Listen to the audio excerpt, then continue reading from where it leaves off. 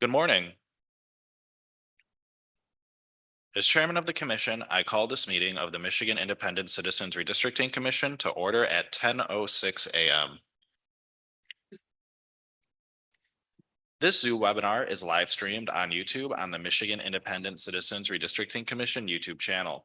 For anyone in the public watching who would prefer to watch via a different platform than they are currently using, please visit our social media at Redistricting MI. Our live stream today includes closed captioning. Closed captioning, ASL interpretation, as well as Spanish, Arabic, and Bengali translation services will be provided for effective participation in this meeting. Please email us at redistricting@michigan.gov for additional viewing options or details on accessing language translation services for this meeting. People with disabilities needing other specific accommodations should also contact redistricting@michigan.gov.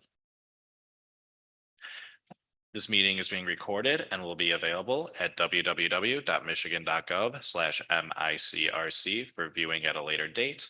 This meeting is also being transcribed, and those closed caption transcripts will be made available and posted on the michigan.gov/micrc website, as well as written public comment submissions. There's also a public comment portal and a mapping portal that may be accessed by visiting our website, which is once again www.michigan.gov/micrc.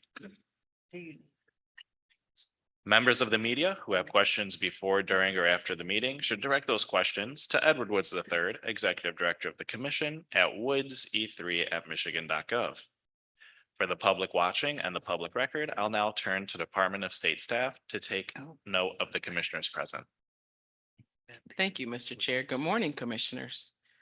Please say present when I call your name. If you're attending the meeting remotely, please announce during roll call you are attending the meeting remotely. And unless your absence is due to military duty, announce your physical location by stating the county, city, township, or village in which you're attending the meeting, including the state. I'll begin alphabetically with Commissioner Andrade. Present. Commissioner Callahan, Present from Mexico. Commissioner Curry, Present, Southfield, Michigan. Commissioner Ede, Present. Commissioner Kellum, Commissioner Lang, Present, attending from Reed City, Michigan.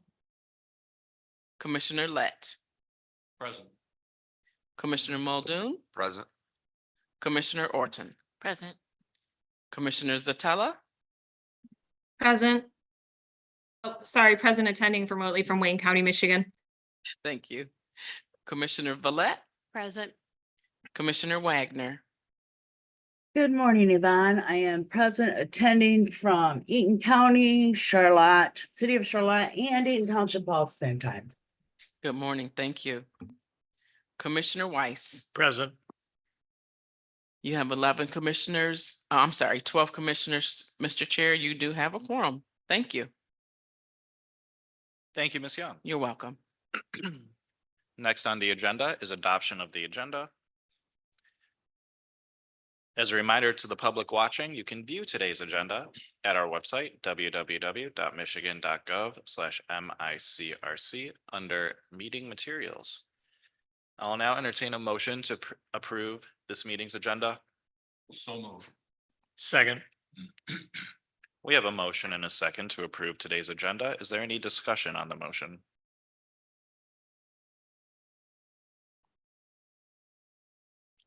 Seeing none, we will vote. All those in favor of the motion, please raise your hand and say aye. Aye. Any opposed, please raise your hand and say nay. The ayes have it, and the agenda is adopted. Next on the agenda is item number 4, public comments. Without objection, we will begin the public comment portion of today's meeting. Is there any objection, commissioners?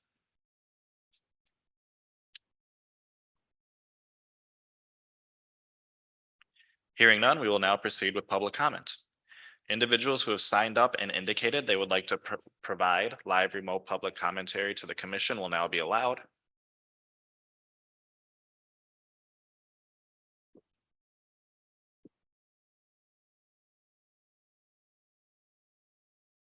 I will call your name and our staff will unmute you. If you're on a computer, you will be prompted by the Zoom app to unmute your microphone and speak. If you're joining us via phone, a voice will say the host wants you to speak and prompt you to press *6 to unmute. I will call you by your name or the last 4 digits of your phone number. Please note if you are experiencing technical or audio issues, or we do not hear from you for 3 to 5 seconds, we will move on to the next person in line and return to you when they are done speaking. If your audio still does not work, please email us at redistricting@michigan.gov and we will troubleshoot so you can participate during the next public comment session. Today, you will have 90 seconds to address the commission, and please conclude your remarks when you hear the timer.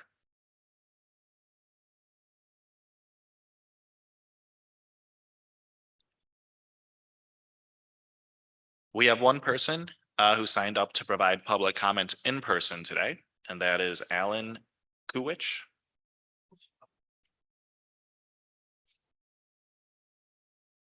Good morning, Alan. Good morning. Good morning to each of you. It's been a pleasure watching you do all your work all these years. I'm here today to encourage all of you to adopt 3 maps, or not 3 maps, but one of the 3 maps. The Huron, the Kellam, or the Satilla maps. I think these 3 maps, depending on which one you adopt, improve the numbers of the Linden map that you've had to redraw. And as a matter of progress, it would seem like improvement over that map would seem to me appropriate. I'm also encouraging you to consider one of these 3 maps based on Dr. Hanley's VNP and commission election comparisons. When I was going through that data, it appeared to me that comparing the VNP list with the commission list, these 3 maps were most often the top 3 maps in each of the categories. And I think that's worth considering. And finally, yesterday, you had a lot of data provided to you by your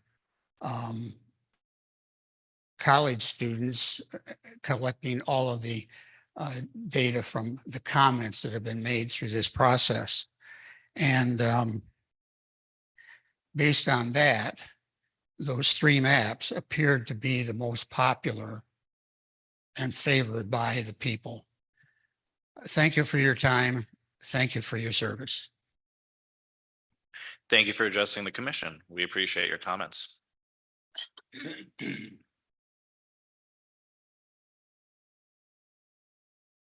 We will now move to virtual public comment. First up to speak is Mr. James Gallant.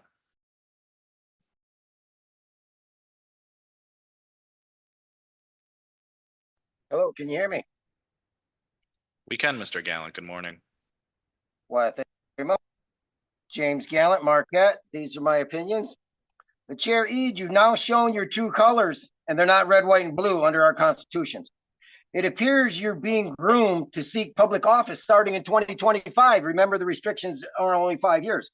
To continue your mission to contradict our state of being in the United States of America. Is that consistent with the Chaldean community of interest values? I would question. What exactly was the new business yesterday? Seemed like it was facilitating some unfinished business. The approval of the final maps. That's what you were discussing and moving towards. And without a motion pending, you should have a motion to approve the final map and 12 draft maps laid on the table. I see your actions as vulnerable adult abuse against your new friends, Kellam and Lang. First thing, Kellam testified she didn't understand the question and appeared visibly confused. And then Lang testified that she has just had more questions because there was no question for you to that she was even considering. So my prediction is, Mr. E, that you will be vacated from office by the Supreme Court and that you will be prosecuted for multiple violations of your oath of office and violations of state law for this abuse. it's clearly the members in America have a right to one question at a time, and that they know what that question is under a motion with a second. The second approves to say it can come before the commission now.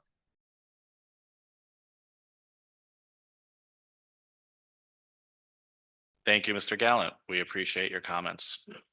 Next to speak is Yusuf. Hello, Commissioners. Can you hear me? We can. Good morning, Yusuf. Good morning, Commissioners. First, I want to thank Commissioner Callahan for starting to modify Huron to include a district for Chaldeans. Thank you so much, Commissioner Callahan, and also thank you, Commissioner Eid, for assisting. I am truly grateful. I also want to thank Commissioner Satella for modifying District 9 to include more of Sterling Heights to precincts to Satella V2. Thank you so much, Commissioner Satella. I just have a suggestion affecting few precincts to Satella V2. I hope the commission received my PDF document. I submitted with my feedback and suggestions. What I did is I removed Paulson and Royal Oak precincts from District 9 and added some precincts east of Sterling Heights to District 9. My rationale was to include more Chaldean precincts in East Sterling Heights to District 9. I based this rationale on Dr. Hanley's analysis of Chaldean voting patterns. Second, Clawson is more similar to Royal Oak than to Sterling Heights or Rochester Hills. Hope you take my suggestions into consideration, and please also keep working on Huron to include a Chaldean district.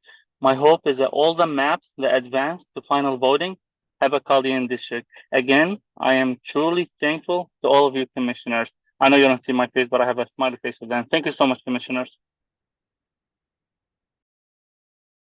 Thank you, Mr. Yusuf, for addressing the commission. Next up, we have Mayor Robert A. McCray.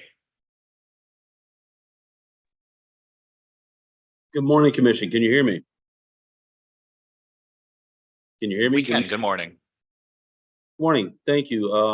I appreciate this commission's dedication to this body of work. There's no easy task in front of you, so I appreciate your service to this community and the work you're trying to get done. I also appreciate you allowing me multiple times to tell you the Romulus story.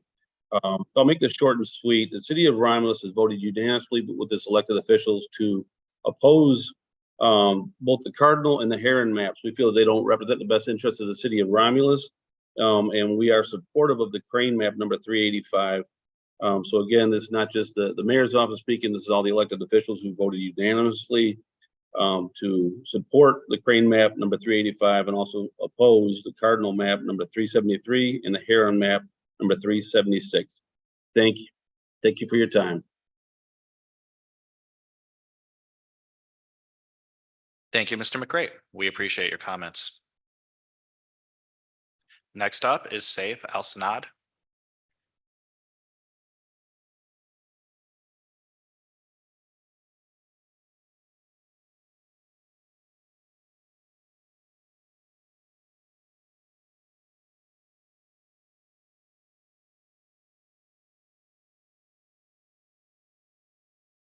Safe, are Hello? you on?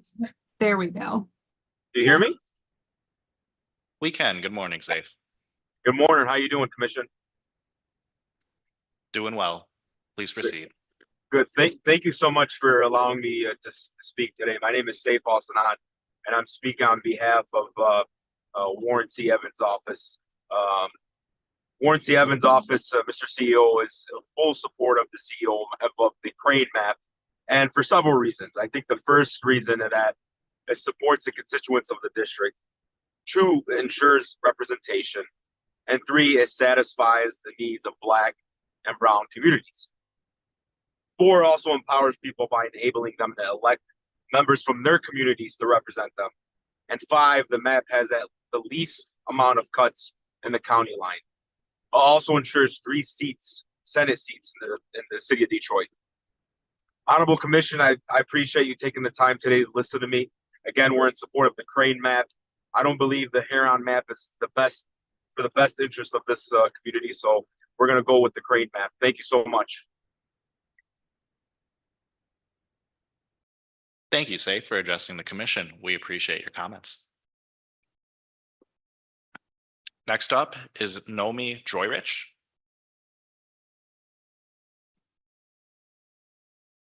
Hi, can you hear me? We can. Good Can you morning. hear me? Are you able to hear me? Yes, we can. Nomi, Thank- please proceed. Good Thank morning. you. Please adopt the Zotella map. No other map does such an outstanding job of addressing the concerns of so many different COIs. Pontiac leaders have explained that this map pairs them with the communities that it shares the most interest with and gives them the strongest voice. And it also keeps Romulus whole. 404 keeps the Chaldean Community Foundation together with their Van Dyke housing development. And I appreciate Commissioner Zotella is making tweaks to 404 to address the rest of the concerns of the Chaldean community. I live in Farmington Hills and love that 404 links me with municipalities where we share a lot of interest and activities and keeps me with my temple.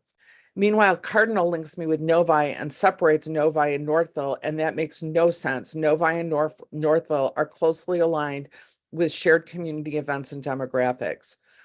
Cardinal's 7th district breaks up Southfield, has a bizarre shape, and places communities together in a way that makes no sense. Partisan fairness is not the top consideration, but it is an important one. And when you evaluate all of the metrics, it's clear that Zotella, Heron, and Cullen maps are the only ones with an acceptable fairness score. People who claim the Cardinal map has decent partisan fairness are simply not looking at all of the metrics. 404 does the best job of addressing the needs of the widest range of COIs and has the highest partisan fairness, and I urge you to adopt it. Again, thank you so much for all of your patience and hard work. Democracy is depending on you, and thank you for rising to the challenge. Thank you for addressing the commission. We appreciate your comments. Next up is William.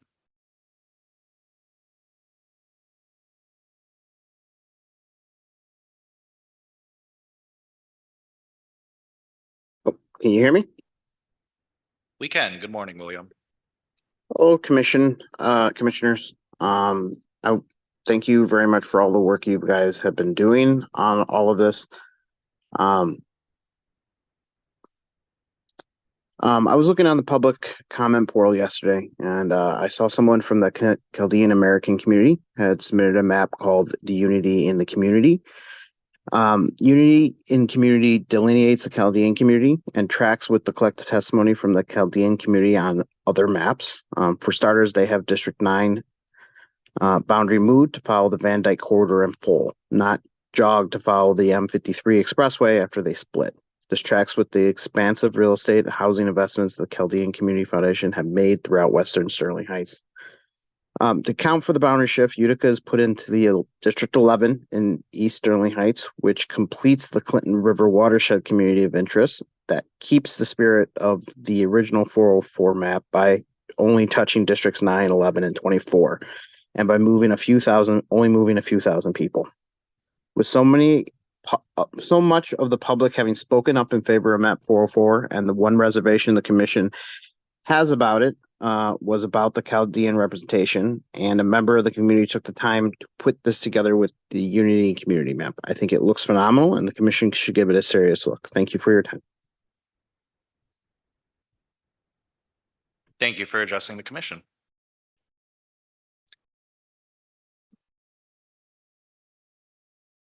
Next up is Anthony Scannell. Good morning, MICRC, Anthony Scannell, joining you from Detroit. And I want to talk about, the maps in my community and all that kind of stuff. But I won't say much about that because the process has really got me concerned.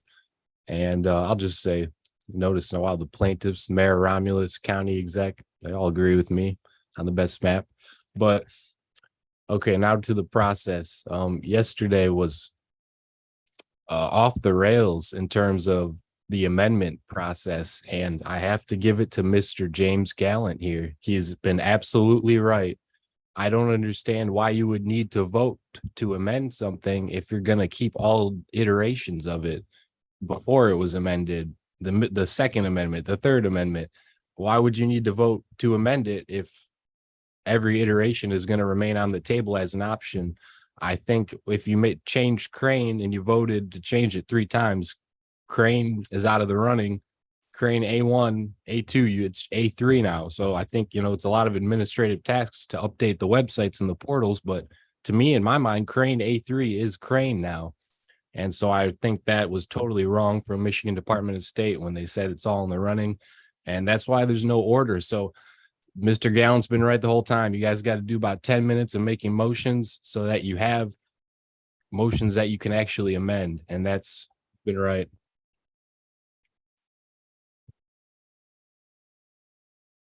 Thank you, Mr. Scannell. We appreciate your comments. Next up is Chris Andrews.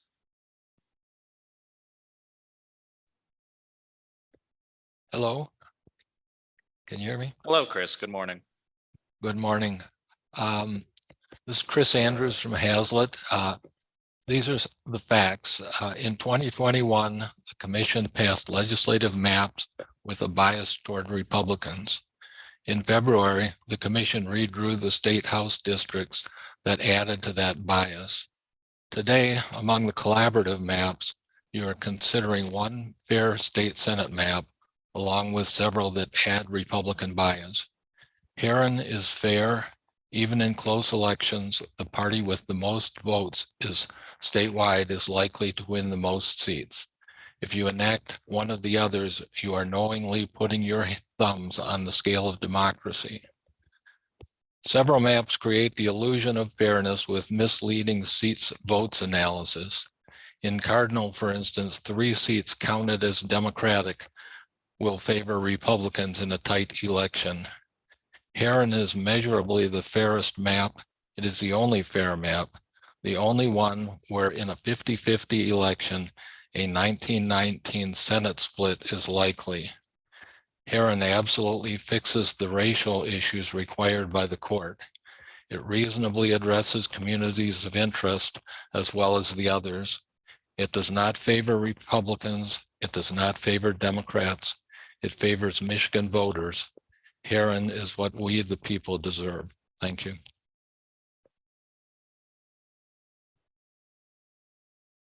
Thank you for addressing the commission. Next to speak is Sherry Gay Dunyogo.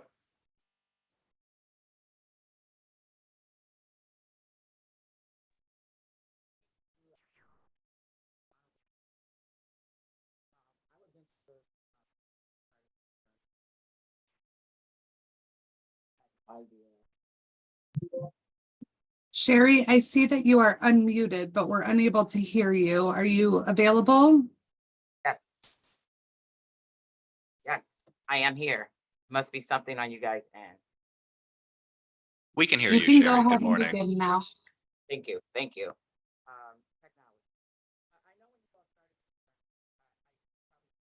Point of order. I can't hear her still. Can we try again?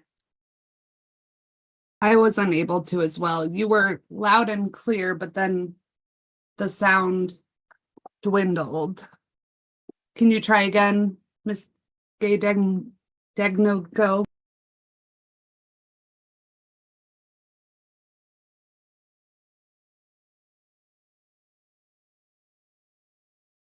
Okay, Chair, why don't we come back to her and hopefully we'll be able to hear her better after we complete the next participant. All right. Next to speak is Kyle Stefanski. Yes, good morning, Commission. First off, I want to just thank you for the work you're doing. I know it's not easy work, but it's work that needs to be done. I'm a lifelong resident of Warren, which is the 3rd largest city in the state. And I originally was coming here to talk about how it's kind of crazy that anyone is still trying to take parts of Warren and combine it with North Macomb with the Cardinal map. But listening to comment that happened previously, someone said that the Chaldean community had a proposal that gets us to stop fighting about 404, the Zatella map, and gets unity in the community. Yeah, if someone's figured it out. Let's do it. Unity and community is what we're asking for in Warren. And like the Chaldeans are saying, they figured it out. And here's how we get unity and community too. So right on. So yeah, I think that sounds like a good idea. So I support the Zatella map, map 404, and I encourage you guys to pass that. Thank you for your time. Thank you, Kyle, for addressing the commission. We will return to Sherry.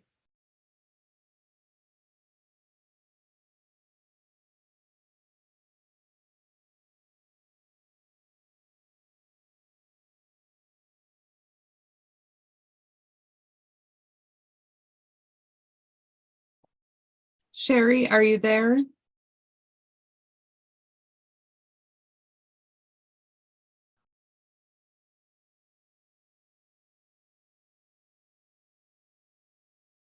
We do It have does one more not- person who signed up to speak in person that I'll invite to the microphone now, and we'll try Sherry again after that. Hopefully the audio issues are fixed. We cannot hear you.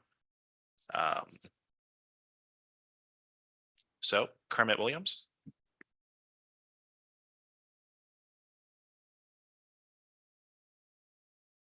Good morning, Kermit. Good morning, Commission. Good to see you again. Just been watching the debate, especially in regards to the Zatella map. Somebody came and talked about it being racial gerrymandering. I just want to speak to it from a community of interest standpoint. I'm from the city of Pontiac. We share economic interests with Southfield, Oak Park, and other places that are included in that map. And also that map is more compact. I do want to bring to the Commission's point of view that when the judge did the ruling about the last maps, District 7, which mostly is in the Zatella map, was not touched.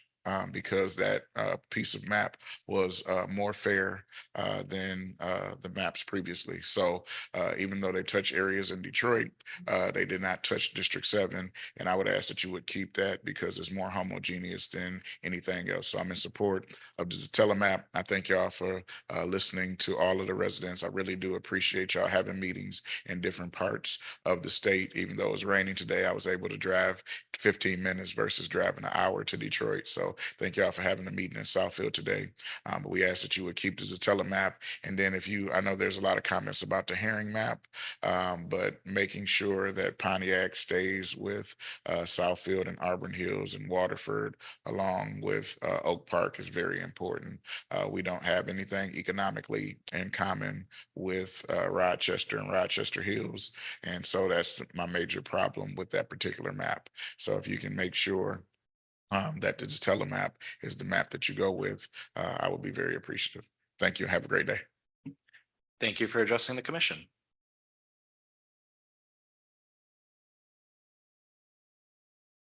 We will return to Sherry one more time and see if we can get her on. Hopefully, the third time is the charm.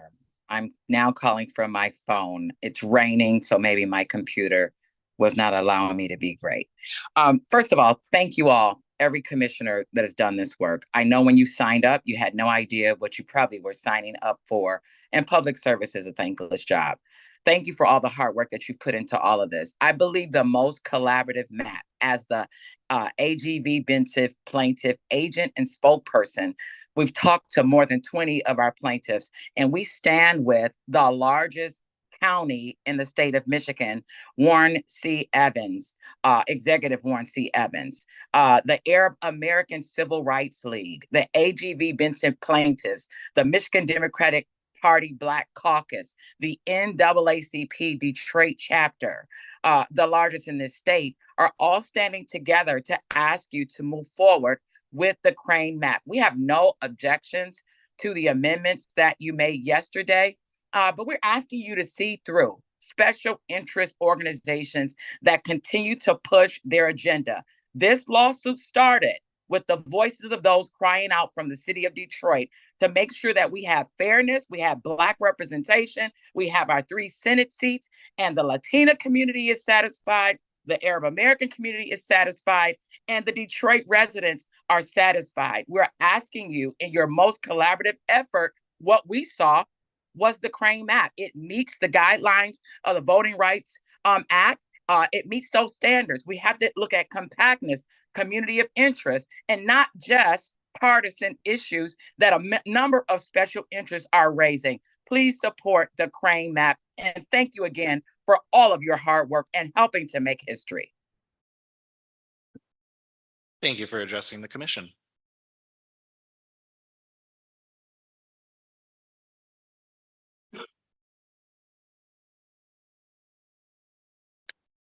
Okay, that concludes public comments. I'd like to thank everybody who spoke out today. Feel free to email public comments to the commission at redistricting@michigan.gov or visit the various tools we have on our website to provide comment. Next on the agenda is agenda item 5, unfinished business. A, Senate mapping deliberations.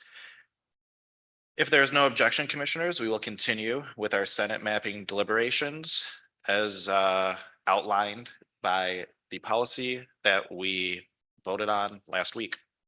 Is there any objections, commissioners?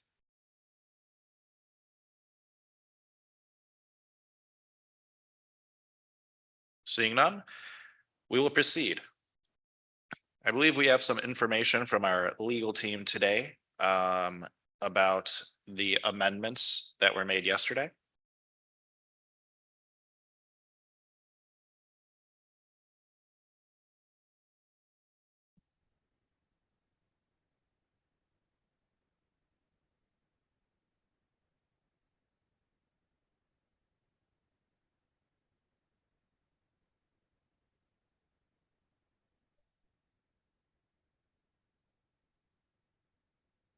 Mr. Chairman.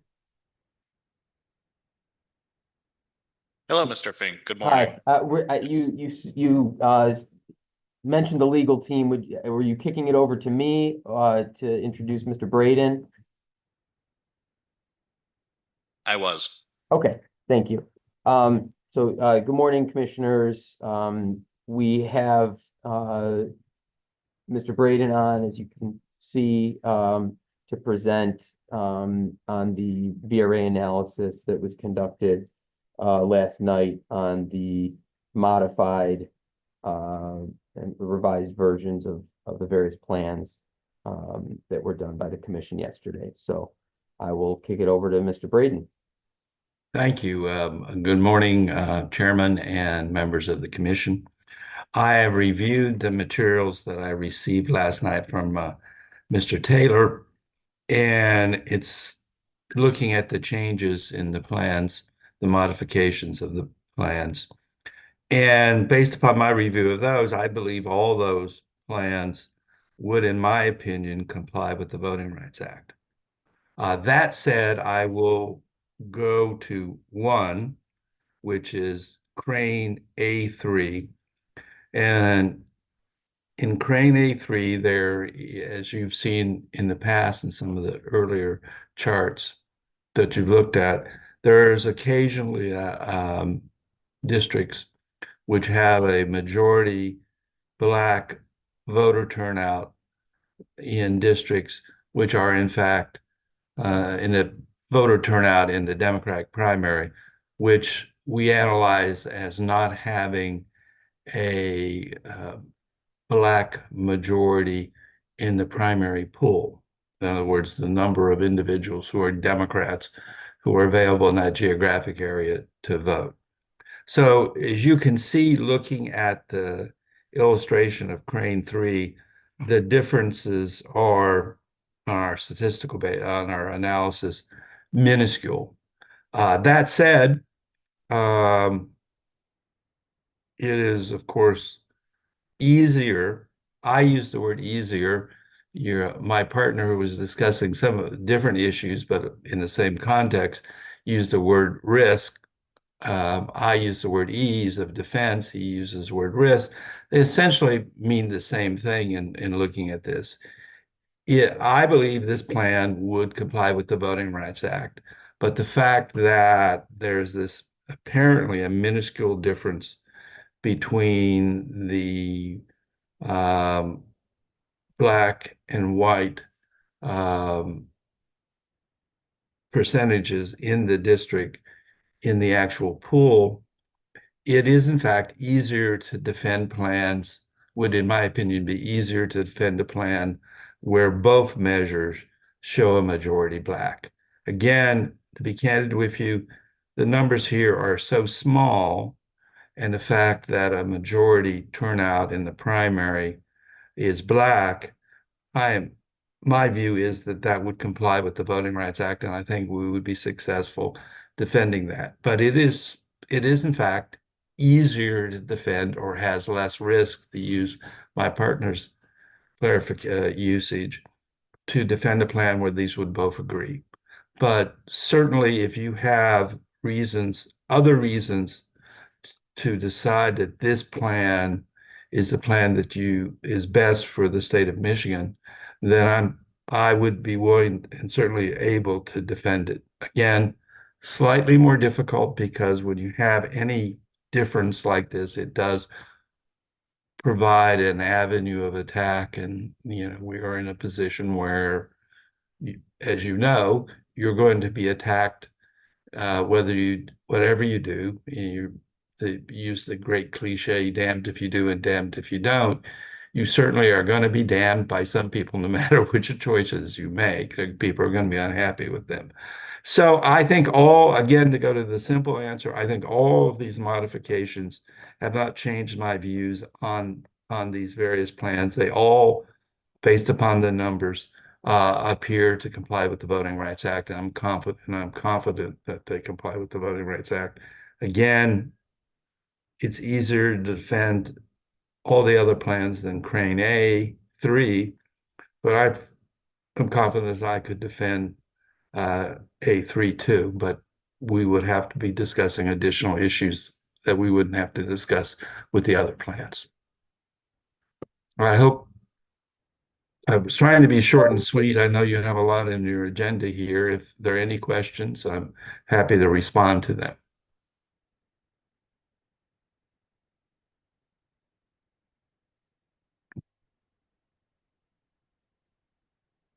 Any questions for Mr. Braden?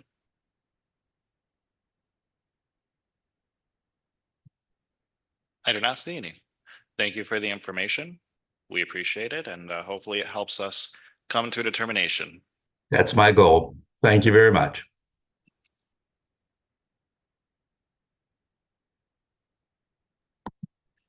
Mr. Fink. Thank you. Now, Mr. Chairman, I believe we have Dr. Hanley, who's available to provide partisan fairness discussion of the partisan fairness analysis. To the extent that you'd like me to speak to any specific questions about the modifications that were made yesterday, I'm happy to do so, just to provide an overview. I think there were a couple of questions sort of generally posed about the extent to which the modifications that were made yesterday would be defensible. We had the discussion early in the morning, well, not particularly early in the morning, but early in the meeting yesterday with Mr. Riley, where he discussed the logical outgrowth concept. And I think there was sort of a question generally posed as to whether the modifications that were made yesterday at the meeting would satisfy and be compliant with that concept. And in looking at the revisions that were made, I don't see any problem with these maps ultimately being defensible in court. And I don't see significant risk. It's of course impossible to predict exactly how what challenge might come under that theory, but I don't see any significant risk associated with the revisions that were done to any of the proposals yesterday, or any of the plans yesterday. Commissioner Callahan has her hand up. Yes, thank you. I was going to ask you that question, Mr. Fink, so thank you for Good. Well, mentioning it. sure. Commissioner Callahan, Yeah, so I want to ask a very specific question because this was raised by several commissioners yesterday, and I think it's a very reasonable question. So the changes made to Heron in Macomb County were targeted toward the public comments that were made, but it would be hard to necessarily characterize those all as tweaks. What is your, do you still think that those changes are problematic or completely acceptable? So thank you for the question, Commissioner Callahan. There was some discussion in terminology used that I don't think applies here yesterday, which was this narrowly tailored language. That's language that we've heard and used in the context of making modifications in the context of VRA compliance issues. And that language was then also being used here with this logical outgrowth idea. The narrowly tailoring concept does not necessarily apply to the logical outgrowth idea. The idea with logical outgrowth is if you have a map, a plan that's been presented to the public and you receive certain feedback, and in response to that, there's something that's a logical outgrowth of one of those concepts, and you make some revisions in response to that.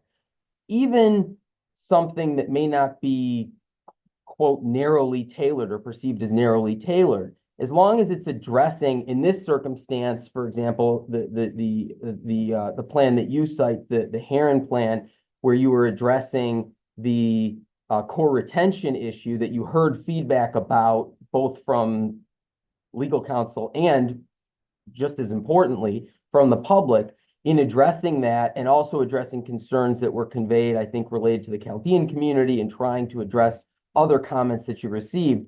I don't see that as problematic. And I think when you sort of step back and look at it, the version, it's probably Heron A1. I don't know exactly what we're calling it, but the new version of Heron that was prepared yesterday. When you sort of step back and look at it and compare other areas of the map, it's not significantly different from the original version of Heron. It happens to be in that particular part of the map in order to address the public concerns that you heard through public comment and to address a very legitimate issue with the core retention problem in District 11. I think it is, you know, there's always some risk. And it's hard to predict exactly how it would play out, but I do think that would be a defensible map. Absolutely. Thank you.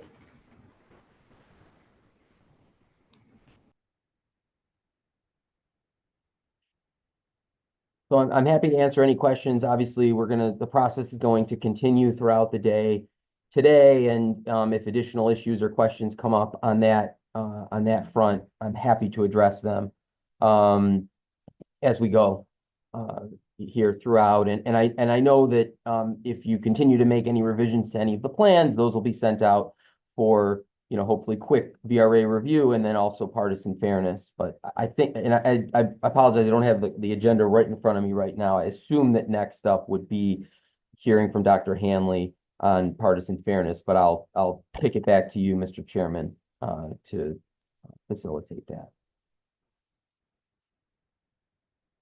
Do we have anything from Dr. Hanley? I don't think the changes made yesterday affected much in regards to partisan Right. fairness. Well, I'm not suggesting that they did. I just, to the extent that you'd like to hear from Dr. Hanley to, I suppose, confirm that, then that's fine. She is here, so I think we might as well hear from her. Hello, Dr. Hanley. It's always nice to have you. Hello. Your assumption about very few changes to the partisan fairness measures is correct, but I have them here if you want to take a look at them real quick.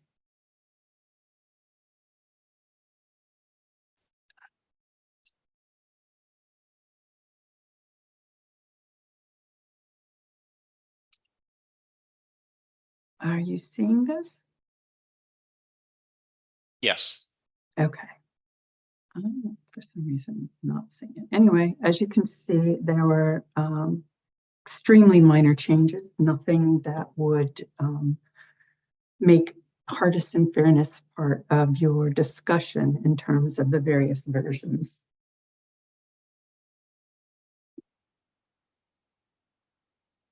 And of course, this will be available to you. I'll send it via Edward, and I will add to it as you continue to make changes. Any questions?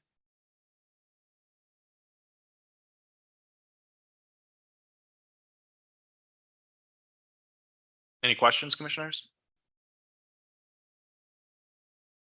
I do not see any, Dr. Handley. Great. Okay. Well, thank you very much. Good luck. Thank you for putting all this data together.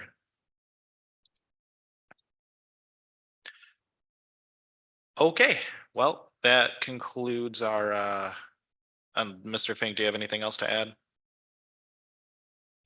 All right, we will now continue our. I do not. deliver- Sorry, I was on mute, but That's okay. my head. Thank you. We'll now continue our deliberations. We were on map Heron. And Commissioner Callahan was making some amendments to it. Do we have EDS with us today?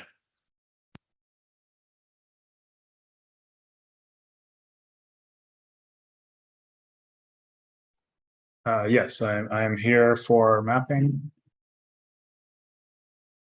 Hello, Mr. Morgan, welcome. It's always nice to have you here with us to assist in the mapping. We were working on an amended version of Heron. We can get that pulled up, please.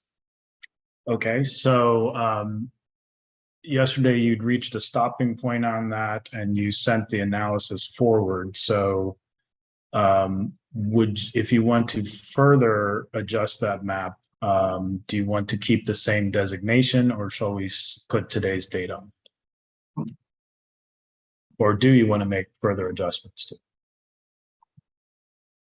Commissioner Callahan, these were your amendments. What do you want to do? I don't have any further changes to make. If someone else wants to look at something, I'm fine with that, but I'm finished. Thank you.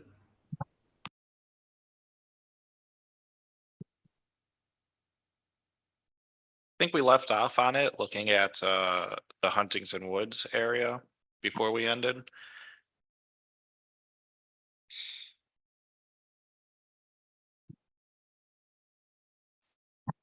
Yes, all the districts were within the population variation.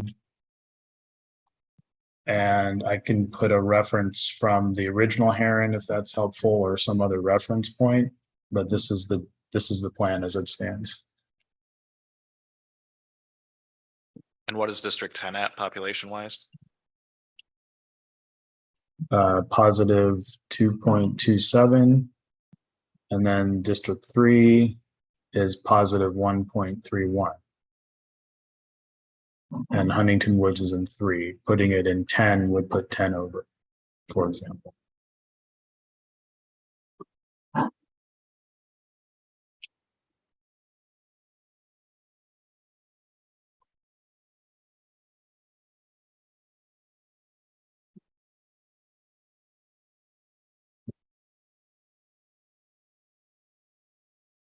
Okay, well, these are Commissioner Callahan's amendments. So do you have any more? Or I for do not. this one? No. Okay. Well, then we will, we need a motion for this. I motion that we move this map forward.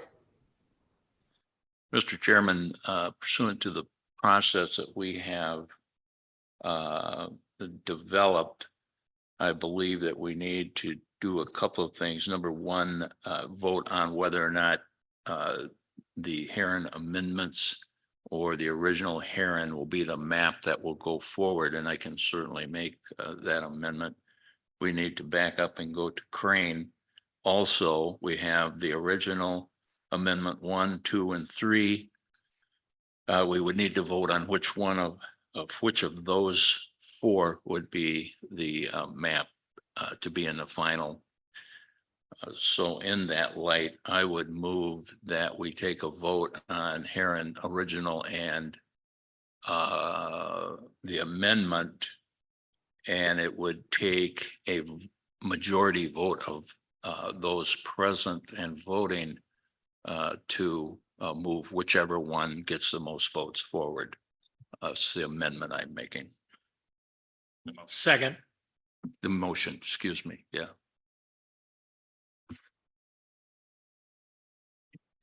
We have a motion and a second.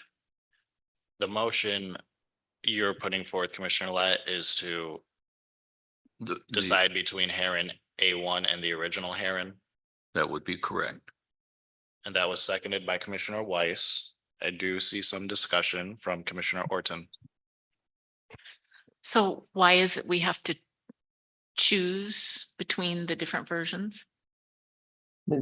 Chair. Mr. Chairman, Ms. If I- Shar has her hand up from MDOS. If I may, Chair, I just want to let the commission know that that was not how this process worked last time. And I did verify via the meeting that was held on February 28th. Ultimately, the commission can motion to remove maps from consideration. However, amended versions and their originals did go forward for a final vote. For instance, it did not happen as frequently during the House process as it has this time, but Motown Sound, the original, along with Motown Sound FCE1, were both eligible to be voted on during that final majority vote period. You did choose to exclude other maps, but both versions of the Motown Sound were eligible for vote. So I do not believe you have to narrow it down to one of the versions or amendments.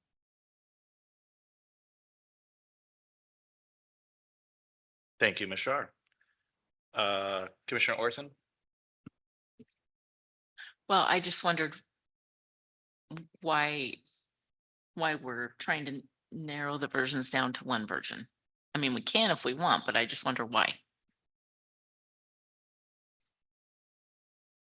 My response would be, I don't want to end up with 55 maps that we're going to be voting on.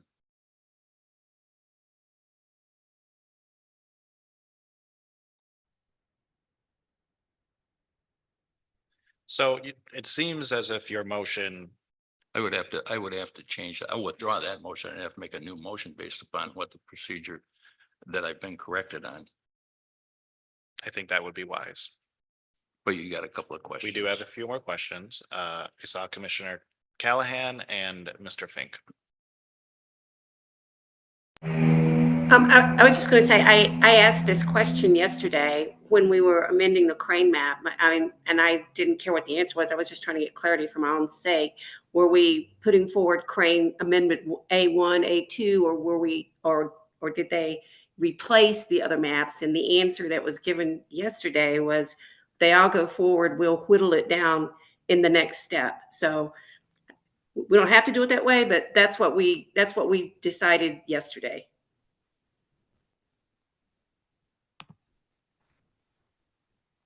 Mr. Fink? Yeah, I was just going to suggest that the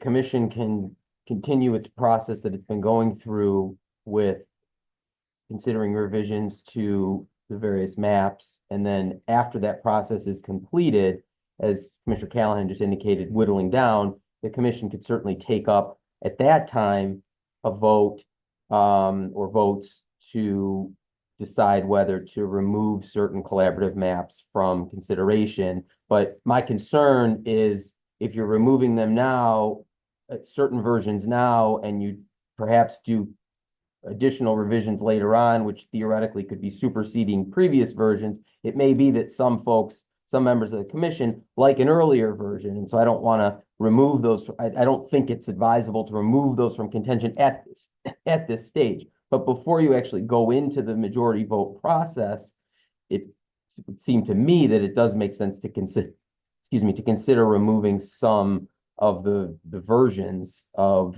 the, previous or subsequent versions of, of the different collaborative maps that you're considering.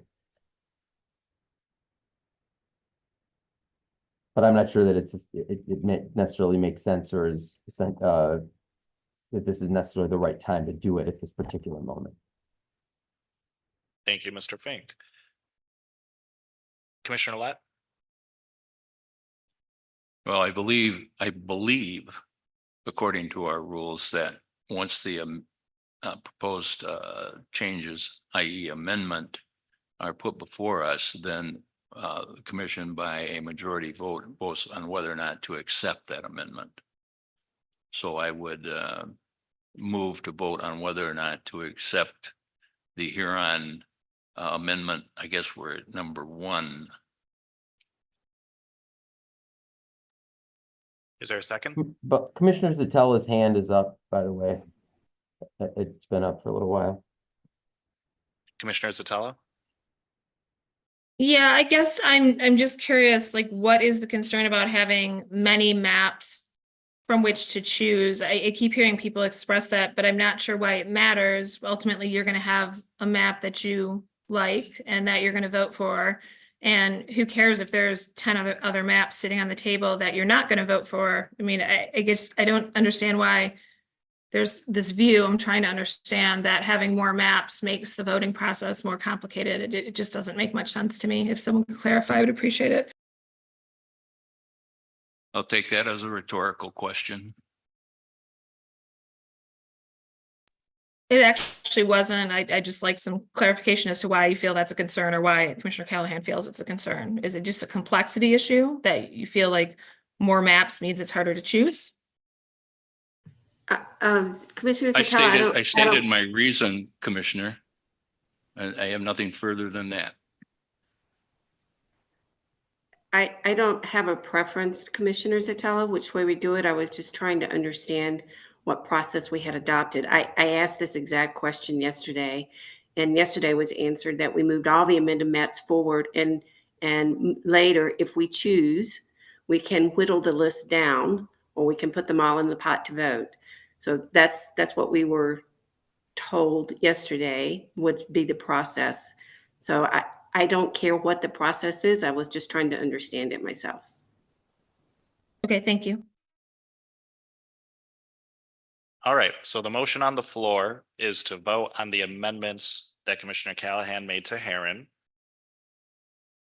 Second. Is there any discussion on the motion?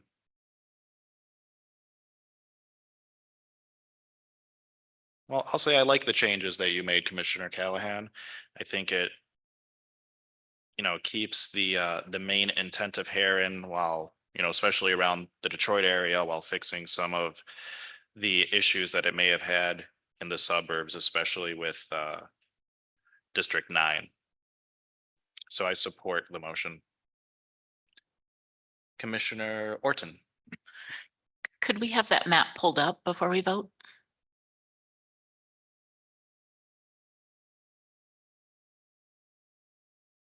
Yes, I can share the map from Autobound, and if there's other details you want to see about the map, some of the statistics, I can pull that up as well.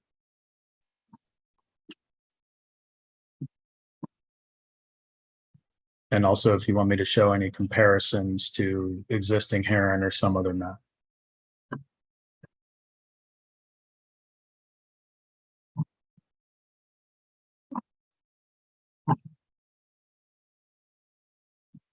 Did you want another map as a reference or just looking at this?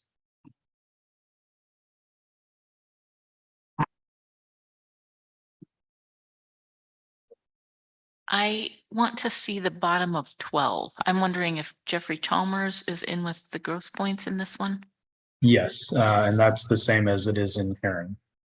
Okay, thank you.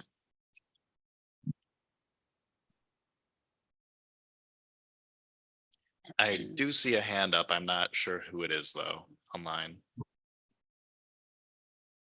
That would be Commissioner Lang. And I guess my only question is, do we still have an overlay from the hummingbird? I could find that. It would take a moment to pull that up.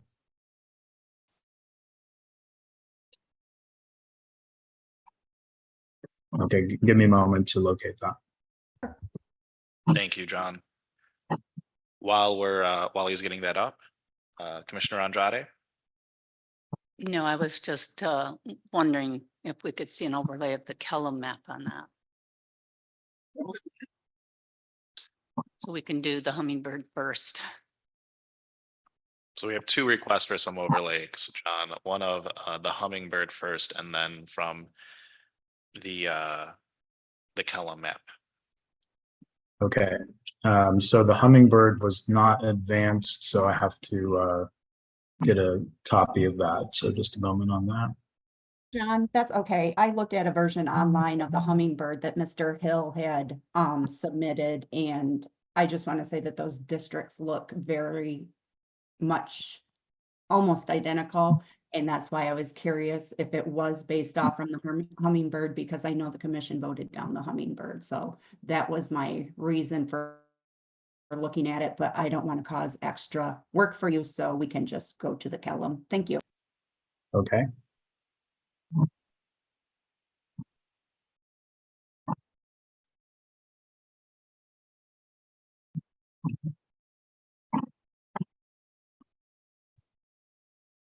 Okay, I think I can bring the column map up.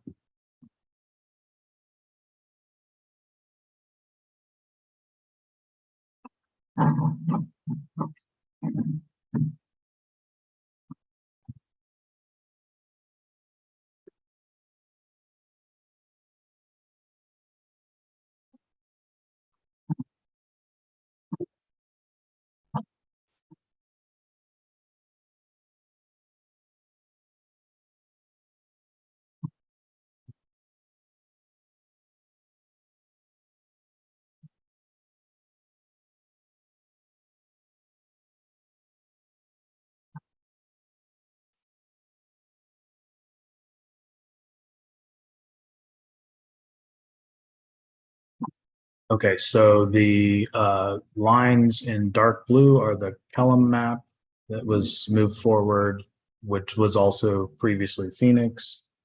And then the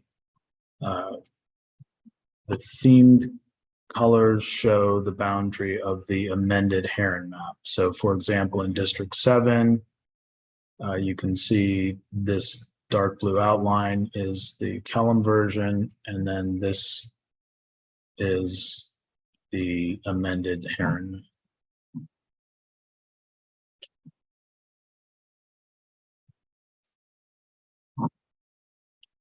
Let me know if you want me to zoom in on a particular area.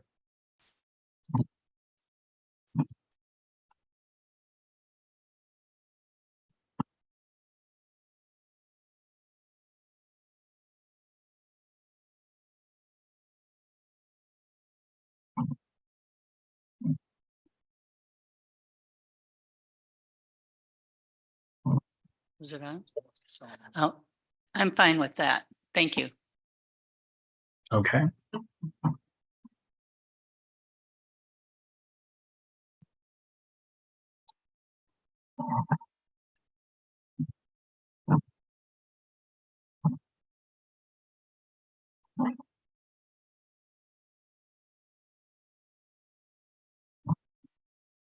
And lastly, did anyone want to see the original Heron map before the amendments?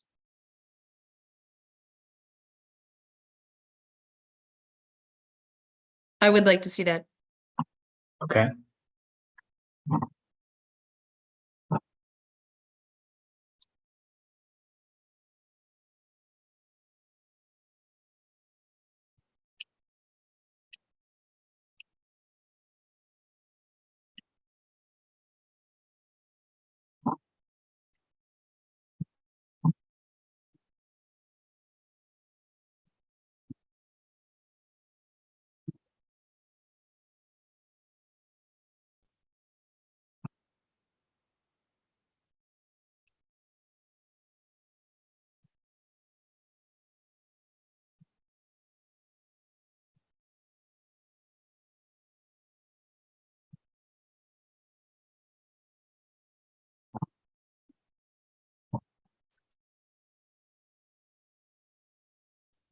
Okay, so District 11 in the Heron map is this dark blue line.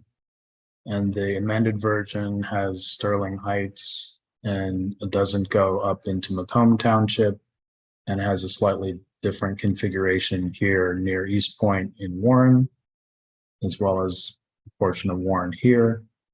The original District 10 is this dark blue line. The new version of District 10 is more east to west.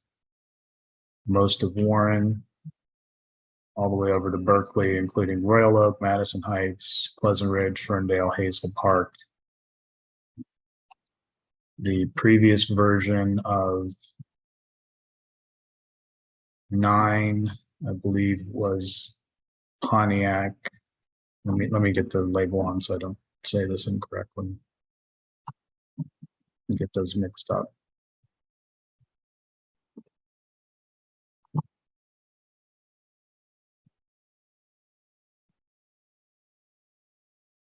Yeah, there we go. Okay. All right, so the original Heron District 9 was part of Troy, Bloomfield Hills, Birmingham, Royal Oak, Madison Heights, Pleasant Ridge, Ferndale, Hazel Park.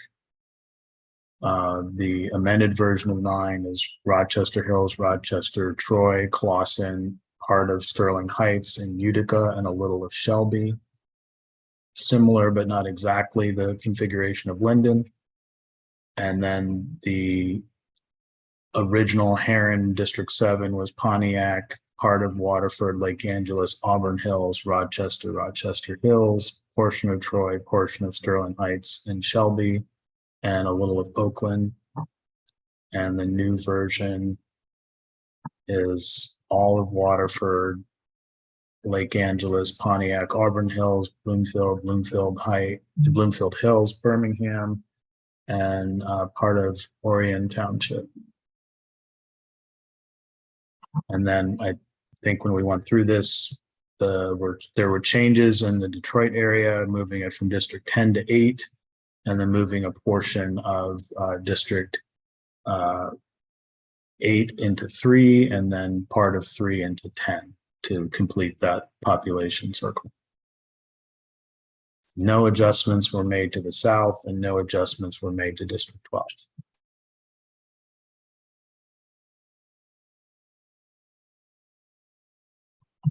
And there were adjustments up here in 24 and 23. The previous 24 came all the way over here.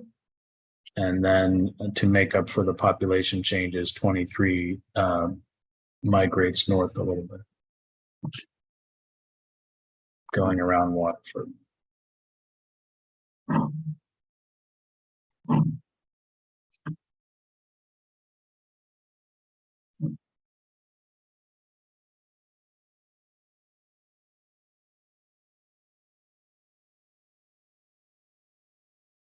Okay, thank you, Mr. Morgan.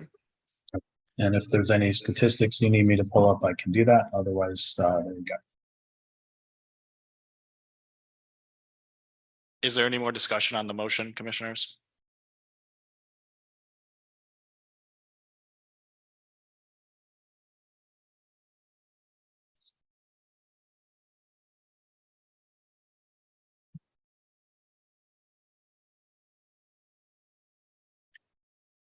Seeing none, we'll move to vote. This needs a majority vote from the commission. If we can get a roll call. Oh, I do see a hand. Absolutely. Oh, Or is that apologies. you? No, I was just gonna ask if we could repeat it one more time since there was a discussion, just to make sure I have it clear. The motion? Yes, please. Sure. The motion. Go ahead, Department of State. The motion is to accept Commissioner Callahan's amendment to Heron as drawn in Heron A1. It was moved by Commissioner Lett, seconded by Commissioner Weiss. I will hold a roll call vote starting with Commissioner Callahan. Yes. Commissioner Curry.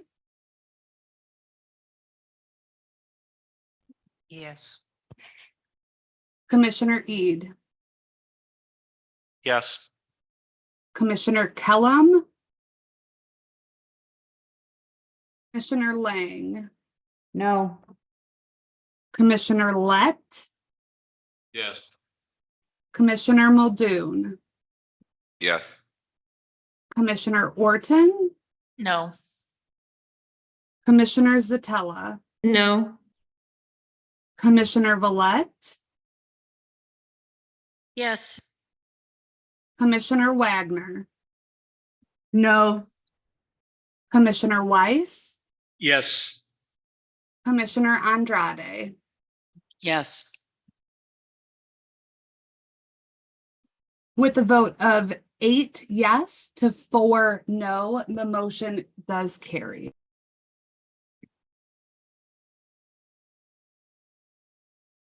Wonderful. Thank you, Ms. Shar.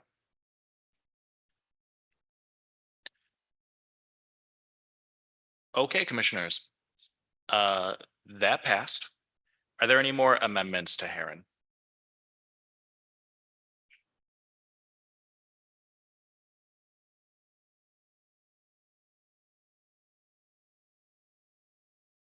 Seeing none, we'll move on to the next collaborative map, which is Starling. Mr. Morgan, if we can get Starling pulled up, Starling V3 to be specific.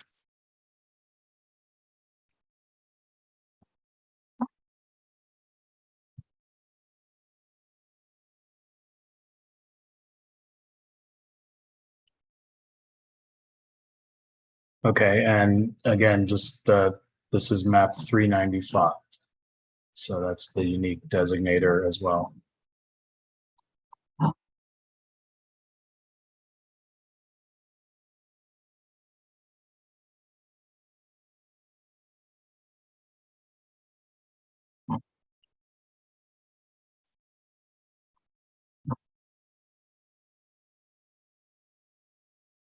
All right, commissioners, we are looking at Starling V3.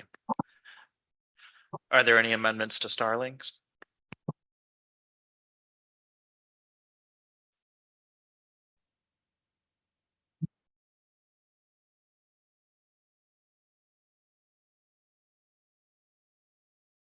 I do not see any, John. Okay.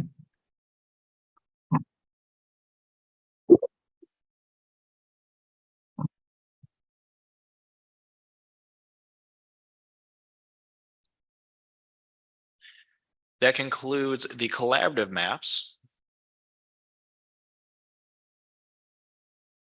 We will now move on to the individual commissioner submissions. Again, we'll go in alphabetical order. Are there any, can we pull up the Curry map, please?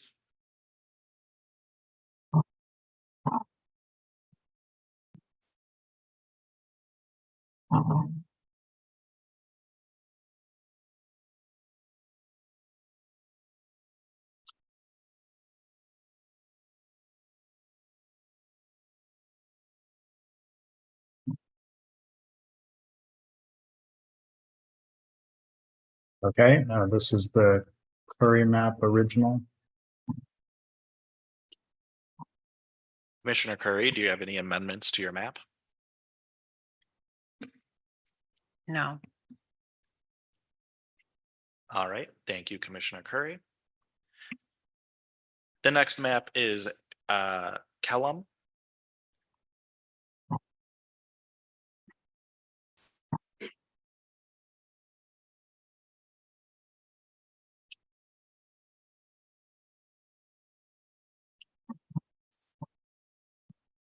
Okay, this is map 403 also.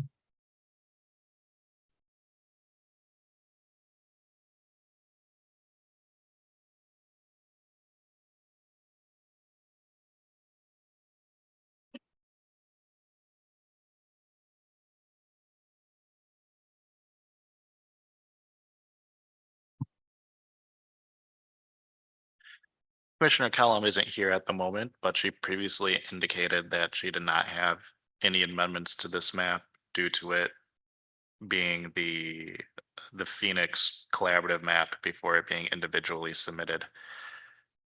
So we can move on to the Lang map.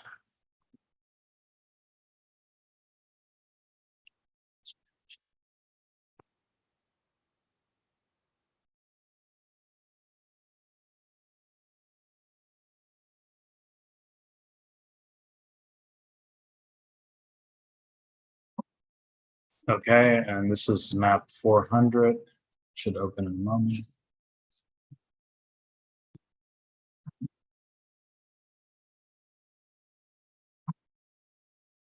Okay, Thank you, John. I would like you Commissioner to, Lang? Oh, yep, go ahead, sorry. Commissioner Lang. John, I would like you to do me a favor, and could you put an overlay of Crane on my map, please? okay.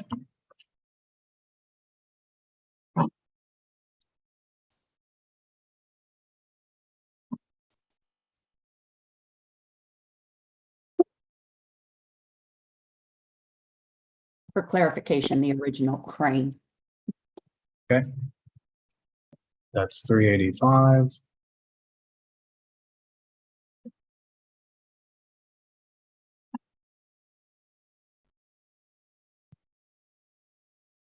I'm gonna try to put the district numbers on because I think there may be a district that's in a different location. Okay, so the dark blue lines are the Crane districts, and the colored in lines themed in are the Lang plan. Okay, could you say that again? Which ones are which? So the thick blue lines are the Crane plan, and the colored in area. So if you look at District 3, this dark blue line is the Crane version 3, and the colored in portion in orange is the Lang District 3. So it's very similar. These two areas are different. Okay, And for example, 12 is exactly the same. 9 is very similar, but not exactly the same. And there are differences elsewhere. right. I drew for different communities of interest, but my main thing I wanted to look at was the Detroit area. And it would appear that in both maps, they're fairly similar, just not exact. So one way to look at that is consider the outer boundaries. So in this case, both the Lang map and the Crane map have Southgate in a Detroit district and Redford, but doesn't go outside of those areas. And then in the Dearborn district, there's a different line here. And then the main difference is between the Crane map has this portion with District 1, whereas the Lang map has this portion with District 1. Otherwise, they're very similar. Okay, that's all I wanted to see. I don't feel I need to make any changes. Thank you. Okay.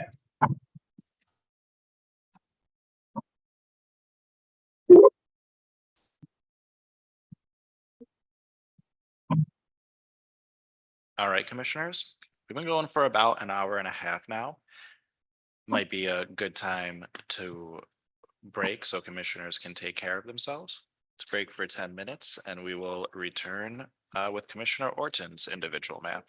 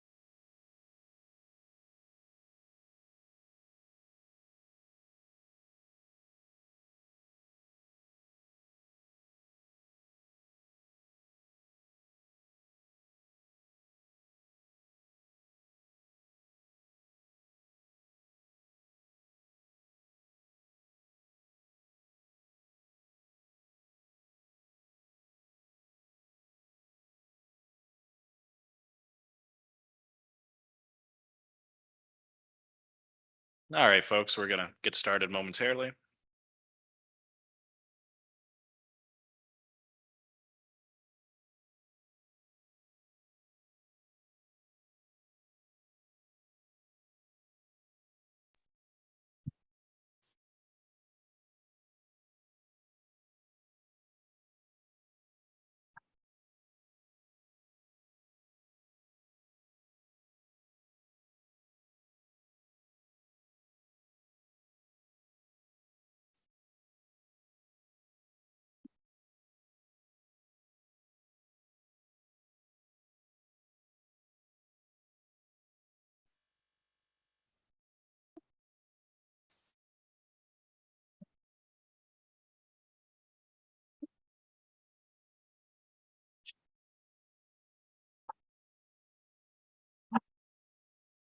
All right. We'll now continue our Senate deliberations process according to the commission's rules and deliberations documents. We left off with Commissioner Lang. The next individual map is the one submitted by Commissioner Orton.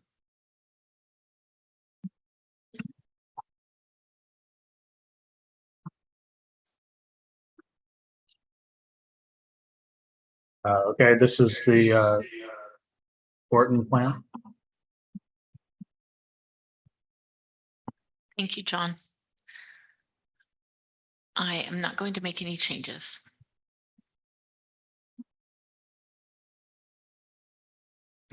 Okay. Thank you, Commissioner Orton. Next up is the map submitted by Commissioner Zatello.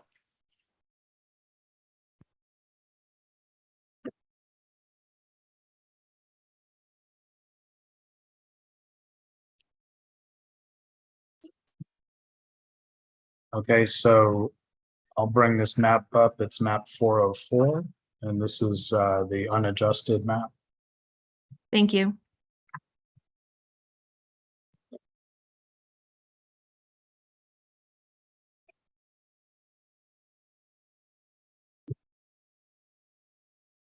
All right, if you could go ahead and save this as a new version, and because the version 2 was uploaded last night, let's call this version 3. Okay. All right.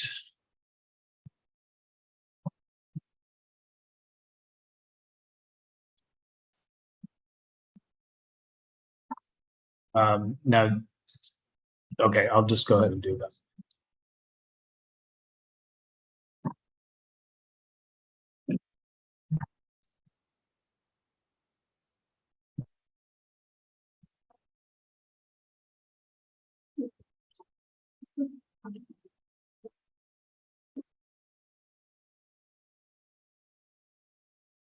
Okay, does that work as a name? Yes. Okay, version 3 with today's date. Yep, I'd leave the 404 in though, Okay. just because that helps identify After- people. Well, actually, we'll see. Yeah, so 404.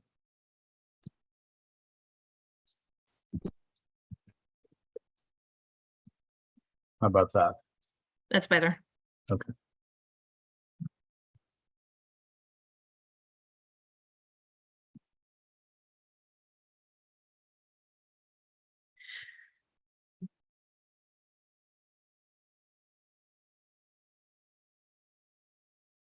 Nope. Not like that. Computer says no.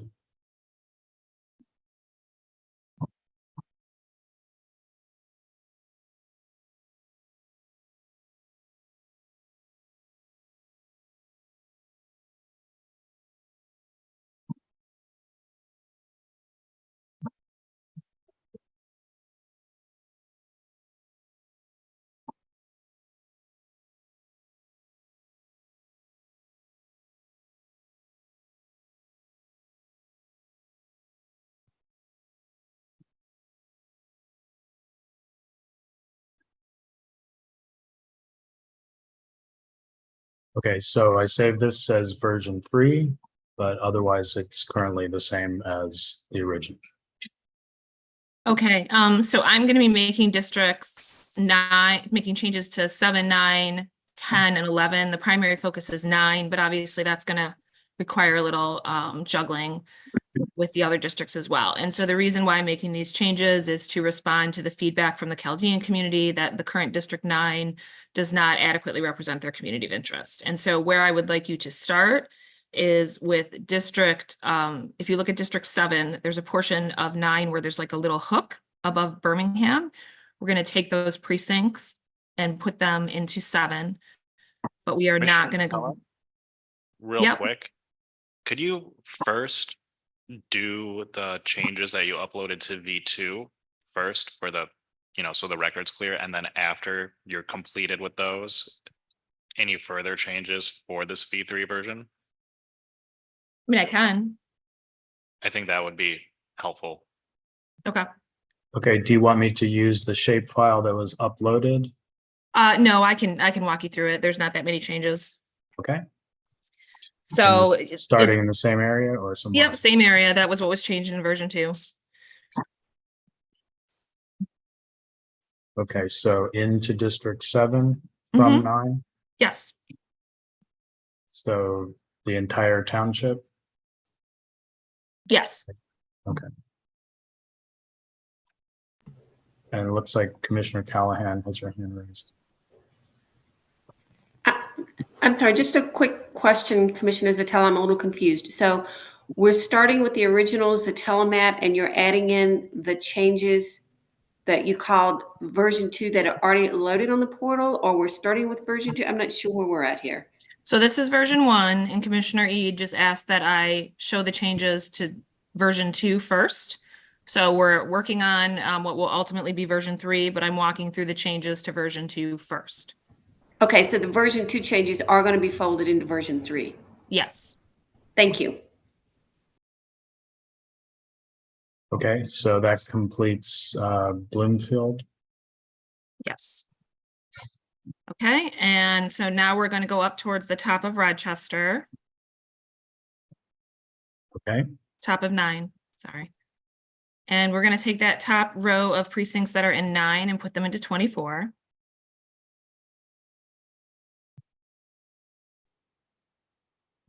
That much approximately? Yes.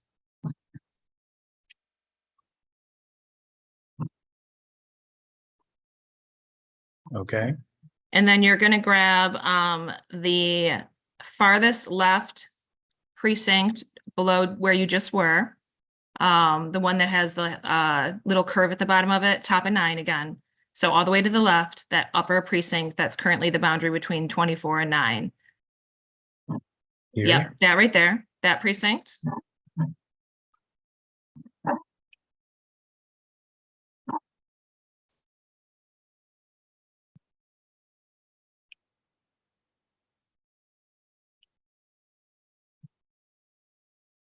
Mhm.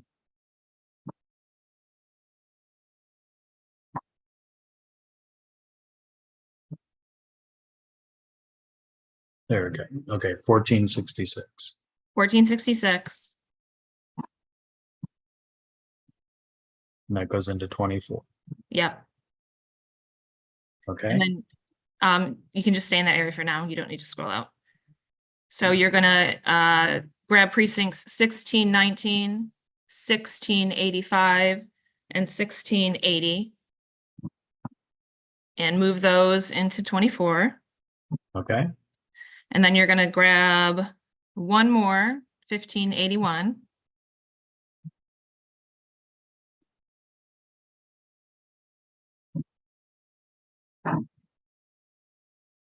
All right. Okay. So we are good in this area. So we're gonna scroll down a little bit. So between the corner of 24, 9, and 11, in 24, those 3 precincts that are at the corner of 24, where it's basically a square and then yeah, those 3. We're gonna add those in to 9.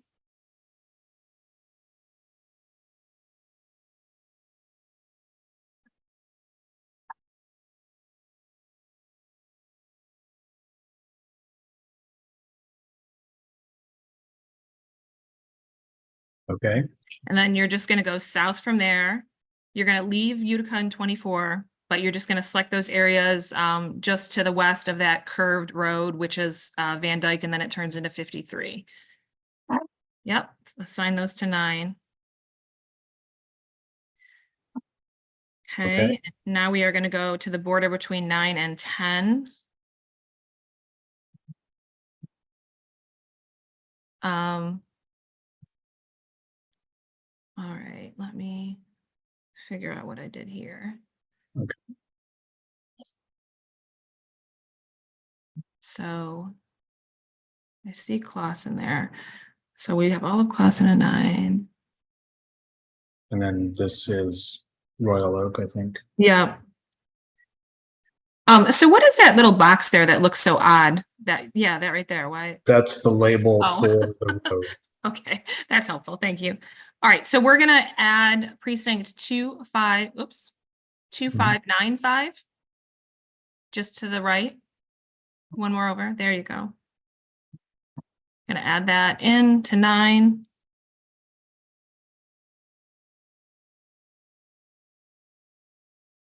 And then we're gonna go, it's just hard to see Clausen on this map. Where are we at on 9? We're at 8,000 over. Okay.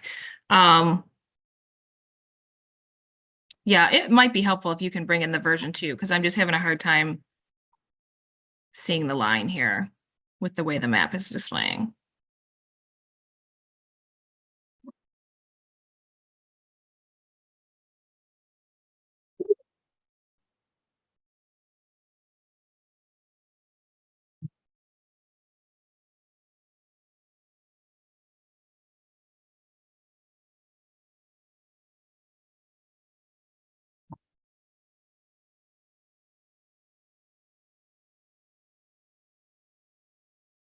Okay. All right, so let's put 2064, 2681, and 2595 into 10.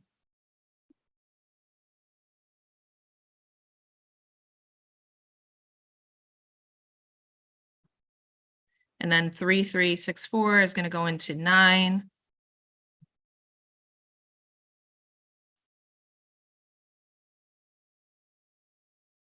And then if you can go down and grab that little jut out, that is between 10 and 7. Yeah, that should be in 7. That's part of the Jewish Orthodox community.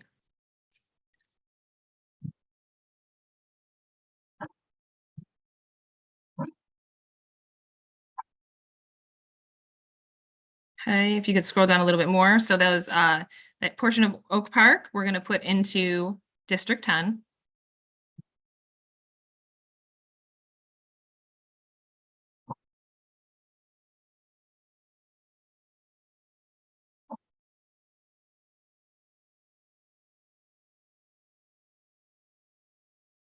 And then same thing with Royal Oak Township.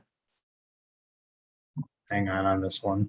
Yeah, I know it always picks up those other precincts. Yeah, it used to be that was the township boundary, and then they probably annexed it into Oak Park. So let me just save this before I make that change. Yeah, so we have this unassigned version. We'll have to adjust and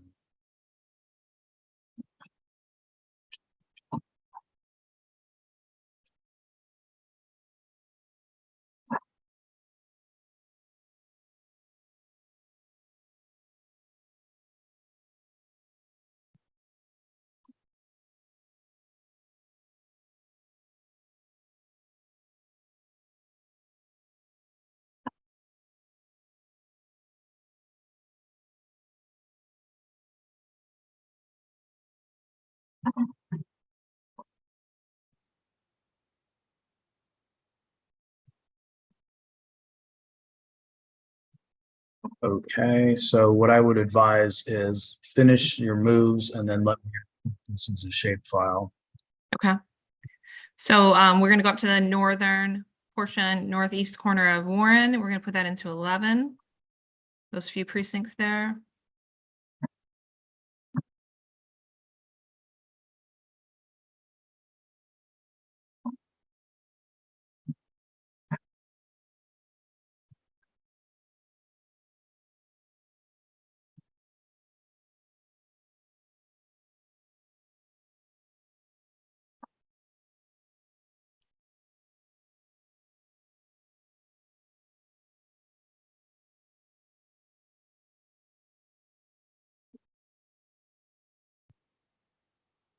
All right.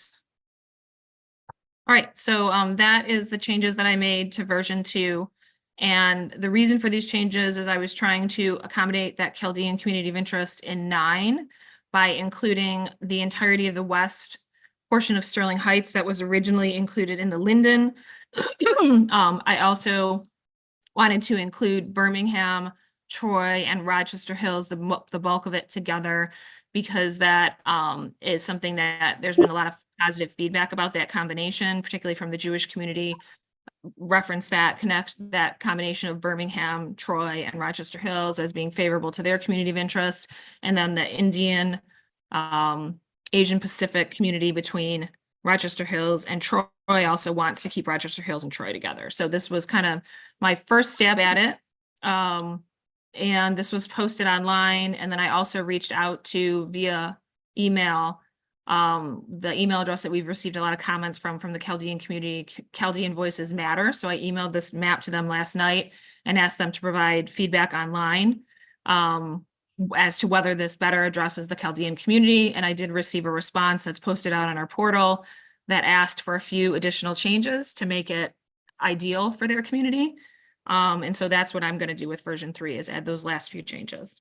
Okay, do you want to, realizing I've already uploaded the version 2, do you want me to save this as version 2 just to have it here on the machine? Sure, you might as well. Okay.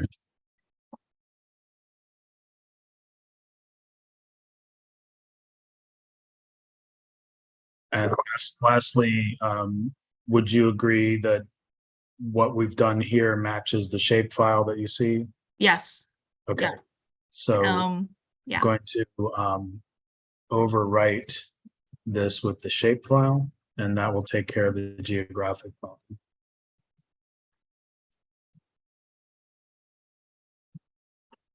Again, the geographic problem shows 131 unassigned, which isn't really true.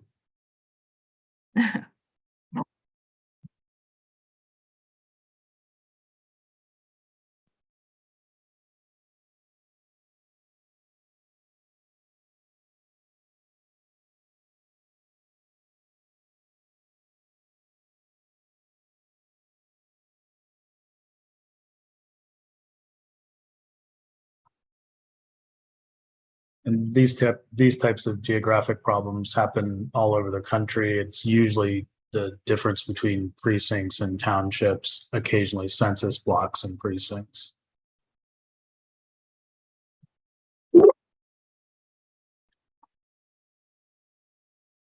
Okay, so now we have unassigned population 0. All right, so I'm saving this again. This is version 3, but I'm going to save it as a version 1 or version 2 rather.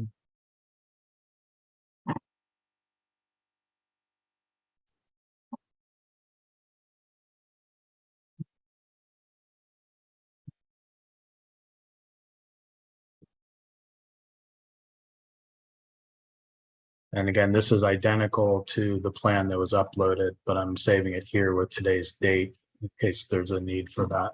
Yeah. All right. And so now are we going back to version 3? Yes. Okay. Okay, so this is the version 3, which is currently in the state of version 2. Yeah.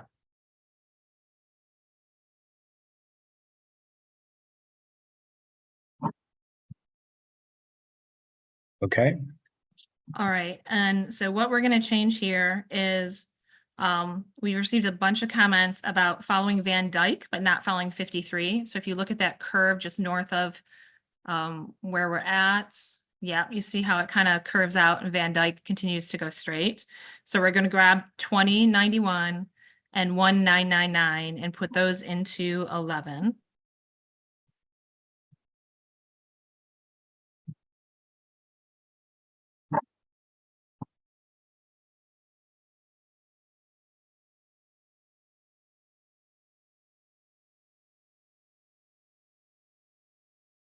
Okay, and then we are going to go down to that. We're working in that same area, a little higher.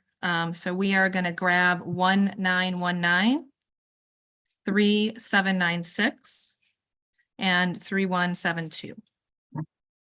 We're gonna get a little weird shape there, but that's okay. So you can go ahead and assign those to 9.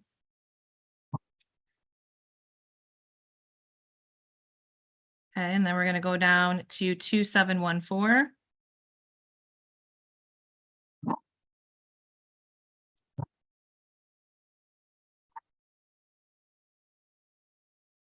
And then we're gonna grab 2886, 2874, 1487. Let me see where we're at. And then 4225.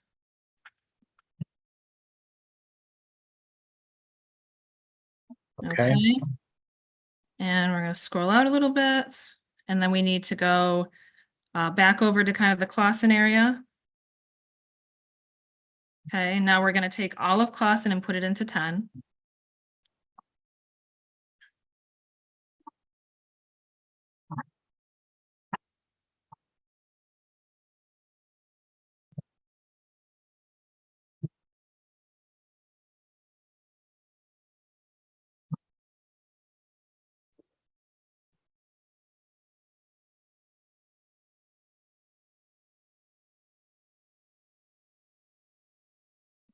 And then we're gonna grab, yep, that precinct right there.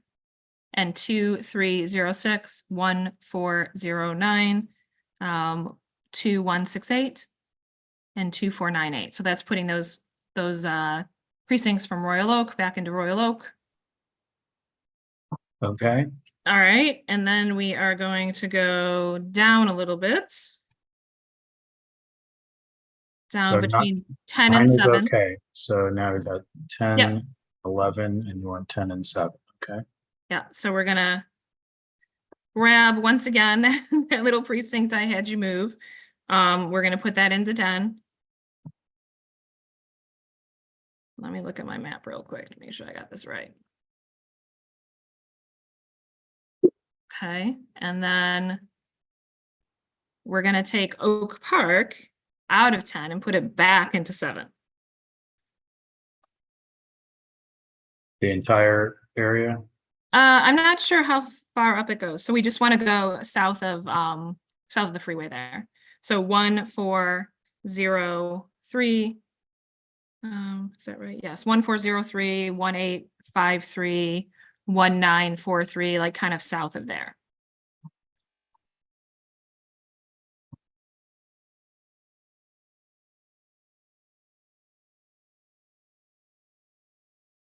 That should be the balance of the city.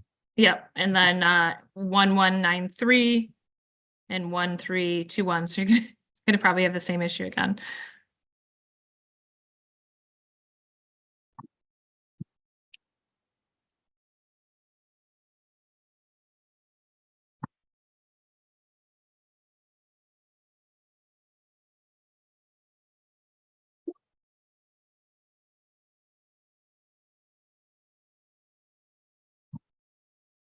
Okay, we'll try to select it by township and see what happens.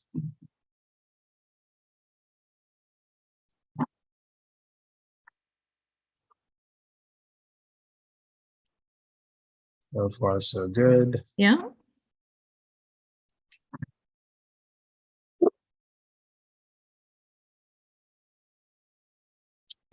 All right, so now we need to go over to the corner of 10, the eastern corner.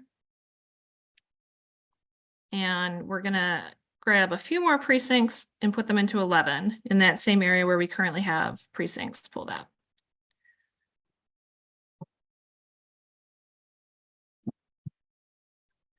All right, so we're gonna grab 2521, 1817,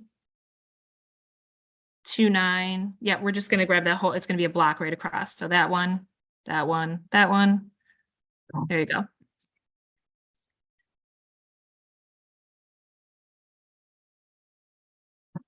Okay, and then we need to go back up to the top of Rochester. And let me just double check if that's right.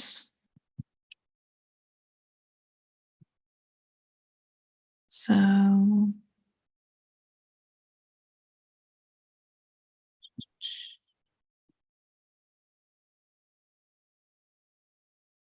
So where am I high? I'm trying to figure out where so 10 and 19.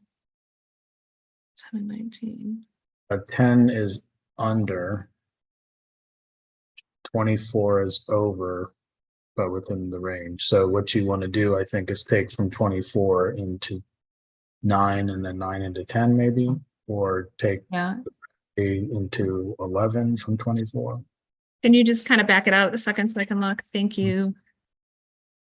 So we've got that. I'm just comparing this to see what I'm missing. So I'm obviously missing something. Can you pull it down a touch so that I can see 11 and 10 and the boundaries there? East Point, Roseville, corner of Warren.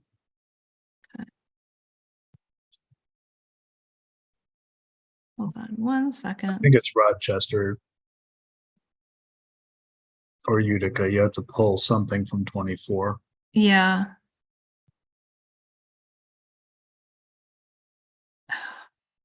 Sorry, my Audubon Edge just locked up on me. You want me to overlay the shape file? No, I'm just trying to look at it in Audubon Edge to see what I'm missing because I have a printout of it, but I want to.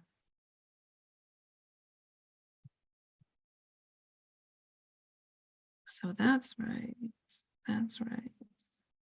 That's right.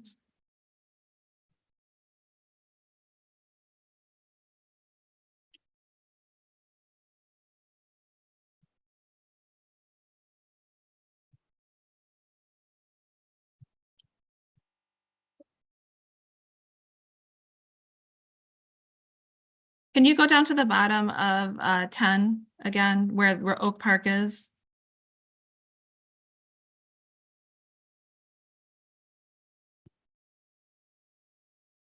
Okay, that's where my mistake is. I had you change something that you shouldn't have changed. So that same area of Oak Park, I had you assign into 7. We're going to put that back into 10. So I'm sorry, that was my mistake. So basically the eastern half of Oak Park. Yep, right along there, and Royal Oak Township. That eastern half.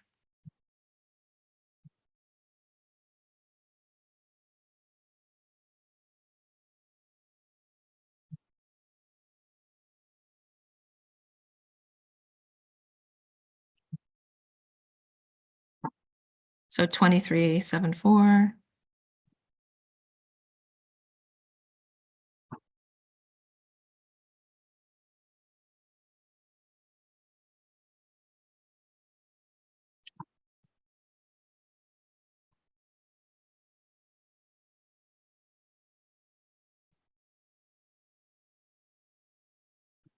And then 19. I think that's 09.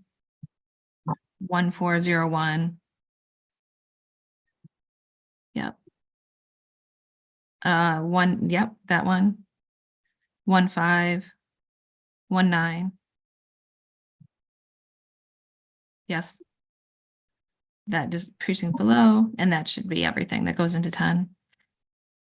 Okay, that was the mistake. Are there missing people again? No. Okay, and then I want to take that 1149, that little block that I had you move before, put that back into 7, because again, that's the Orthodox Jewish community.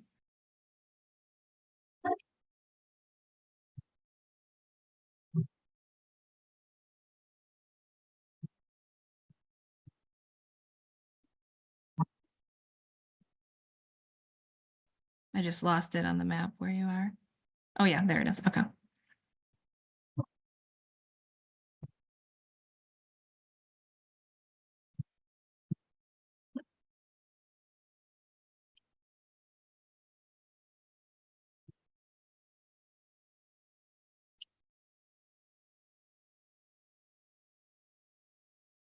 Okay. All right. So that looks good. Was there any missing population, or was that? No, it looks like it's good. I can run a check just in case.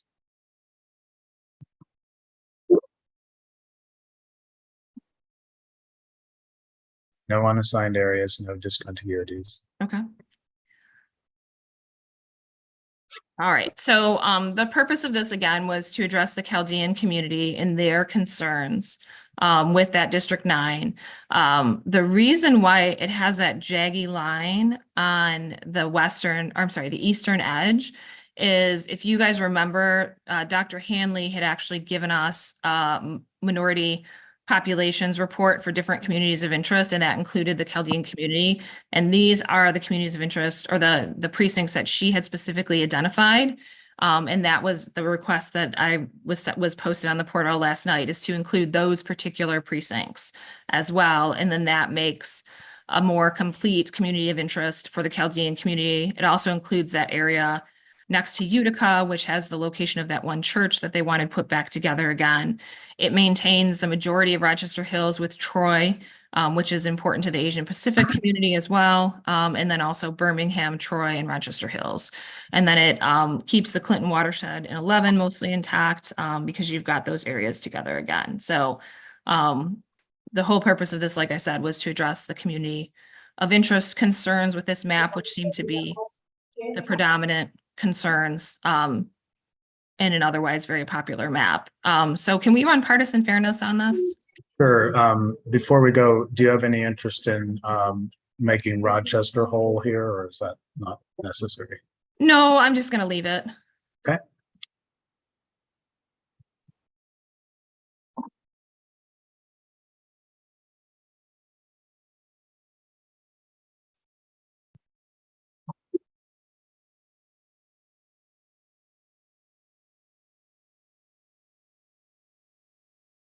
Okay, so the lopsided margins are Republican 4.1. The mean median difference is Republican 1.5. The efficiency gap is Democrat 0.6. And the seats vote ratio is 22-16 with 5-point bias towards Democrats. Okay, so it actually improved the efficiency gap slightly and slightly increased the mean median, but otherwise, keeps the map largely the same, but then is also addressing those community of interest concerns.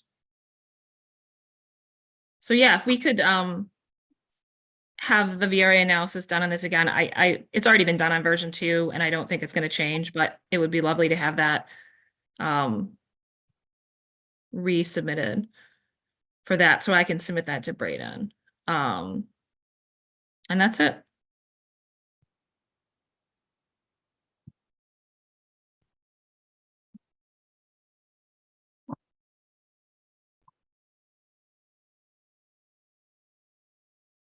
Looks like Commissioner Callahan is looking to be recognized. Commissioner Callahan? Just a question for Commissioner Satella. Are you looking to move forward both version 2 and version 3, or just version 3? I think I'm interested in hearing public comment on it. I think version 3 is probably the truer version in terms of better capturing that Chaldean community of interest. But I'd be curious what the public would say. They're very similar. So you're moving both of them forward then? Well, eventually I have to pick one, but as of right now, I just like them both to be posted so that people can leave comments. Okay. And I did want to show that, let me see if I can find it, that document from Dr. Hanley really quick, if I can find it.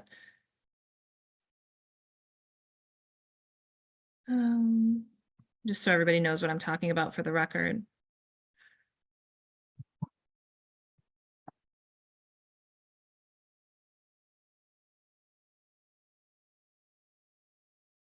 All right. So just give me a second and I will share my screen so that we have it for the record as to what the basis for these changes was, along with, like I said, public feedback. So.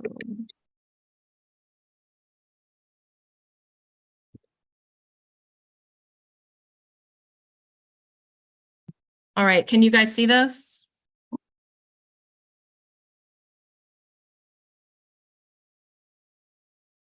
Yep. Can you see it? Yes. Okay, thank you. So this is the minority voting patterns of select minority groups in Michigan. This is something that Dr. Hanley had submitted to us. Oh gosh, I don't even know when it was at this point, sometime in 2021. But it contains this identification as to the community of interest for Chaldean Americans. And I have actually used this map in drafting.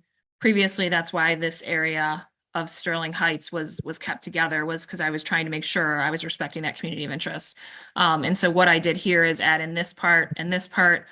This part I took off to balance population, but it's very low percentage anyway. And it's also following that public feedback about following Van Dyke instead of following 53 across. And so I was already aware of this map, and then the Chaldean community in their response specifically referenced it as well. So that's why I incorporated those changes there.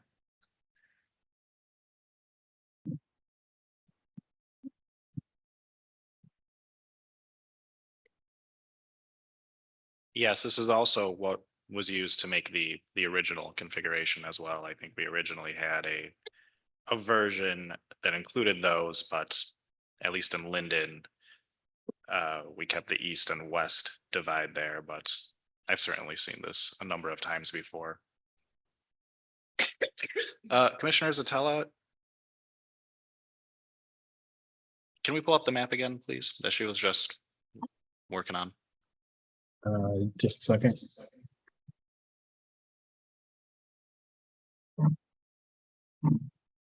I was trying to email that off, but I guess I got ahead of myself here.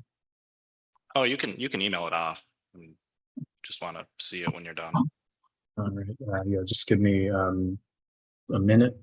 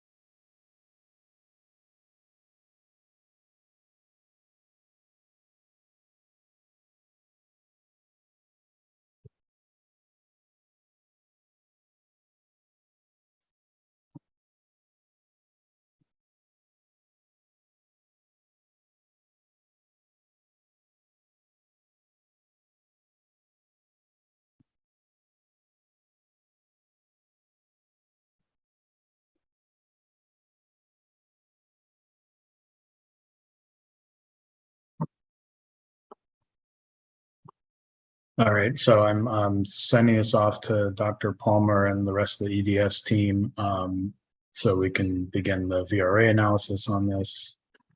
Let me just confirm that it gets sent.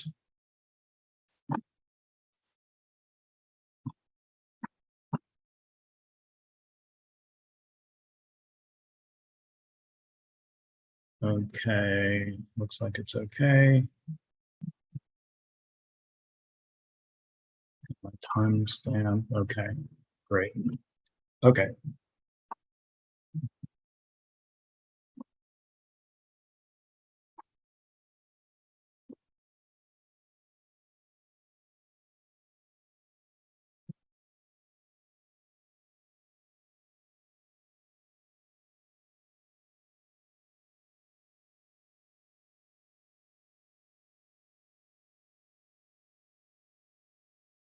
Okay. I was just going to ask if you could put out an overlay of the version 1 of Commissioner Zatella's map. Sure. You can see how much change.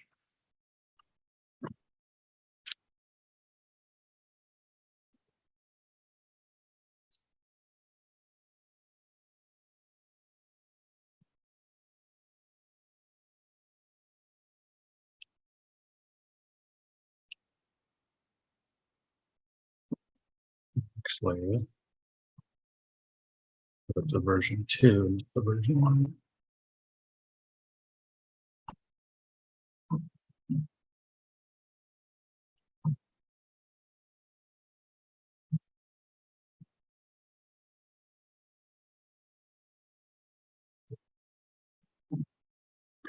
You have it there. It's just farther up. Thank you. 520, right there, 52024 RAS V1. Yep. Right. I was trying to compare it.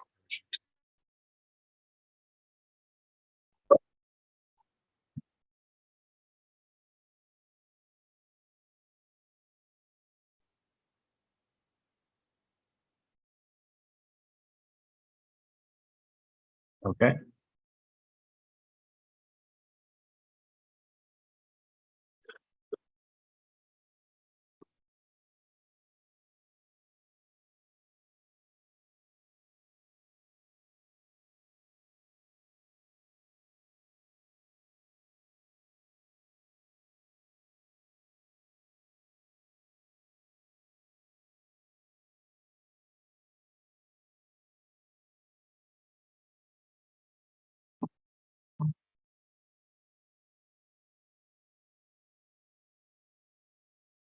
Okay, thank you.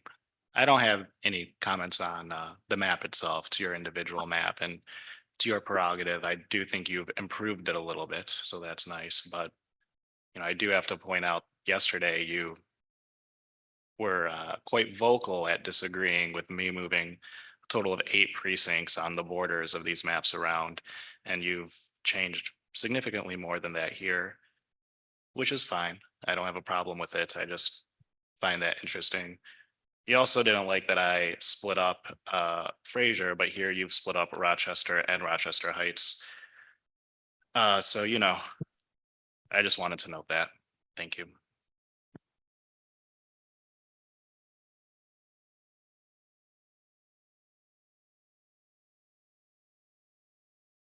Do individual maps need a majority vote? Commissioner Eid, I have my hand up. Oh, I can't see it. Go ahead, Commissioner Zatella.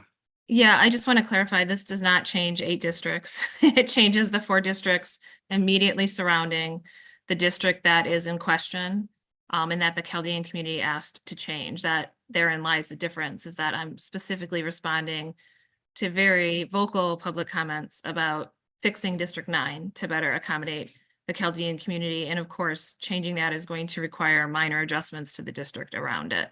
And then with respect to the north part of Rochester Hills, we've actually received numerous comments from the Chaldean community, specifically that the northern part of Rochester Hills is an appropriate place to split if you have to split it, because there isn't much of a presence up there.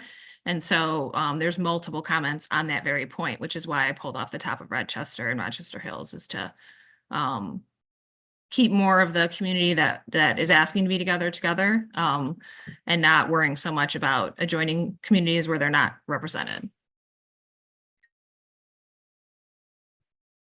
Thank you, Commissioner Zatala.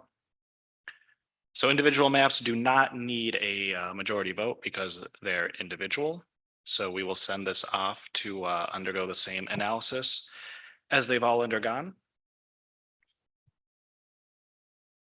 Commissioner Zatala, does that end your amendments to your map? Yes. Yes. Wonderful. We have one more, Commissioner Wagner. We can pull up the map submitted by Commissioner Wagner. Thank you.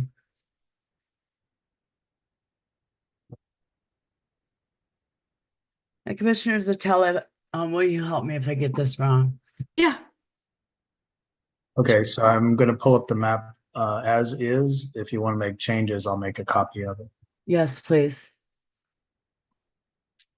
Okay, so do make a copy of it. Yes, please. All right, 1 second.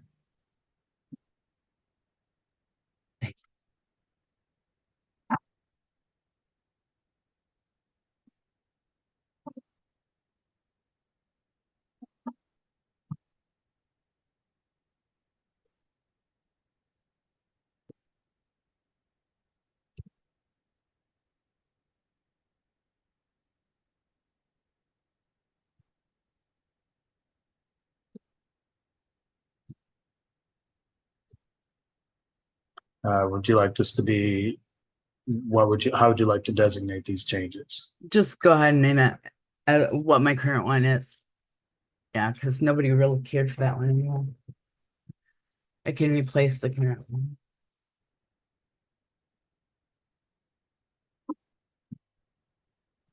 You guys are competing with 4 puppies. I just want you to know.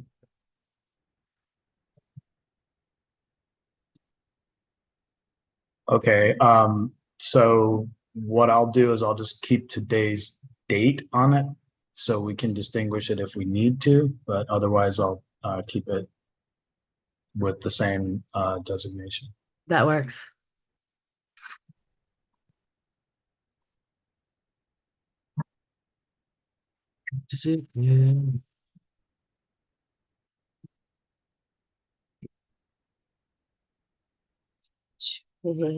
Uh-oh.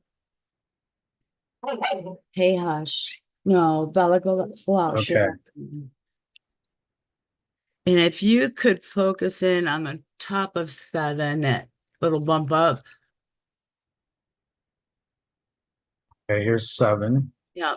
And it's the 3 precincts. Is it that triangle, Rebecca, at the top of 7 that are in 8?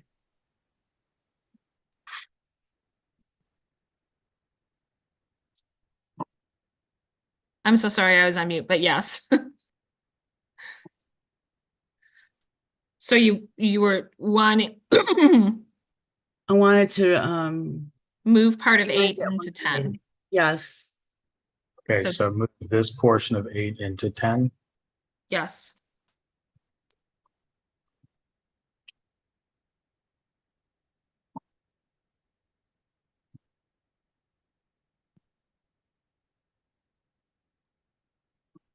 Okay, 6,700 people into 10. So 8 is still on population and 10 is still on population. And that unsplits Royal Oak. And that was the only one I think I wanted. Well, no, sorry, there's still a split here. My mistake. 9 is.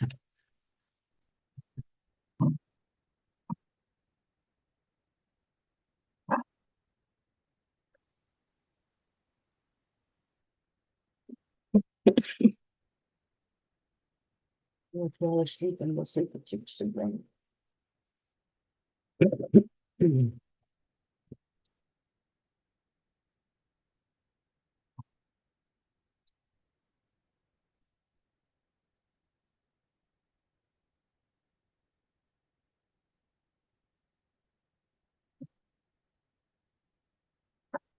Okay, did you want to make any other adjustments?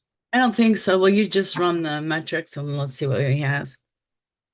The partisan fairness or something else? Partisan fairness is fine and yeah, Okay. thank you.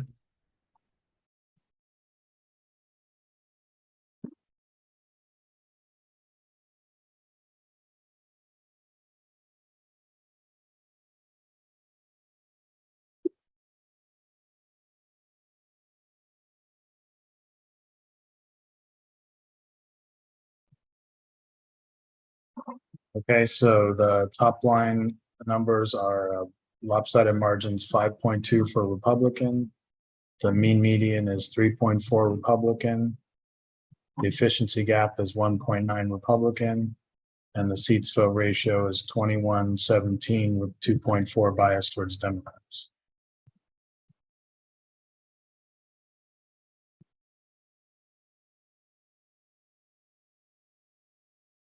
Thank you so much.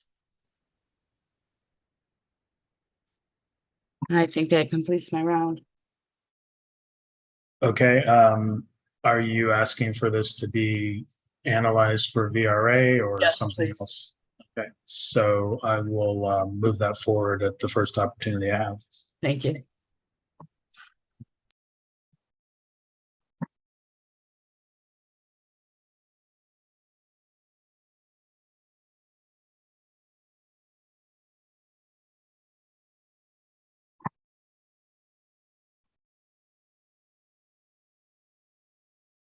All right, commissioners.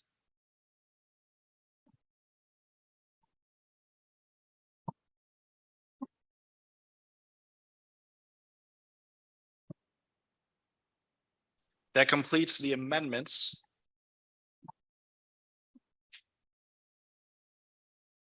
For these plans, they do have to undergo some analysis from our legal team. Executive Director Woods, will that analysis be complete for our, if we're back in time for our lunch break, 2 p.m.?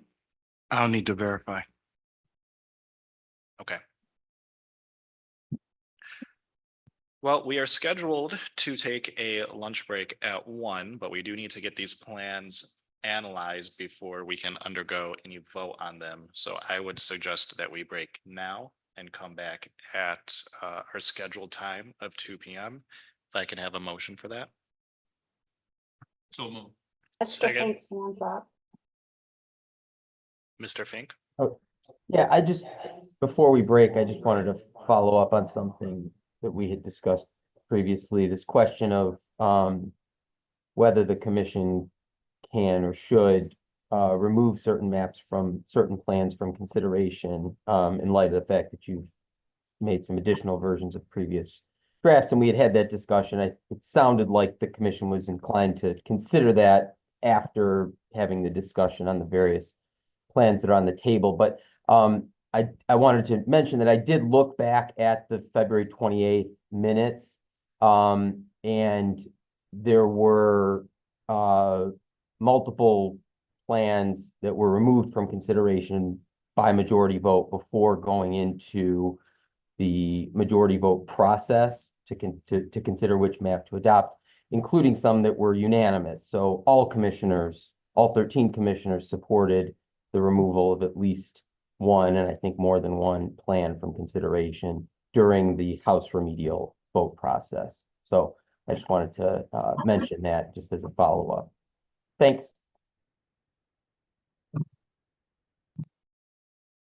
Thank you, Mr. Fink. Of course, the decision to remove any maps or to whittle it down will be a commission decision. Okay, there was a motion by Commissioner Lett, seconded by Commissioner Weiss, to take our scheduled break and come back at 2 p.m. Hopefully we have all the analysis complete by then, and then we can move forward with the deliberations process. Is there any discussion on the motion? Seeing none, all those in favor of the motion, please raise your hand and say aye. Aye. Aye. Any opposed? The ayes have it. We'll be back at 2 p.m.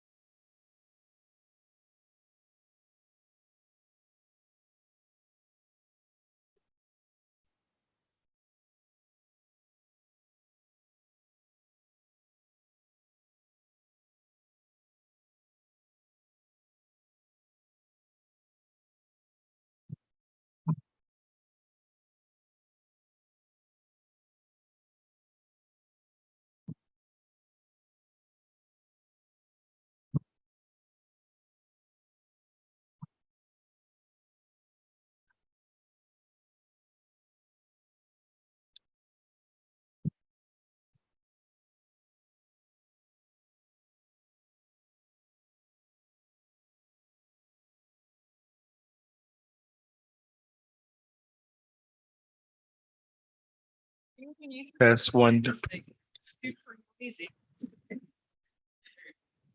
That's not bad. That's me. That's better. Thanks.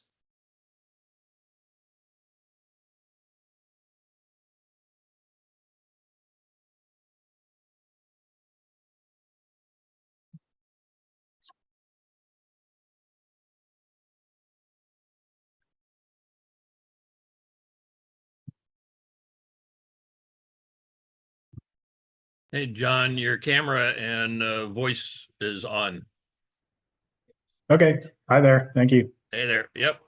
I'm gonna send those out to you. I made a quick correction to one thing. Okay. Yeah, I saw some of their stuff. Okay.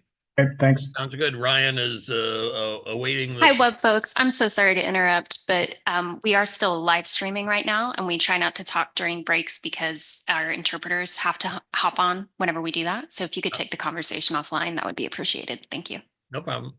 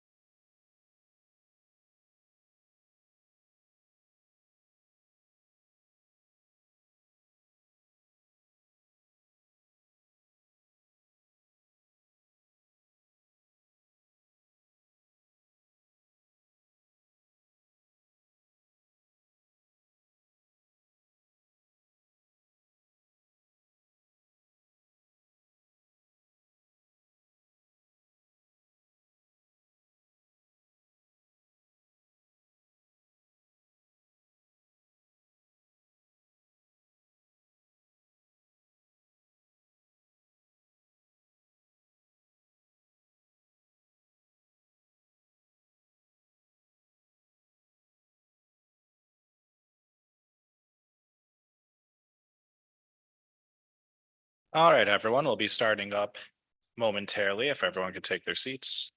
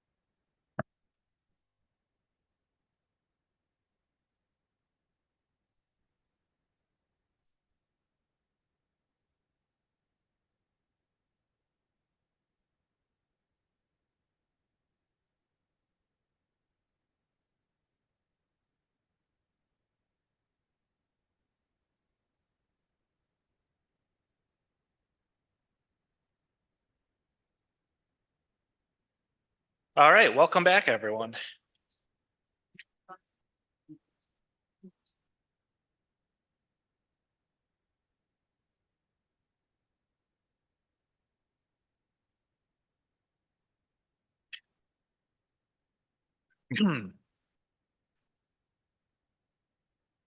Is all that from us or from outside?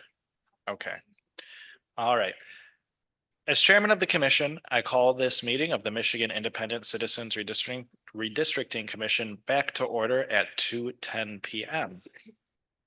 I'll now turn it to Department of State staff to take note of the commissioners present. Thank you, Mr. Chair. Good afternoon, commissioners. When I call your name, please share that you are present. If your venue has changed from this morning's location, please share that when I call your name.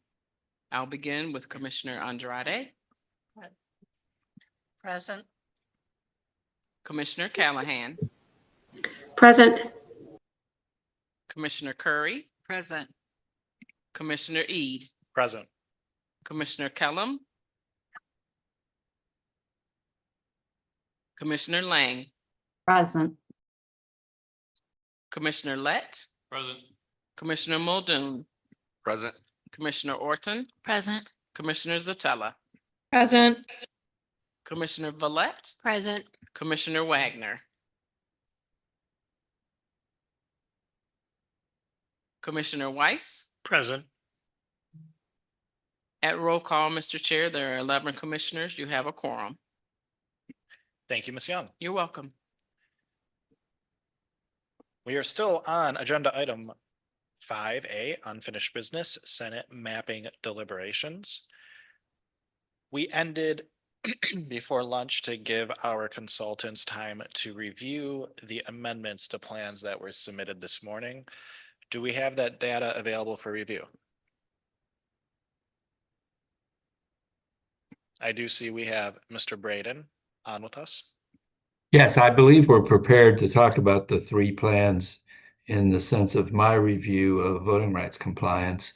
I don't know whether Lisa Hanley's had an opportunity to do it or not. Just don't know. I'm here. I have. Oh, hi, Lisa. Wonderful. Well, yes, if you could share that information with the commission, it would be much appreciated. I believe Ryan Taylor has, with Dr. Palmer, prepared slides that should look familiar to everyone, illustrating our VRA analysis of the three, what I understand to be revised plans, Wagner, Huron, and Satella. And they all appear on the data that we've received to, in my opinion, be in compliance with the Voting Rights Act as analyzed by our district court. So I'm happy, if need be, to to go into any greater detail, but the numbers pretty much speak for themselves. And I think all the commissioners, in fact, understand what these numbers represent. I apologize for the interruption. It's not on screen in the room, but I just wanted Oh. to note that Ms. Shar's hand is raised. Ms. Shar. Chair, I just wanted to acknowledge for the record that Commissioner Wagner is present. I don't believe we heard her at roll call, so I just wanted to get that on the record. Commissioner Wagner, can you state that you're present, please? Ta-da, I am present. Thank you, Ms. Shar. Welcome, Commissioner Wagner. All right, Mr. Braden, do you have anything else to add? I do not. I'm happy to entertain any questions from the commission, but from my small corner of the world, these plans are all acceptable, in my opinion, under the Voting Rights Act. Commissioners, are there any questions for our VRA council?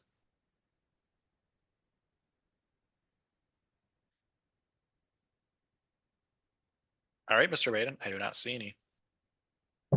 Thank you for the information. My pleasure. We'll now turn to Dr. Hanley. Dr. Hanley, do you have any information to share with the commission about the amendments that were created earlier today? I do. I've updated the table I showed earlier with the new scores. Nothing has really changed. Why is it doing this? Is it showing? Yes, we can see an Excel spreadsheet. Okay. And again, I'll give this to Edward, but there are virtually no changes. Nothing to affect the partisan fairness rankings of any of the plans.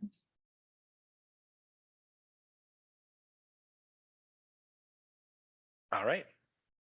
Are there any questions for Dr. Hanley or any questions about partisan fairness?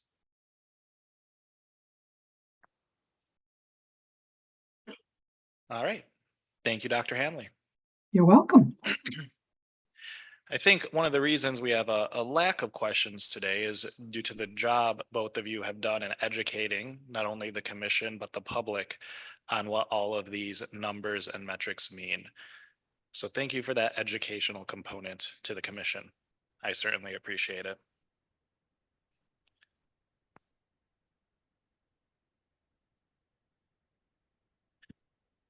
Okay. We are done with amendments. The 2024 selection of final Senate map document that the commission passed now reads, after reviewing and or making any minor adjustments to each map, the commission chair or vice chair will also facilitate a discussion offering the opportunity for each commissioner to express which map they prefer and why. This is at the end of step one.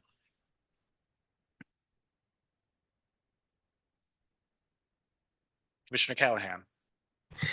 Yeah, and maybe we'll do this in the next step. I'm not sure, but one of the main changes to the Huron map was to address core retention in District 11. When will we get a chance to look at those new calculations?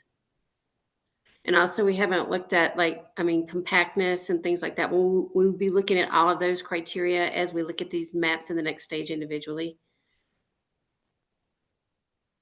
I mean, now would be the appropriate time to look at that if you would like to look at it at on any particular map. Well, then for sure, I would like to see the core retention numbers for Huron. And I mean, as a matter of course, since we've changed these maps, we should actually be looking at, I don't know, the compactness scores and the core retention and the other numbers if we're not going to be doing that at a later point, since they have changed. Mr. Fink?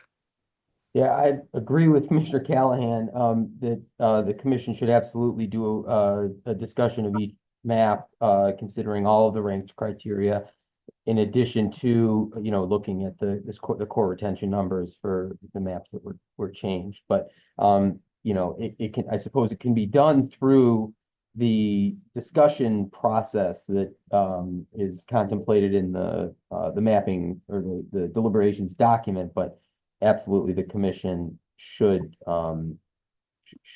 do what Commissioner Callahan suggested.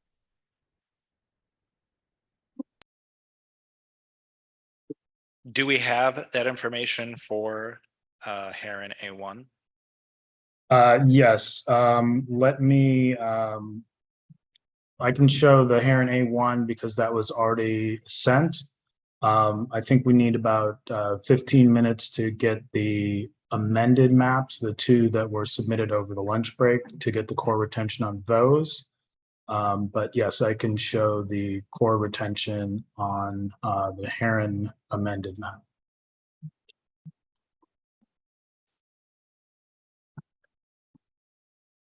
Just a moment.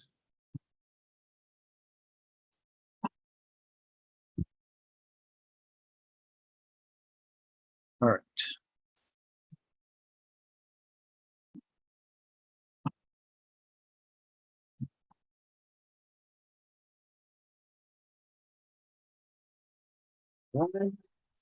Okay, so in this this area here, I have the VRA data as well as VRA maps.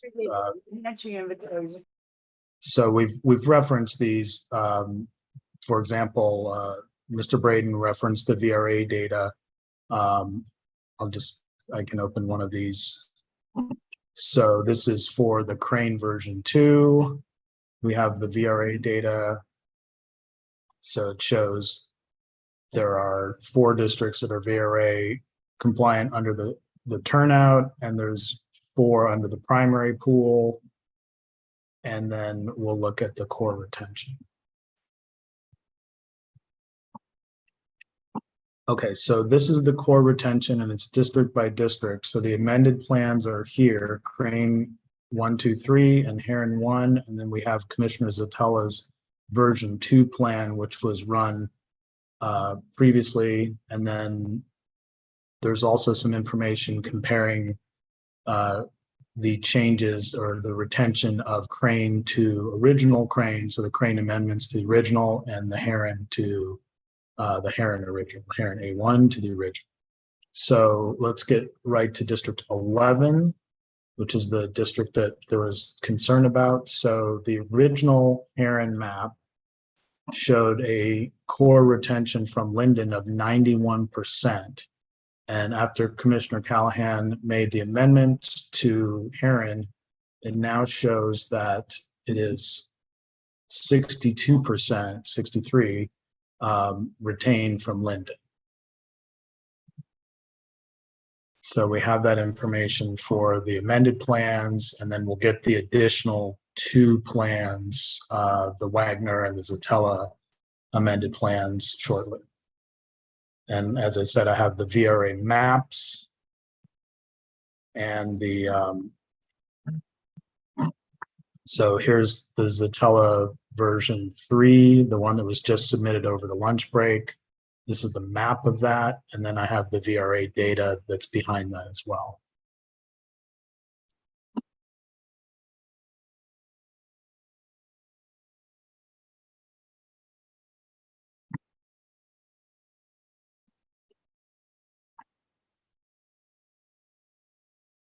So let me know what you want me to share on those.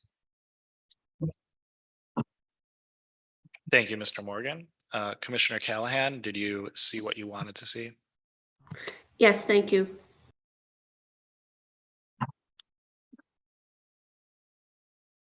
And we will look at that information for the other plans once they are available. Mr. Morgan, you said that'd take about 10 to 15 minutes. I'm downloading it now. So Ryan just sent it to me. So I can open that in just a moment.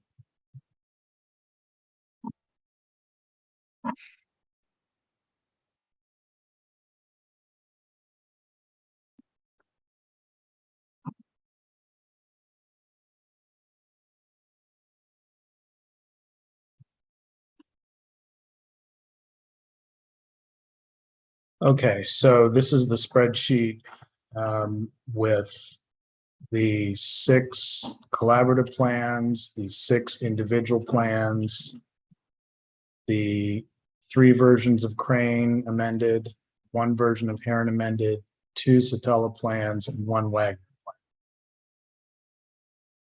So again, each district, so this is the retention compared to Linden for District 1. So we can look at each individual district from 1 to 13 and then 23 and 24, which covers the range of changed districts. And then if it's helpful, if you want to see comparing the Crane amended to the original Crane. For example, the first Crane amendment was swapping Southgate and Wyandotte, and so it retains, that is to say, it is 89% the same as original Crane. So that swap of the two towns still retains very much the character of Crane. And another example, the Heron map didn't touch District 1, so Heron amendment compared to Heron is exactly the same.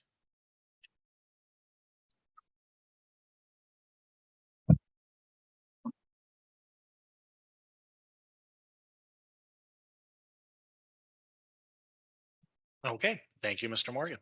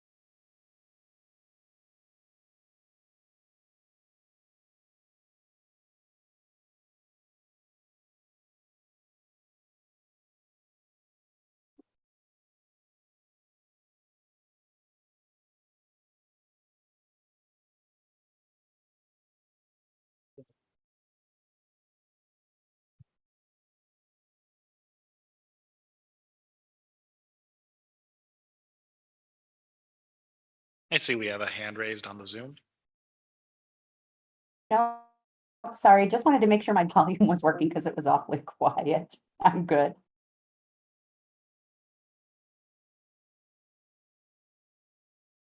Okay. And we do have Commissioner Kellum here.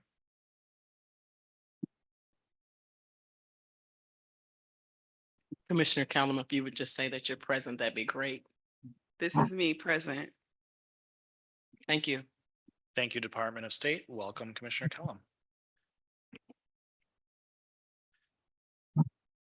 Okay, so again, we're now at the part of the meeting where after reviewing or making minor adjustments to each map, the commission chair or vice chair will facilitate discussion, offering the opportunity for each commissioner to express which maps they prefer and why.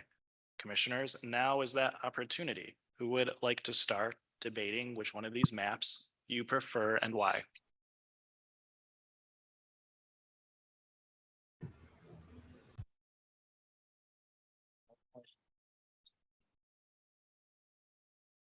Everyone being shy today?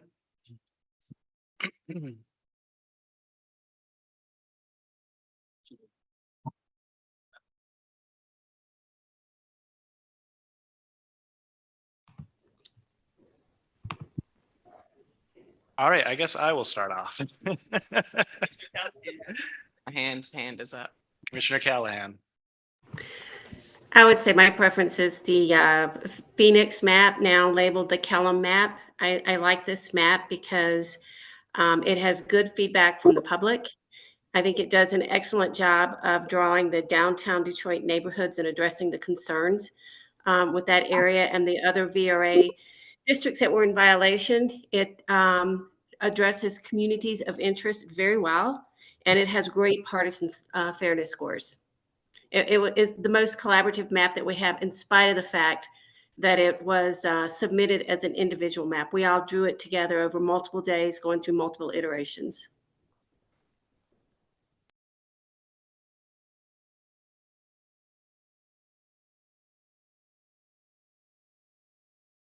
Commissioner Kellum. Since Commissioner Callahan and I have a commonality, I will also say that among my top two favorites is the Phoenix map, because I think although it has imperfections and it did have some negative feedback, I also think that there weren't a lot of folks that interacted with that map. I don't think it's necessarily about numbers. I'm much more interested in holistically what map is representative of the Metro Detroit area, does well for the other districts that we were charged with drawing or redrawing, and the feedback, thinking about the U of M data, thinking about the 6 pages of public comment that we've received since 2021. I believe the Phoenix map does a better job of answering the call from comments from public commenters that we've heard, as well as our criterion. I think it was drawn with a pure intent, despite some of the conversations that have taken place in the midst of that map. I think the other maps, the reason why it's not about just being clear and stating on the record, it's not about my adoption of the map as an individual map. It did its purpose, which was to have folks weigh in on the map and why they like it. And comparatively, I think it performed pretty well. I think it does a good job of encapsulating Detroit neighborhoods. I think it is fair to the suburban areas. I think it speaks to communities of interest. And what else do I want to say about the Phoenix map? That's it. Other than that, I would be slightly interested in the Heron map with tweaks. But those are my favorites. I think the other maps don't honor the Metro Detroit area as well. I think they do more for the suburbs. And I think some of the intent of how they were drawn has less to do with why the commission is supposed to be listening with a good ear. So those are my preliminary thoughts. I probably will have some more as folks keep sharing. Commissioner Orton. So the map Chair. that, My apologies, Chair. Before we move on, I just want to make sure that the record for the public is clear. When Commissioner Kellum is referring to the Phoenix map, the Phoenix map is no longer in existence under that name. Are you referring to the Kellum individual map, Commissioner Kellum? The currently labeled Kellum map, formerly known as Phoenix. I'm saying that for a reason. Thank you.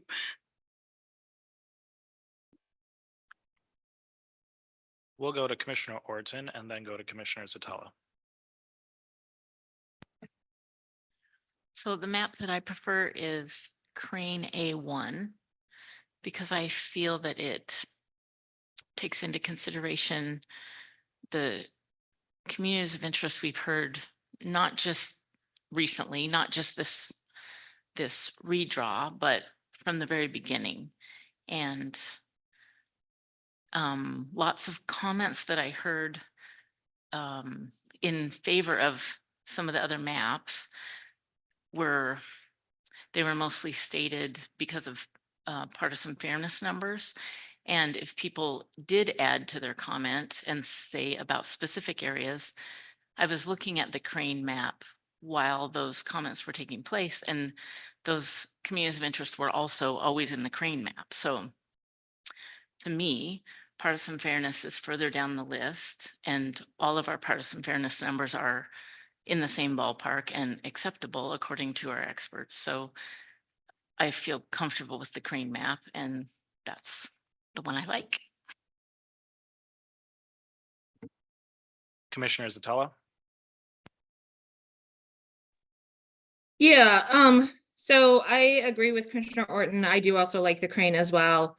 I think it could do better on a couple of communities of interest that aren't currently protected in that map, but I think overall, out of the collaborative maps, it does the best job of respecting Detroit and then also respecting communities of interest outside Detroit.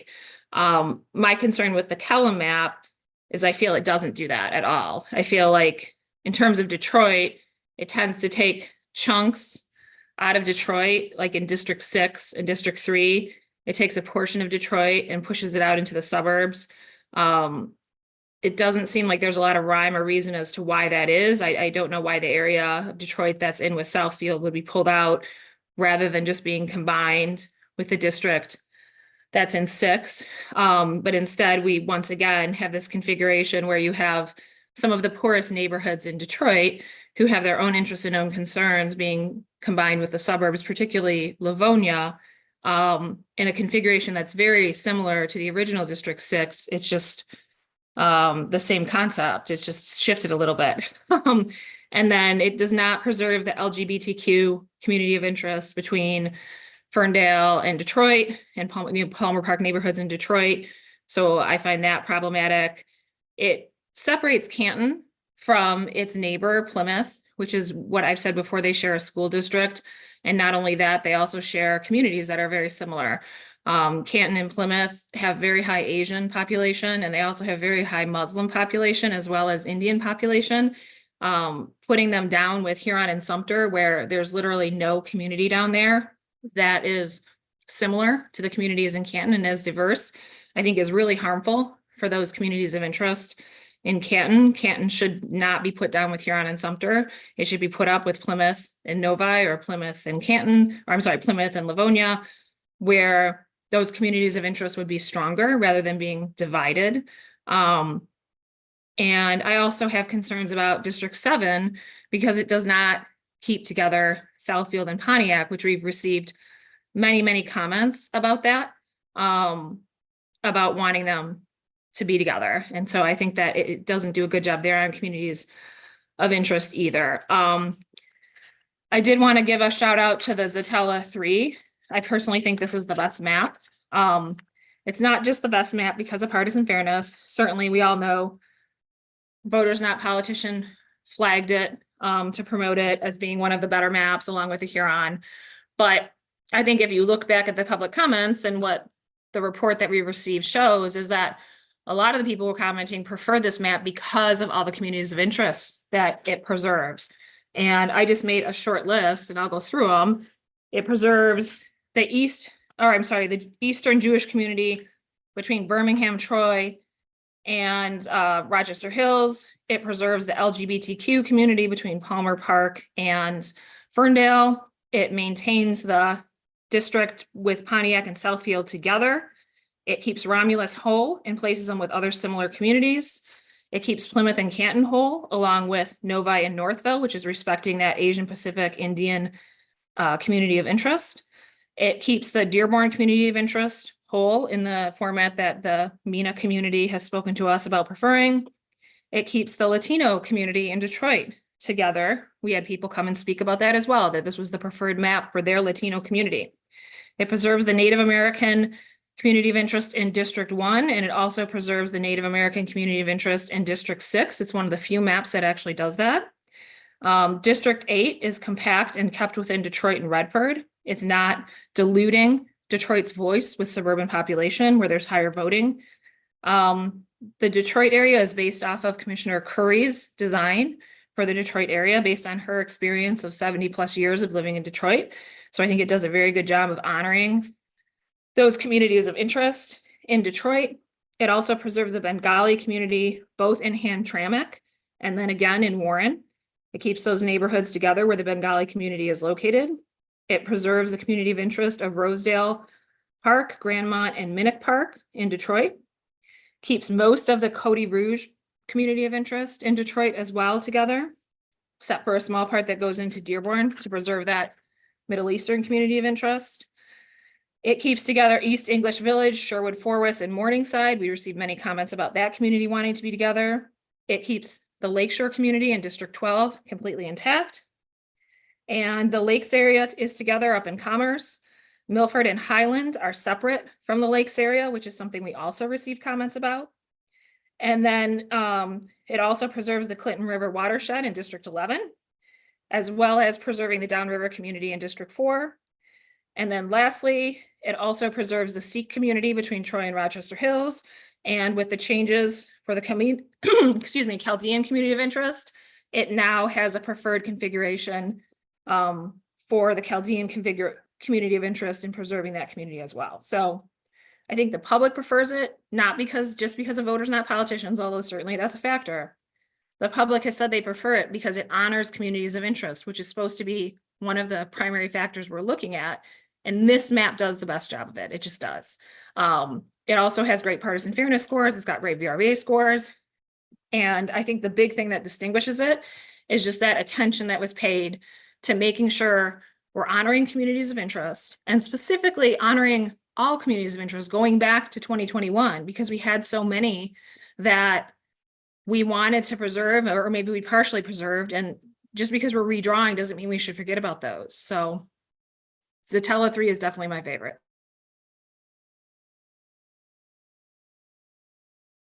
Thank you, Commissioner Zatella. I see a hand up on the Zoom. I'm not sure who it is though. Commissioner Lang, I think we should probably just assume it's me from now on. Go ahead, Commissioner Lang. Yeah, I'm not going to name which map, because in all honesty, there's 3 that I would consider. But I will say what I'm looking at. One of the things is consistency, especially when we talk about communities of interest.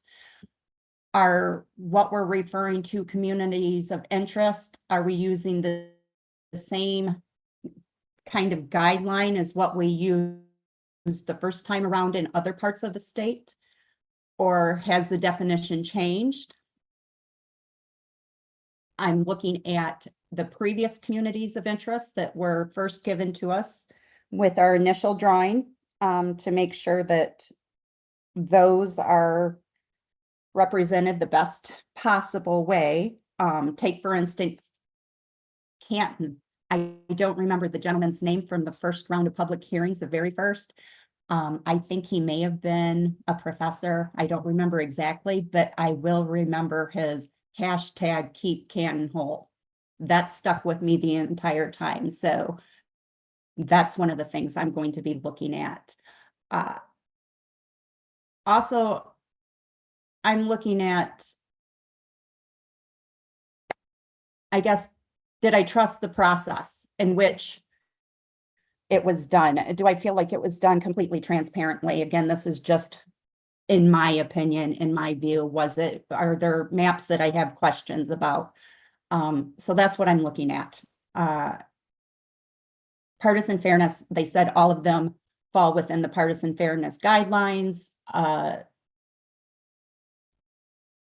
Obviously, it's going to vary based on the communities of interest and how they were drawn.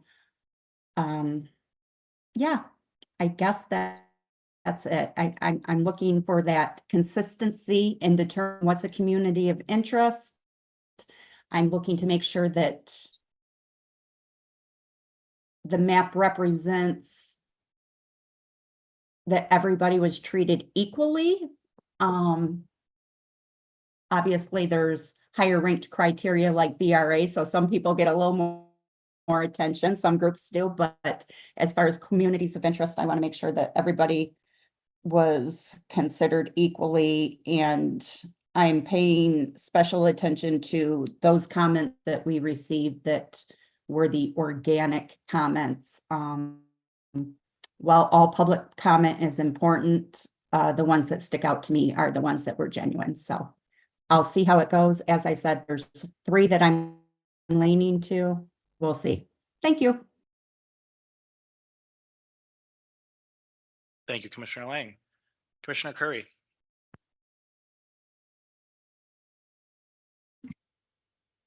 Yes, I chose the crane map, and I chose it not because what everybody else so far probably has spoken about, but I chose it because it best shows what the courts and what the Detroiters, the people of Detroit want, and that's to have a fair share at the 7 criteria that we had to choose. And being a long time citizen of Detroit, being a person that have traveled from one end to from east to west and from north to south in Detroit for over 50 years, I think I have a pretty good handle on who and what and where and who is sharing and who's being a part of whatever area, and who's going here and who's going there, who shops where, the communities of interest that are that we're concerned about. And the Crane map stipulates exactly what we need for now and what we want. Race wasn't put in it, neither any other races that was put in it when I chose this map. I chose it because it best stipulates what the courts asks for and what we need here now. And I just think the Crane map does it all. It does it all. It's fair. It's everything that I think that it was. Well, we heard from the public where the people said they want the Crane map. We've heard a lot of opinions of what people want, but the Crane map stands out in my mind from what I heard the people saying they want down through the months. They want the Crane map. They want to be considered, and the Crane map is it. I mean, we can draw a pretty picture about all the maps, but the Crane maps hits all the criterias for what we're looking for. And I chose it. And I stand behind the Crane map 100%. Being a long time person that lived in Detroit, have been not only just living in Detroit, but have traveled from north, east, south, and west, have been in many, many places, gone many, many places, been in many, many areas of Detroit. I know who has personal interests in different areas. I know what people like. I know a lot about what's going on. And the Crane maps is the map that we should choose for the court's sake and for Detroit's sake. Commissioner Kellum. Sorry, I think I'll also say this. How do I want to put this? So, no, I don't have anything unkind to say, Commissioner Led. So I think when it comes to any of the maps that are chosen, we should not be choosing maps that are out of, this is the best compromise, or thinking that we're choosing maps. Like, this is my attempt to have an honest discussion. I know some people have yet to share, but I believe, like, even if we were looking at the data, right, which is responsive to the public, the reason specifically why I don't enjoy the Crane map is it hasn't even been ranked among one of the well-performing maps. I think when we talk about communities of interest, which is very important to the commission, what the Crane map does is it elicits this idea that all Detroiters can belong together in one big blob, which would be from Belle Isle to the east side, including 2 municipalities, which are basically cities inside of cities, Highland Park, Hamtramck. Then going on to the airport sub, again, that's deep east, the northwest area, then the west side. So I think even if you don't have an understanding of Detroit, and we all have different lived experiences of Detroit. So I'm saying this, yes, as a Detroiter, but that I don't think this has anything to do with it. It has a lot to do with listening to the public. It would be unconscionable for me to think of how representation would look like in a very large area like that. How it's not just about keeping the neighborhoods together. Sure, in District 3 and Crane, the neighborhoods are together, but do those neighborhoods share interests? The answer would be no. Banglatown has a different interest than the very affluent Palmer Woods. The downtown area, Little Caesars Entertainment District, has very different interest in Yorkshire Woods, East English Village, where there's now East English Village High School that used to be Finney High School, where I've spent time teaching and volunteering, used to be called the Greenhouse. So we're not just looking at, oh, it's below 8 Mile.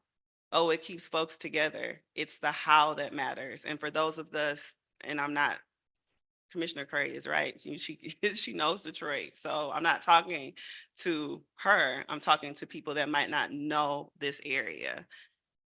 That would be one of the other reasons why I think Crane is problematic. I think, also speaking honestly, there has been an ascension amongst the commission because there's this idea that we don't listen to politicians. A member of the plaintiff side enjoys this map. So if we're going to have that argument for one of the maps, then we have to be careful of why we're choosing Crane, if we're being honest with ourselves. A person that has sat on the school board, a person that is also affiliated with folks that hope to run. So I'm speaking candidly and bravely in being careful about how you're choosing a map that is not only reflected in public comments, but has not been what Detroiters have asked for since 2021. We have watched Detroiters and Metro Detroiters specifically start to understand the process and start to tell others and start to tell folks in their organizations, and they've learned political power. I think that's evident of this commission doing the job that we're supposed to do. They've learned how to galvanize in ways that the MENA community does so effortlessly. And I think that cannot go without notice. And when they've spoken out, as evidence again by the recent data, they've talked about the Zatella map with its imperfections, but they've also talked about the Kella map, formerly known as Phoenix. And so I think that if you're going to choose another map, you better make sure it's doing the things that the criterion are asking you to do, and you're not choosing it because you don't want to get into a political conversation. Because I think people are being sacrificed with that idea of just wanting to compromise and choosing a map that has the least amount of conflict. Commissioner Orton. Yeah, I will just say, my choosing of the Crane map as a favorite has nothing to do with what the plaintiffs have said or anything. I will just share an experience I had at, I believe it was the last high school that we were at for the public hearing. Renaissance. Mhm. So while we were there, I went down and talked to several people who had offered public comment, and they had expressed that they liked Heron or Zatella. And so I went down and talked to them and asked if they had looked at the other maps. And they said, no, they had only looked at those two because whatever organization they were with or whoever they heard it from just told them about those two. So they had looked at those two only. So I invited them to look at all the maps because we had the big 4x4 maps blown up at the back. And as they walked along, each one of these people who I don't know and who came from different areas, each one of them, they would look at their area on each map and they would say, you know, whether they liked it or not. And every one of them, when they got to Crane, would say, well, that's really good for my area. I don't know why I don't like this map. And two of them said, I don't know why I was told I don't like this map. So to me, none of them had anything bad to say about Crane. They were only choosing the others because they had been told that that had the best numbers or whatever. And so that's why, even though it didn't get all the popularity Reviews. of the other maps, to me, it still represents what people want. So just wanted to clear that up. Yeah, I mean, I understand that, but I'll also say the reasoning is because two people they were told to look at those maps. So we're not also responsible just for listening to two people. There have been lots of comments about the Metro Detroit area and the suburbs. And so even if you weren't going to listen to those two people and you look at the U of M report, just from a logical standpoint, Crane is not representative of what folks have asked for. There are other maps, even if, again, it's not about the Phoenix map. It's not about Phoenix, AKA Kellam, because I don't want Megan to get me. So it's about looking at maps that meet the criterion and listen to the public. And That's not this configuration. If you're looking from 2021, I can't understand how any commissioner sitting here would say that that is representative. Just looking at the Detroit area alone, that would be a good idea to throw that diverse set of people together like that. That would be an outstanding reason for me not to choose that map. Well, you don't have to choose, but I know what the people that I have associated myself with want. And I know what the courts asked us to do. And I'm trying to, my job is to try to fulfill what the courts and what the people want of Detroit, plus give some and leave some for other people.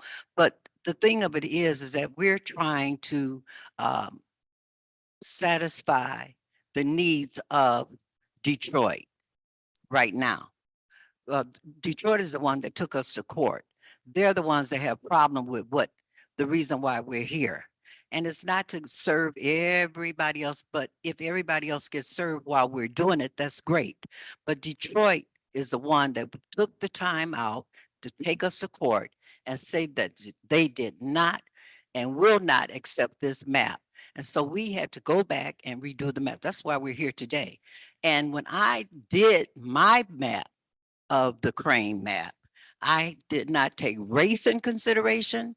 I said a little prayer and kept on going and came up with what was put in my heart to do. And being a person of Detroit that has been here a lifetime, if I thought I was doing a disservice to Detroit, I would be doing it to myself. I don't think I'm doing a disservice. I don't think I'm doing a disservice to anyone that lives in Michigan. I think this is the greatest map, the best map that we could come up with without any prejudice to anyone. I think that we've had people come in. In fact, we heard it even on, if it wasn't today, it was yesterday.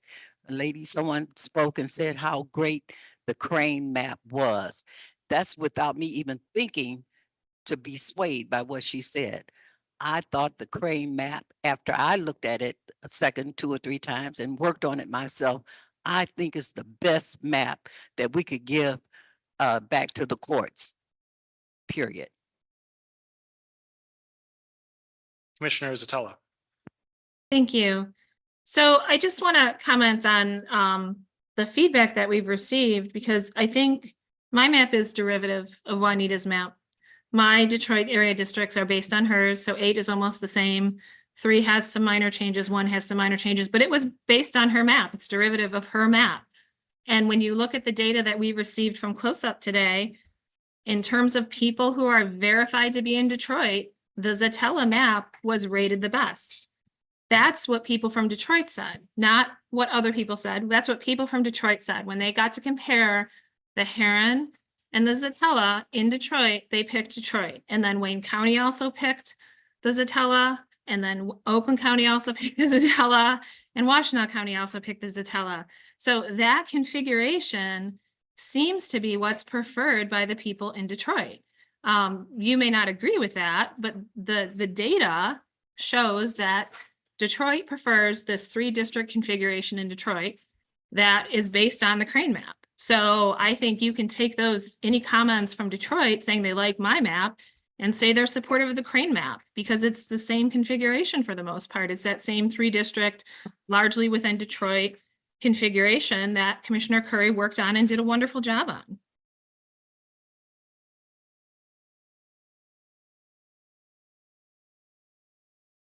Commissioner Lang. Yeah, actually, I just want to say thank you to Commissioner Curry for that passionate and relaying why she thinks Crane, being familiar with the area. And I also want to thank Commissioner Orton, because, you know, we're not there to hear about that interaction. And I had a concern myself when we were receiving public comment, and it may very have well been the same day. And I remember one gentleman coming up and he was speaking on the Heron map, and he said, I haven't looked at the maps, but the people higher up in the union, basically is who he was talking about, told me that they're the best ones, so I'm going to believe them. And that kind of did touch at me, because it's like I wanted people to tell us what they thought, not what an organization thought, not, you know, what a political group thought, not what a union thought, but what they thought. Did this map actually represent them? And I feel like a lot of the public comment that we did receive this time around, at least in the hearings. Again, I was not there in person, so I don't know what conversations took place, you know, when the meeting wasn't going on.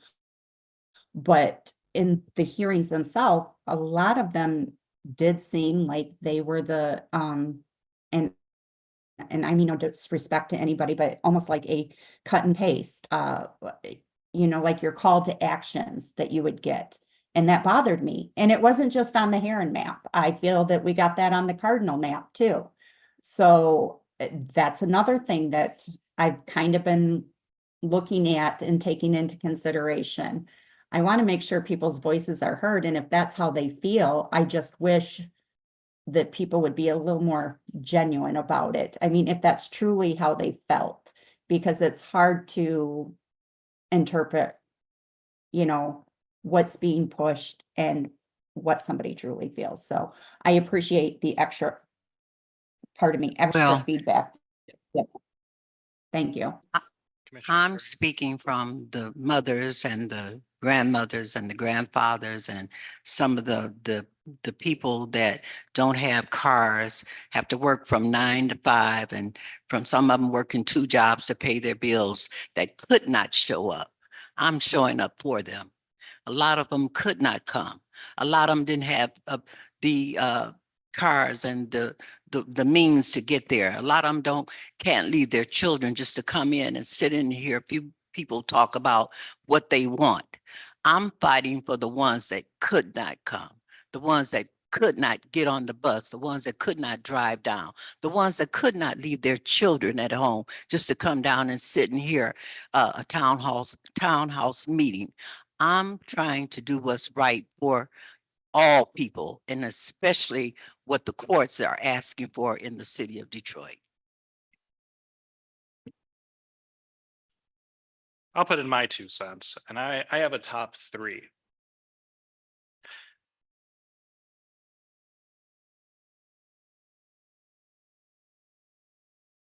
The first of those being Kellum, for, you know, a lot of the reasons that have already been stated. And I'll get into it in a moment. Then my second choice would be Cardinal, and then my third would be Crane, but Crane A2 instead of A1. So for Kellum, or Phoenix, but let's say Kellum, I heard a lot of comments at our meetings that were supportive of Heron. And when I look at the progression of the maps, Kellum came after Heron. It took what was wrong with Heron and then improved it using combining some of the other districts that we had in the Hummingbird and the Flamingo map that we all worked on together. That includes things like, first off, there is one district in it that does cross 8 Mile, which in my opinion, and I've been very consistent with this, certainly not everyone agrees with this, but as someone who does live in Detroit, I do think it's important to perhaps cross 8 Mile a little bit to have some cross-county collaboration between these communities. And because we know that folks have moved from Wayne County into Oakland and Macomb County. That's why we did the decisions we made in Motown Sound. We crossed 8 Mile in ways that, you know, made sense for community reasons. And I think both Kellum and Cardinal do that. Whereas Crane, it recreates this 8 Mile us versus them divide. And I personally don't agree with, you know, having a wall be around 8 Mile. I also like that it does not change districts 13 or 9 much, which were the 2 outbound districts that we didn't have to change. Heard a lot of folks say don't change District 9 at all. We've heard less from District 13. I don't know if that's because the people there maybe are unaware of what's going on or because we're so focused on Detroit, but it is a pretty significant change in all of the maps. Then I also like how the VRA districts in Kellum, to me, seem to perform a little better. I mean, the margins between them are greater than the margins in Cardinal or Crane. For Cardinal, we've spoken about this map a lot. We've had a lot of public comment about it. I think it was the most commented map overall. And we've certainly had both good and bad, and there was probably some fishy stuff going on with those comments, but the comments that I heard were comments that supported the original Motown sound, which is why we made the districts how we did. Having districts like District 3, District 7, and District 8 that do cross that 8-mile boundary in ways that make sense to exhibit communities of interest like the LGBT community, combining Ferndale down with Palmer Park, Palmer Woods, putting in Centerline and Warren together with the east side of Detroit while still maintaining good Detroit communities, like having Highland Park and Hamtramck grouped together going south with the downriver community. It also has the District 2 that I think is the most preferred because it doesn't include Taylor, like how Crane does. But I don't think that part of Taylor is something to necessarily fight over. And then I think the suburbs are also quite good in it. You have the Sterling Heights, Troy, Madison Heights district, which was something that was preferred. And you have a District 13 that has West Bloomfield, Orchard Lake with Novi, which is how it was originally configured, plus an unsplit Farmington and Farmington Hills. Now, both of those maps, Kellam and Cardinal, do perform better on partisan fairness than Crane. Now, Crane does perform adequately. None of these maps are outside of the realm of what's fair, which is why Crane is my third choice. While I don't particularly like what it does in creating that 8-mile boundary, I do, hear the differing opinions on that. But what I really don't like about it is what I tried to change in where are the amendments that we made the other day. And I think they were good amendments, at least Amendment 1 and Amendment 2. Amendment 3 is out the window. We heard that changes the VRA district. So we can withdraw that, or I'm not going to be voting for Amendment 3. But if I were to vote for a Crane, it would be Amendment 2. In fact, John, can we pull up Crane A2 and overlay Crane A1 on it so we can just see these very, very small changes? Sure. Can do that. Crane, you want Crane A2 as the primary map? Yeah, and you can overlay Crane A1 on it. Okay.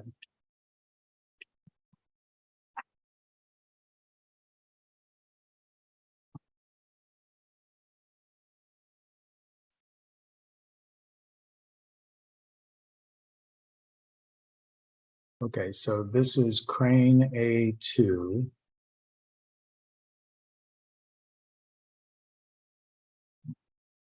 Let me see what's on that. That's Linden.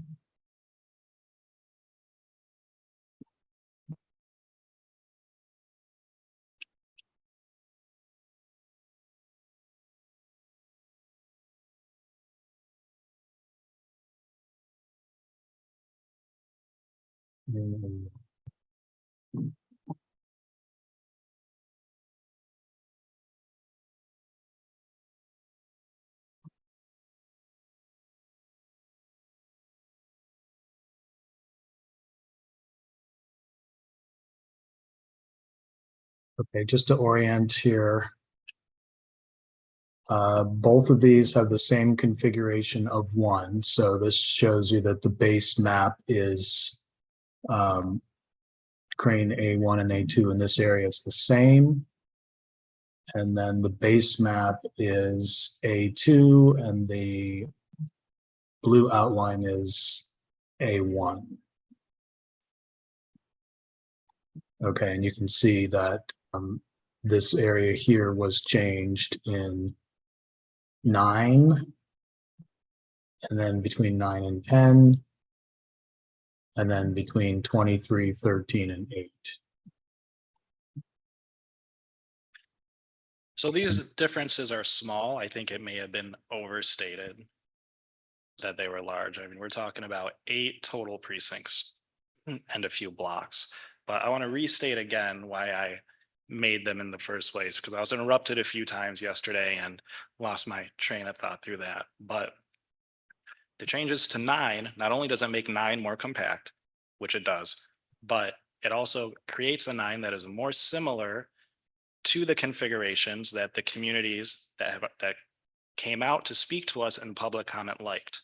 The Chaldean community said pretty clearly they like the configuration in the original Linden map and in the Kellam map. This is closer to that for District 9. And in order to do that, it just goes down and takes a few precincts off of District 10. For District 13, this is really probably the biggest change between the Linden map.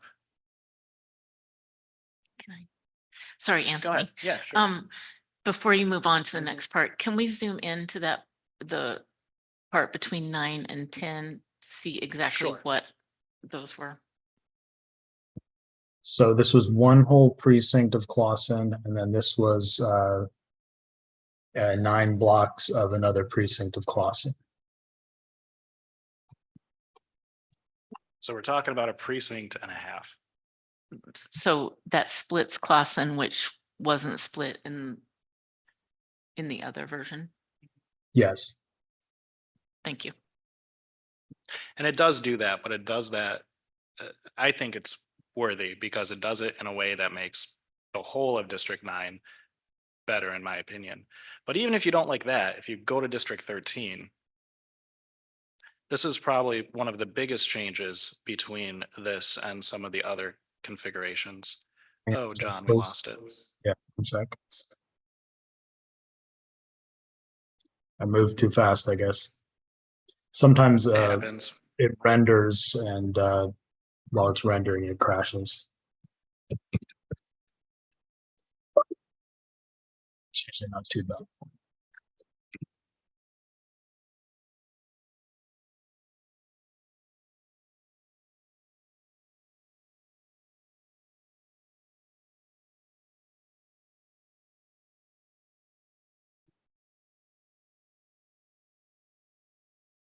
I may have to reload the A1 on top of it.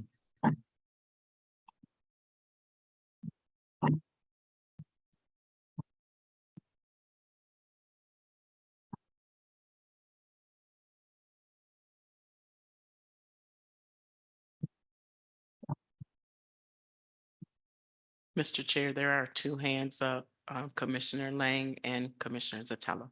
I see their hands. I'd like to finish my comments first. Yes, sir.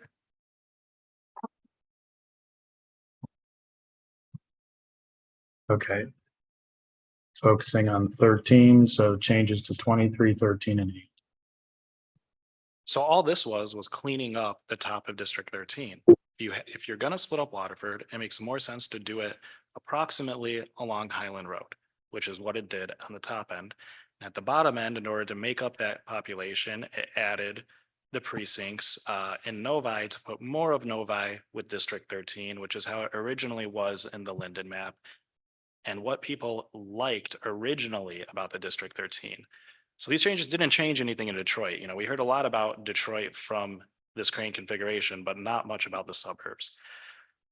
So if folks vote for Crane, I think you should vote for Crane A2.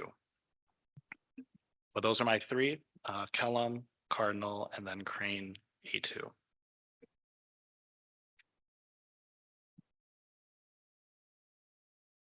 And what you can even do, if you don't like the District 9 changes, you could only do the District 13 changes, and that would be better than none of them.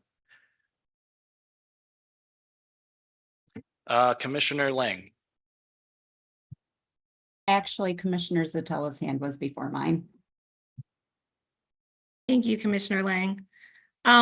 Yeah, so I again think the changes to District 9 were just not necessary and not reflective of public comments. And the changes in District 13 certainly were not reflective of public comments.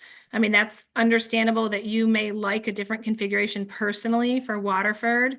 But splitting Novi in that way splits up the Asian American Pacific Islander population, which we received many comments about. Number one, they wanted Novi to stay whole entirely, but when we had to split it previously, they asked us to keep these precincts south of 96 together so that we were preserving most of the Asian Pacific Islander population. And what this does is it unnecessarily splits a community of interest because you want to follow a freeway line. That makes absolutely no sense. It's totally unnecessary. And it's not reflected by public comment whatsoever. And then the change to District 9, it just seems unnecessary. Like, so I definitely think the Crane A1 is the better map because it does not split up a community of interest for no legitimate reason whatsoever. I'll just respond to that. You know, you say it's unnecessary and you can have that opinion, but the 9 is closer to what the public comments wanted. Those public comments, again, from the Chaldean community who said they like the Kellam map. This is closer to that for District 9. They said they like the Linden map. This is closer to that on District 9. So I don't know how you can unilaterally say that it's unnecessary. You can have the opinion that you don't like it, that's fine, but saying it's unnecessary, I don't really buy that. And for 13, you might have to go back to hear the comments that we heard during the first round. People liked the original District 13. That's one of the reasons why folks came out in support of the Linden map in the first place.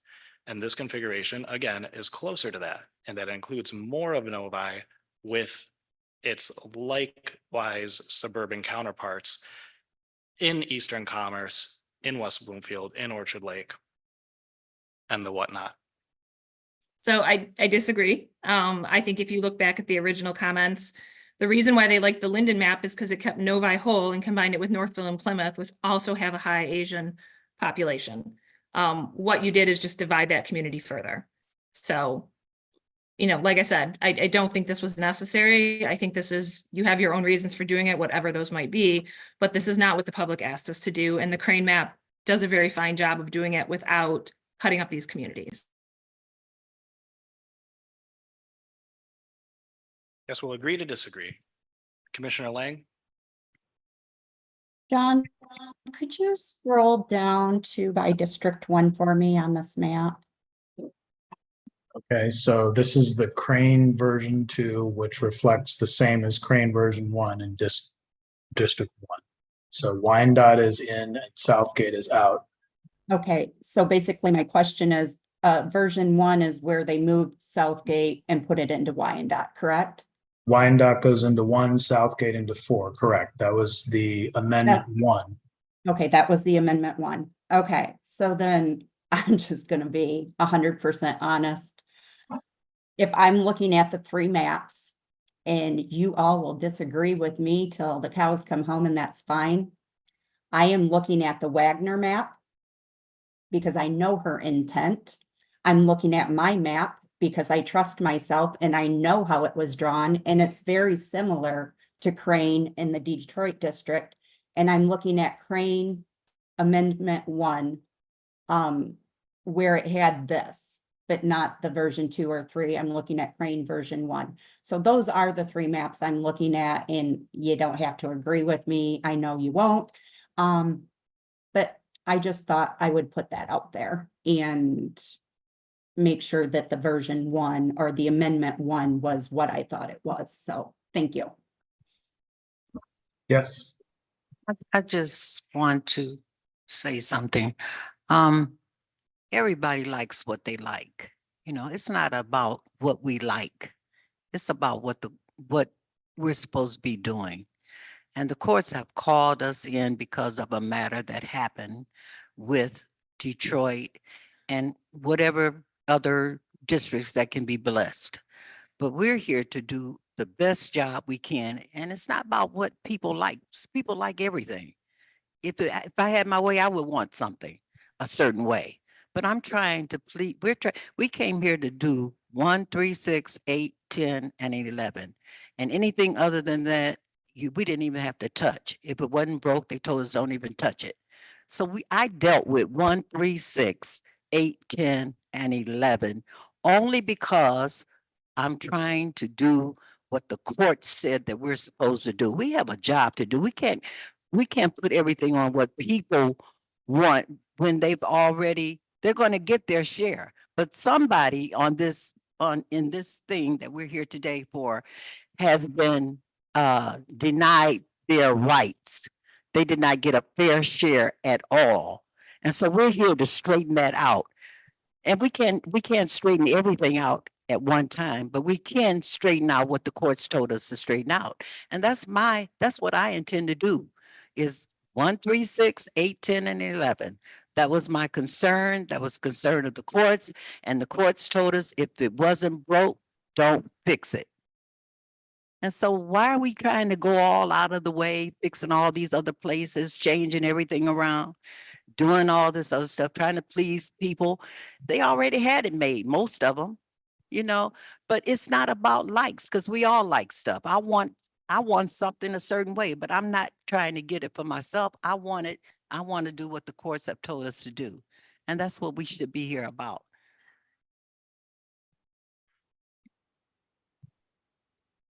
Chair, can I get? Commissioner Kellum.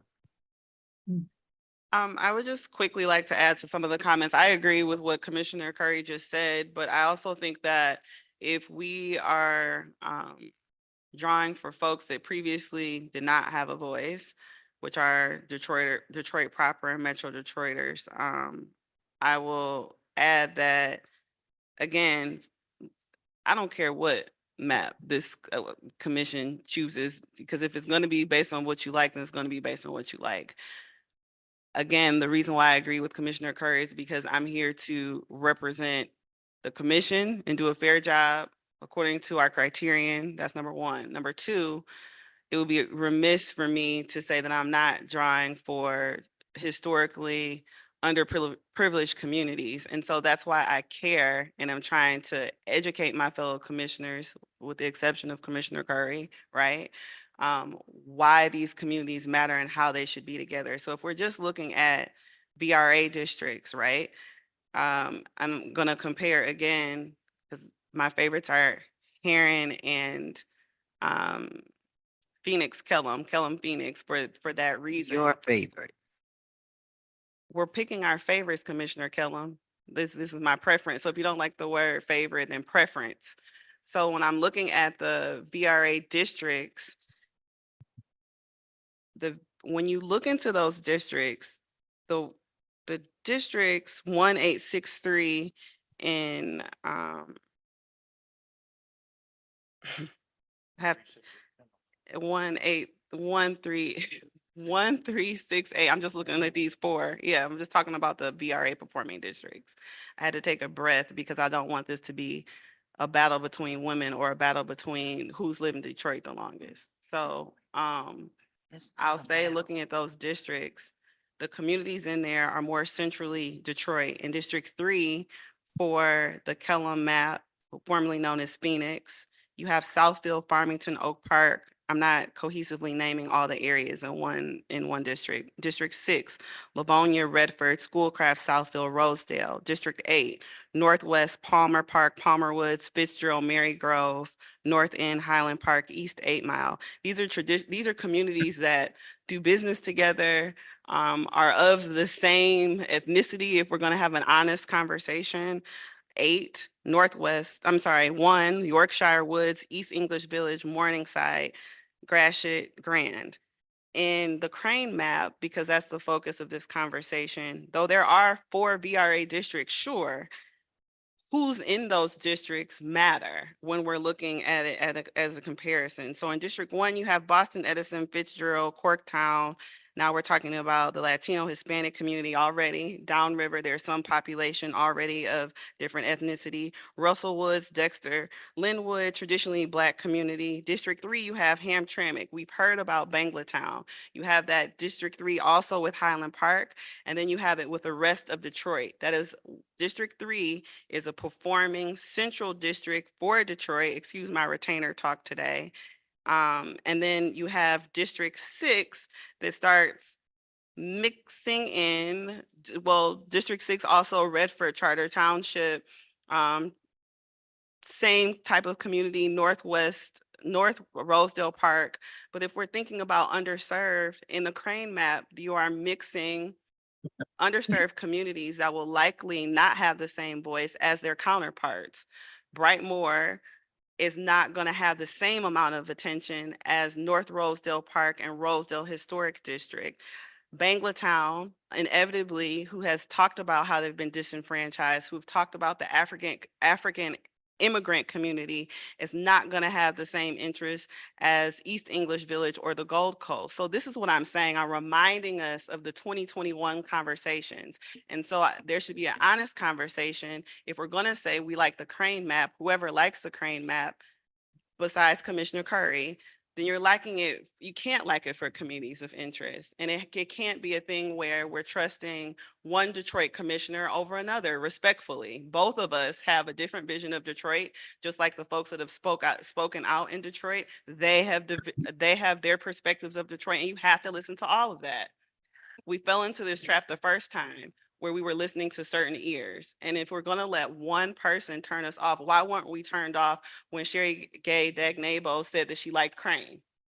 And I don't think anyone can answer that. That's one person. That's one person. The And same thing you're that you only all. one person Please, Commissioner speaking. Curry, don't overtalk me. I'm not I'm overtalking not you. speaking for myself. I'm not speaking for overtalking myself you. here. I'm sharing my opinion. Well, because I your think we opinion's forgot- been shared. And so One at a has time, yours, everyone. Commissioner Curry. Hold on, one at a time. Commissioner Kellum has the floor. Commissioner Curry, you can have the floor after she. You know, trying to be what respectful. I'm trying to say Commissioner Curry, is I'm not a that little girl.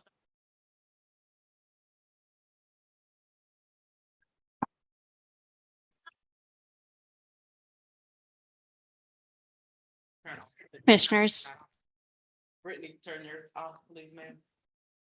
Thank you. apologies for the interruption. I'm just issuing a reminder that it's very difficult for our interpreters to interpret properly when people are speaking over each other. So if you could speak one at a time and wait to be acknowledged by the chair before proceeding, thank you. I promise everyone who wants to say something will get the chance to. Just trying to facilitate this along. This is a passionate debate, as it should be a passionate debate. Just make sure we keep it respectful. Let's not talk over anyone. Let's make sure everyone gets a chance to state their opinion for this debate. Commissioner Kellum, you can continue. I don't have anything to say because I've been raised not to disrespect anybody that's an elder. I didn't interrupt her. So if you don't like what I'm saying, that's fine, but don't undercut me. well, I'm sorry that you feel that way, but I did not have any intentions of thinking of you as a little girl or cutting you off. But I just want to say that everything I'm doing is in the behalf of what the courts have told us to do and not what everyone wants and like. I'm trying to fulfill a job that the courts asked us as the commissioners to do.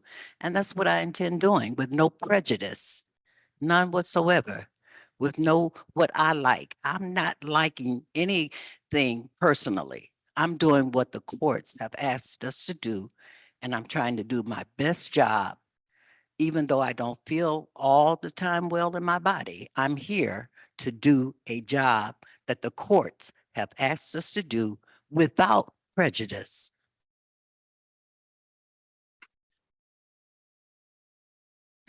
Commissioner Lang, I just gotta say, I have mad respect for Commissioner Curry.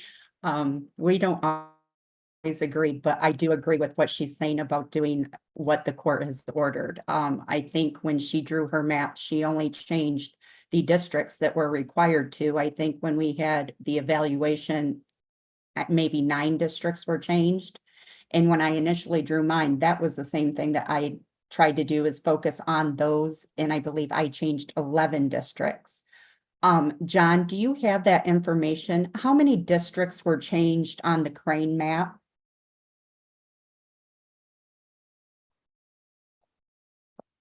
So the handout that I'm referring to, I think, has been distributed. This is a public handout at some of the town hall meetings that was shared with the commissioners. The number of districts changed in the Crane map is 14. And it has the number of changed districts. Just to confirm what you said, the Curry map was 9 and the Lang map was 11, the original. Okay. And those are from Linden. Can I ask, based off that paper, would the Crane map have does it have the third lowest out of the maps as far as other districts changed? I mean, total districts changed? You've got a 9, 11, 12, 13, 14, and a 15. So those are the numbers. Okay. you've got, let's see, so the third would be the 12. And the fourth would, the Orton has 13 changed, and there's several that have 12. Dove, Heron, Cardinal have 12 changed. Okay. And Wagner had 12, and then Starling and Crane have 14. Satella had 15. And then if you want to look deeper at that kind of data, you could see the retention from Crane. So you might have, for example, this the telemap changed District 12, but it's still 99% the same, I think. Okay, okay. That helps me a little bit also. So, That's, sorry, that's on the retention maps here, if you want to look at Yes. individual. Yeah, okay. okay. That answered my question, and I will turn it over to somebody that hasn't had it turned. Thank you all. Commissioner Callahan. I've actually had my hand up for a while, Commissioner Eid, even before Commissioner Lang. Let's hear from Commissioner Callahan, and then we will go to you, Commissioner Sotelo. Of course, thank you. I think I would, I'm trying to remember some advice we got from legal concerning changed districts, and maybe Mr. Fink could refresh my memory. But it seems like I recall when we started doing the mapping for the Senate, the new Senate maps, this question came up because we were very cognizant and trying to limit the number of districts we were changing when we were doing the House mapping based on what our legal advice thought would be most appropriate, most acceptable to the court. But I think I remember them saying that after having gone to court to defend the House maps, that was no longer a concern. We did not need to feel constrained to only change districts that were challenged, or the minimum number of districts possible to accommodate the challenged districts, that more wide-ranging changes did not seem to be a problem for this particular court that we were going to be arguing in front of. So I think I remember that's not something we needed to be overly concerned about. Mr. Fink, could I you think that's comment on right. that? I think, yeah, thank you, Commissioner Callahan, for the question. I think that's right, and that's a fair way to distinctly articulate that. That said, as Mr. Riley indicated yesterday, and we discussed throughout, the most important thing is, or one of the most important things is making sure that the struck down districts are sufficiently changed. And so if in doing that, you make changes to other areas, other districts, I think you're right that that's not a significant concern at this point. But you need to make sure the focus needs to be making sure that you've satisfied those core retention numbers, which at least with the revised version of Heron, it looks like I think pretty much all of the maps under consideration, not all of them, would satisfy that guidance that was received yesterday morning from Mr. Riley.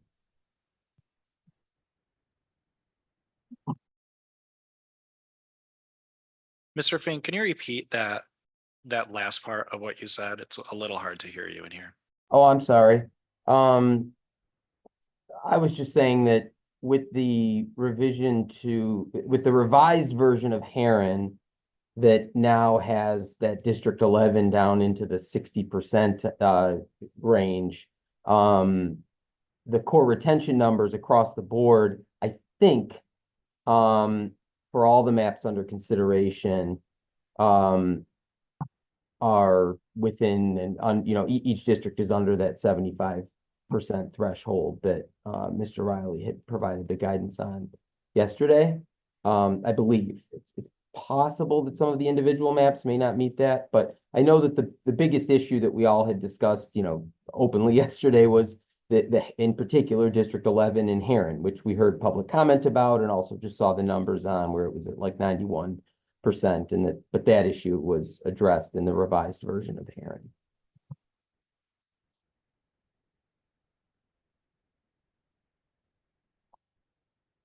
Does that answer your question, Commissioner Callahan? Yes, it does. Thank you. Okay, we will go to Commissioner Sotelo and then Commissioner Wagner. Yeah, I just wanted to comment about one of the observations Commissioner Kellum had made about District 6 and the Crane and how it combines Brightmoor with Rosedale and, you know, Highland Park with Morningside, and how she feels that those communities aren't going to have representation based on those combinations. Well, I think there's two problems with that. I think, first of all, you're always going to have to combine communities that are slightly unbalanced sometimes in terms of equity or in terms of resources. That's just a part of redistricting, unfortunately. And I think the second and more important point is that if you look at the Kellum map or you look at the Huron map, it actually pairs worse combinations. It takes the far west side neighborhood in Detroit and puts it inexplicably into Dearborn and Dearborn Heights. It then takes a portion of Dearborn Heights out and puts it to downriver. So those people in that community are not going to have a say at all. They're probably less than 10% of that district. So those Detroit voters are not going to have any say in the district that they're in. And then if you look at Jefferson Chalmers in the Huron, it's put in with Grosse Pointe and the entire District 12. And again, you've got this small chunk of Detroit that's being pulled out and put into another community where they're not going to have a voice. Same thing with District 6. It combines West Detroit with Livonia and Redford Township, where Livonia is going to dominate that district. That's just reality. So, and then the same thing with District 3, it takes a chunk and puts it up into Southfield.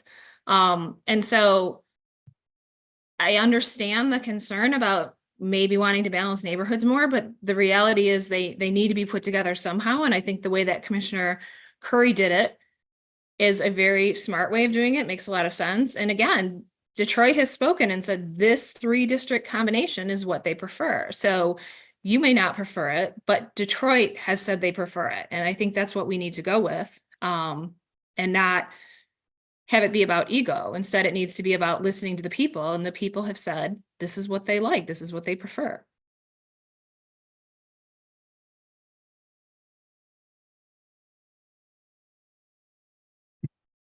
Just to note, and then we'll go to Commissioner Wagner. In the Kellum map, all of Dearborn Heights is in District 2. Allen Park juts up in between Dearborn and Melvindale. But I believe all of Dearborn Heights is in District 2, and Allen Park is that part that juts up in between the two city lines. Right, but it's split in the Heron. That neighborhood in Detroit, in Dearborn Heights, is pulled off and put into District 4 in the Heron. In Heron, I see Yeah. in Heron. Okay. Commissioner Wagner. Thank you, Chair. I just wanted to make it a comment because Ms. Degnogo made it abundantly clear this morning that the plaintiffs favored the Crane map. So, and I believe she commented that the NAACP did, as well as the organizations of plaintiffs that are actually suing us. So I am for whatever Detroit wants. If Detroit wants Crane, let's give them Crane. Thank you. So I just have a couple more comments. One, I think we should keep in mind, we're supposed to be drawing maps for people, not for politicians. While I do respect the service that all politicians who have contributed to this process have had, and maybe informing their communities about what's going on, or getting people out to come to our meetings, which I do appreciate, we got to keep in mind we're not doing this for politicians, we're doing it for people. And I think we're all trying to do this for the right reasons. I live in Detroit too. I don't know why that often gets forgotten, but that's okay. But I'm here for Detroit too. And we just have a different way of trying to do what's best for Detroit. But I think all of these maps that we're looking at comply with what the court order said. We haven't looked at race in any of them. And I do think that I have to agree with Commissioner Kellum and her community reasons on what she said for the same reasons that she said them. But I think all of these that we're debating do well for Detroit. And I heard a lot of people from Detroit said they like Heron, and Heron was a precursor to Kellum. So I don't know if it can unilaterally be said that one is preferred over another. That's all I got.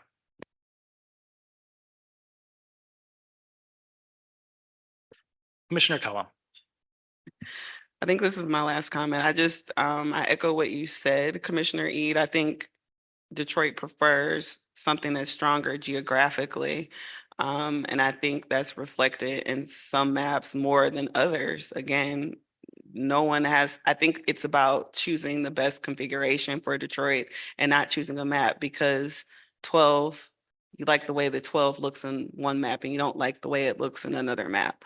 And I think there was a comment earlier about why Detroit is split up in the way that it is. I think because again, it responds to the community instead of just lumping one Detroit together. It's not my ego. These are the same comments that we've all heard.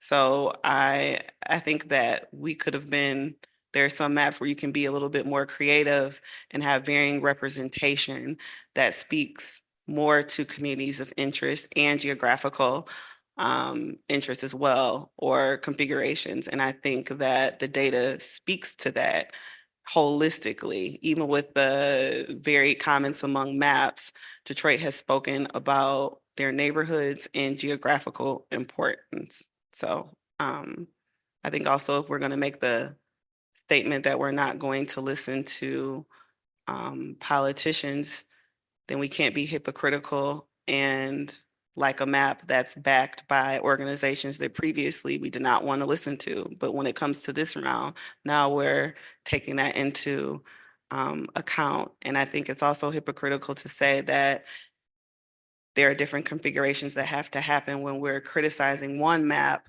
but we don't have to take those into consideration specifically, because I don't want anyone else to think that I'm speaking about them. When Commissioner Teller, you said about how some configurations put disenfranchised communities together, we can pick apart the Phoenix map, but again, I go back to those disenfranchised communities in the Crane map and them having a greater impact. You can't ignore that Banglatown is going to be swallowed up in District 3. You can't ignore what's going to happen in District 1. And so as long as the commissioners know that, that's fine. Everything that I've said today is about making an informed choice, because I think the Phoenix map has its issues. Same thing with the Heron map. But I think if we're going to pick the best map out of those, it's definitely not Crane. Thank you, Commissioner Cullum.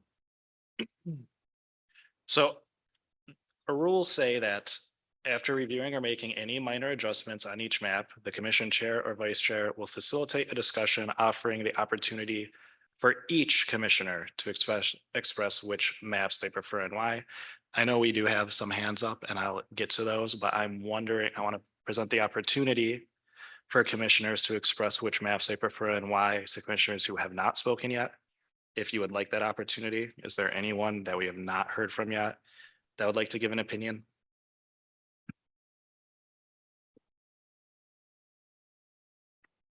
Commissioner Andrade. Yes, thank you. I just want to say that we've heard some very passionate voices for the maps one way or the other. I want to speak dispassionately and say that from the numbers that I have seen, partisan fairness, VRA, comments, core retention, that the Kellum map, Phoenix, Kellum, does a better job with the numbers. So for my voting, I would go with the Kellum map, Kellum Phoenix. And, my second would be the Crane A2. I don't think it has the numbers, the public comment, the VRA, it's not there, but it's the runner-up. So that's all. Thank you, Commissioner Callahan. I'm sorry, Commissioner Andrade. I was looking at her on the screen. Commissioner Stella. So I just want to address the point of, number one, I think when people have their hand raised, they're responding to another comment, and it creates non sequiturs when we're kind of jumping around. So, you know, if someone else has their hand raised in response, I think it would be polite to actually call on them next rather than try to find someone else to make a comment. Anyway, I just want to point out the issue of politicians, because both Commissioner Ede and Commissioner Cullum are saying, well, you know, we should discount politicians, or, you know, if you're going to not discount politicians, then you need to accept all politicians, whatever the argument might be. But I also want to point out that Christopher Gilmer Hill is a politician. He's currently running in the 8th House district that he had a hand in drawing in the Motown Sound, and he's continued to provide feedback throughout this entire process with respect to the Heron and the Kellum. He even went so far as on YouTube the one day when the Phoenix got voted down by the commission to be raised up to be published, he actually suggested to Commissioner Kellum and Commissioner Ede on YouTube during the meeting live, why don't you pull up map 376? It's the same as the, you know, prior version. Point of order, point of order. Commissioner what? We're supposed to be talking about the maps and what you feel, what a person or commissioner feels is good about the map or bad about the map. So far, most of the time, we've been talking about other people, other commissioners. I think that this line of discussion by Commissioner Zatella right now is along those lines, and I would ask that she be ruled out of order. May I respond?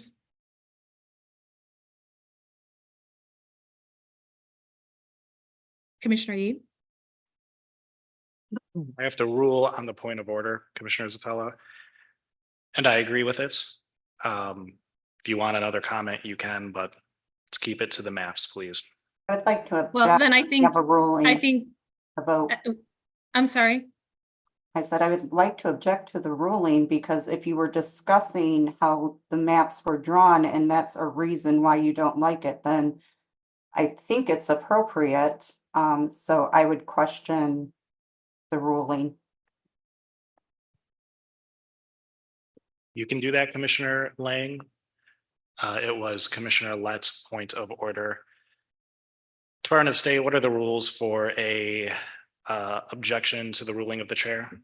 That would be a motion from Commissioner Lang if you wish to make it. That requires a second to overturn the ruling of the chair. And we'll look up the vote requirements right now. Quick question then, are you going to allow Commissioner Zatella to share her opinion again? That's to you, Chair. I think I've been letting everybody who wants to share their opinion, including Commissioner Zatella, who's had Is it a still lot of her- time to speak, just like the rest of anyone else who has had time to speak. Okay, is it still her turn? Let's get this point of order dealt with first. That's why It is I'm what's asking on- if it's still her turn. I'll make the motion, but if it's still her turn, then there's no point in making the motion. We have a point of order on the floor. I I've agreed move with the that we point of vote order. to overrule the ruling. Okay, Second. okay, thank you. And for clarification purposes, it is a majority vote. Is there discussion on it? There's discussion on the motion? I have my hand up in case you can't see it. Commissioner Zatella, go ahead, please. So I just think it's interesting to me that both Commissioner Kellum and Commissioner Ede were talking about politicians and their influence on the maps without objection. Yet when I raise the same concerns, somehow it's subject to a point of order. So if other commissioners are going to be allowed to discuss the same topic, specifically Sherry Gay DeNogo and NAACP and others, then that should also be fair game for every commissioner to raise similar concerns or to just simply point out the hypocrisy if they see such hypocrisy. Is there any other discussion on the motion? Just one more note to mention, after reviewing Robert's rules further, it's also outlined that the chair who made the ruling will abstain from the vote. That's fine.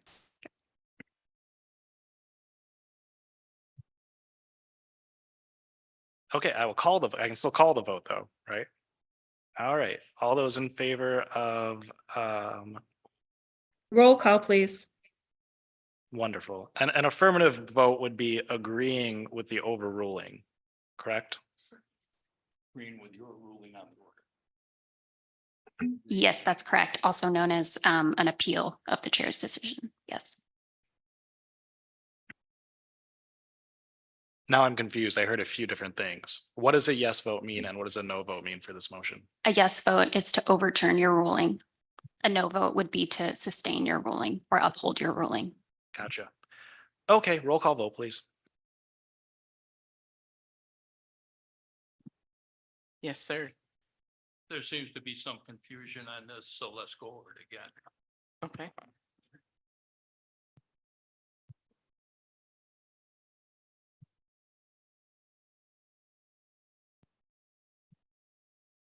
The motion before the commission is the result of a point of order raised by Commissioner Lett.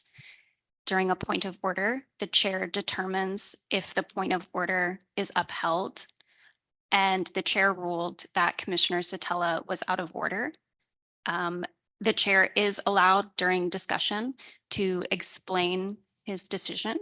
If that's something you would like to do, Commissioner Eid. I think the confusion is around what yes means and no means. So I would think that a yes vote would uphold his ruling.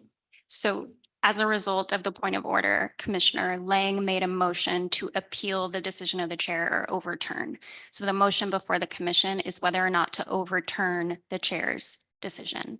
Okay. So a yes vote would be to overturn the decision, and a no vote would be to uphold the decision of the chair. Thank you for your clarification. You're It's welcome. always lovely as usual. Happy to help.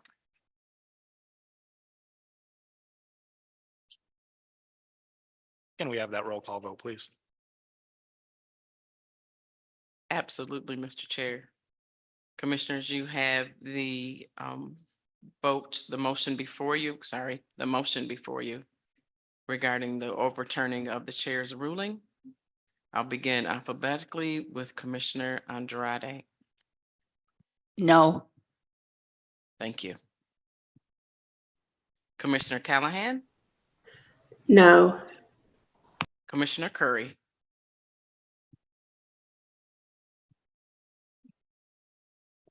Can you come back to me, please?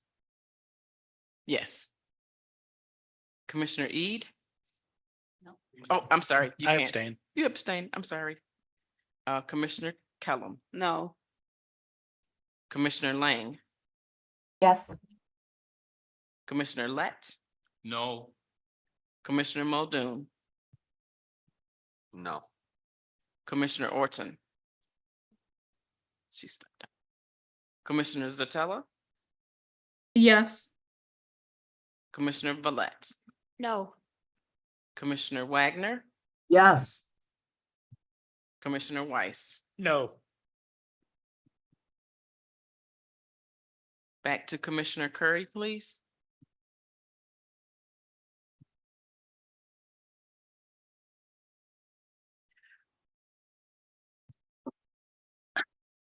It sounds silly, but I've heard so many different things about this, and we're voting that what Commissioner Lett said stands.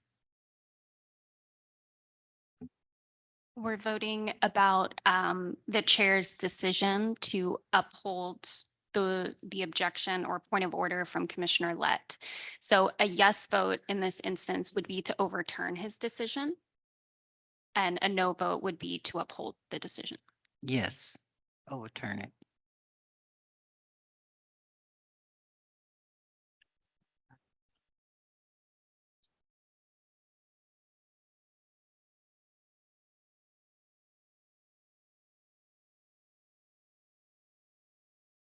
As of a vote, 7 no to 4 yes, the motion does not carry. Okay, thank you, commissioners. Really doing my best to get to everybody, keep this fair. Mr. Chair, Commissioner Lang, I apologize, but was that 7 to 4? Department of State. Yes, Commissioner Okay. Lang. Okay, we have 13 commissioners. 7 to 4 is 11. Commissioner Ede couldn't count. Who's the 13th commissioner? Orton. Commissioner Orton, who has stepped out of the room temporarily. Oh, okay, I apologize. I didn't hear. No, no, that one. you're fine. You're Thank fine. You're welcome. Commissioner Wagner, I'd like to make a motion to vote. Second. Second.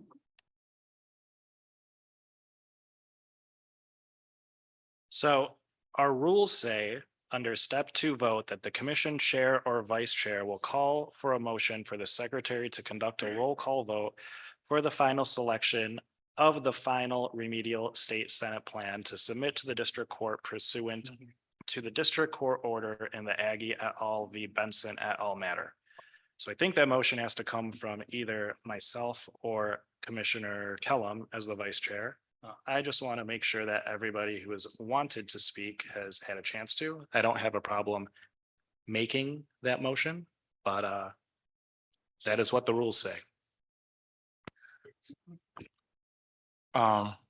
Commissioner Ede, if we want to look at step 2, vote part A. Yes, And- that's where I'm reading from. Okay. It says we'll call for a motion. We'll call for a motion. I see. Thank you so much for that. And can you please talk a little bit louder, Mr. Chair? 'Cause Sure. somewhere on this side, we can't hardly hear you. Can you hear me now? Oh, okay. All right, I will, has everyone Chair? had a chance? Your counsel, Mr. Fink has his hand raised. Thank you, Ms. Shar. Mr. Fink? Thank you, Mr. Chairman. There was discussion earlier in the meeting about, considering, removing some of the, alternative versions, revised versions from consideration, before actually proceeding with the vote under step 2. And so I just wanted to remind the commission of that if any commissioners decide that they want to consider removing any of the plans from consideration before moving forward. Thank you, Mr. Fink. I have not heard any such motion as of yet.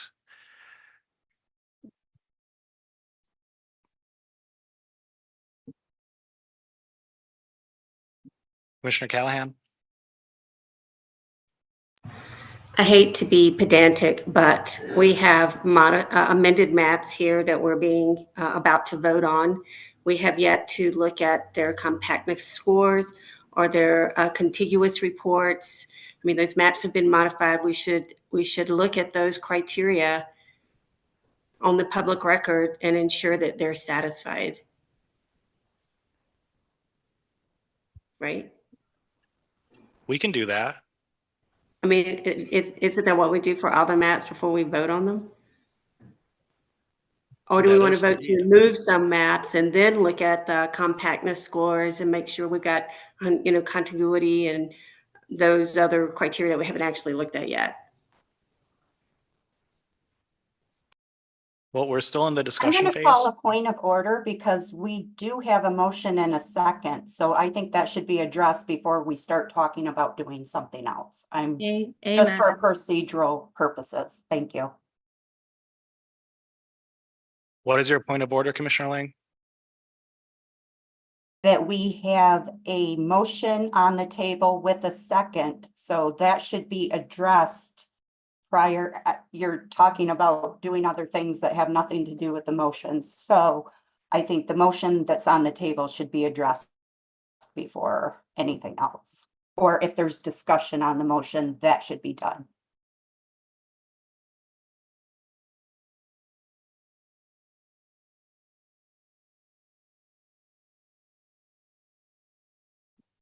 Department of State, can you restate the motion and who made it and who seconded it?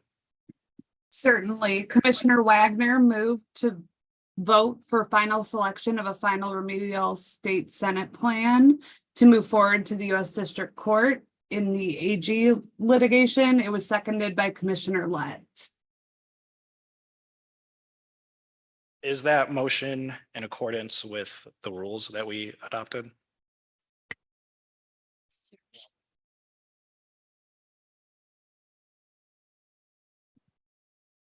I'm happy to pull up the rules and review, but to my recollection, it does, your adopted rules of procedure for the mapping procedure or voting procedure for the maps entail that you will review the constitutional criteria per Commissioner Callahan's comment of reviewing some of those, and also allow each of the individual commissioners an opportunity to speak on their preferred map. So the motion itself, of course, I defer to the chair on whether it was out of order, but it does not allow for the commission to follow your adopted rules of procedure. Okay, I want to make sure we get this right, folks. We've been going for 2 hours. Let's take a short 10-minute break to make sure that what we're doing is in accordance with all of our rules. We'll come back, we'll regroup, we'll look at whatever we got to look at, and then we'll get to voting.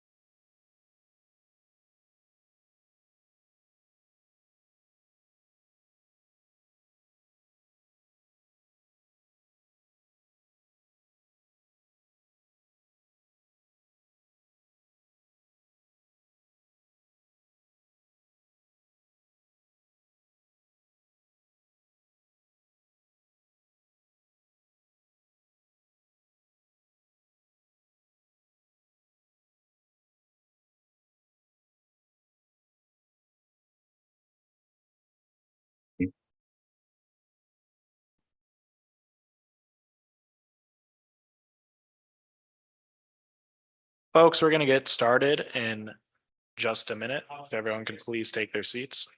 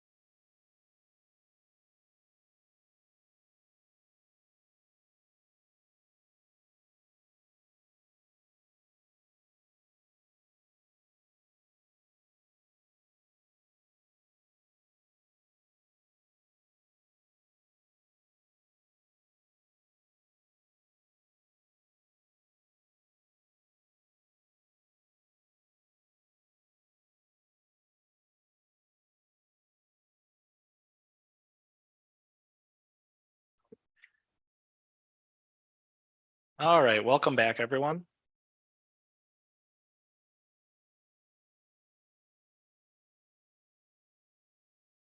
So there was a point of order due to a motion and a second that was on the table. Mr. Fink and Department of State took a chance to look into the rules to see if this was proper or not. I'll let them speak to it. Thank you, Mr.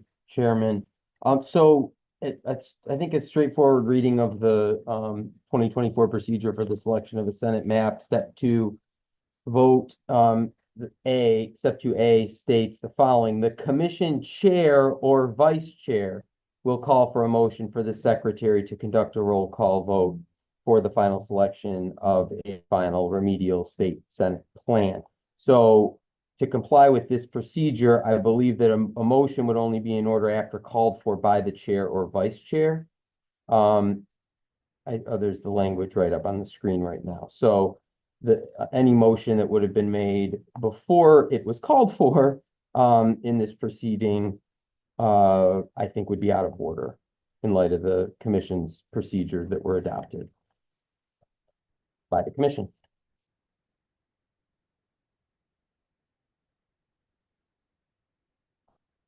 Commissioner Lang? Sure, I've got a question then. You guys are probably going to get mad. So if the motion was out of order because the chair or vice chair didn't call the motion, then would it be appropriate for a motion to be made for the chair or vice chair to call a motion? And I apologize to our sign language interpreter. I know I talked fast.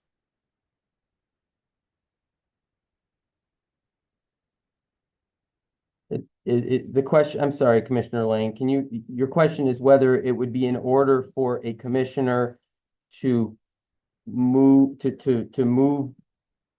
for the chair to call for a motion? Correct. But that's not contemplated in the rules. It's not, I think the rule on its own doesn't really contemplate that. I mean, at some point, you could, I suppose, take any sort of action that you want and can be decided whether it's in order or not.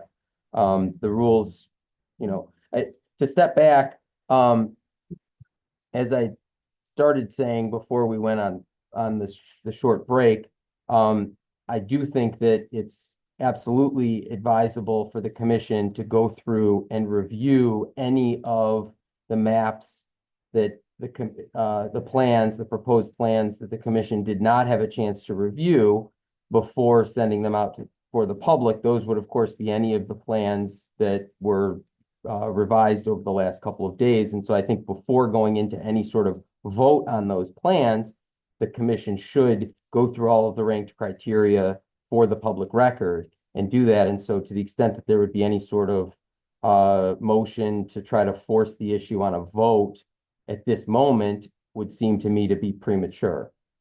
Okay, I'm going to stop there because we did go over the VRA analysis. We did go over the partisan fairness. They did give comment when it was being drawn. So what I would like to do is make a motion that the chair or vice chair make a motion to call the vote on voting on the maps. Make a motion to vote on the maps. Since you said Second. it's within the guidelines. Thank you. Second.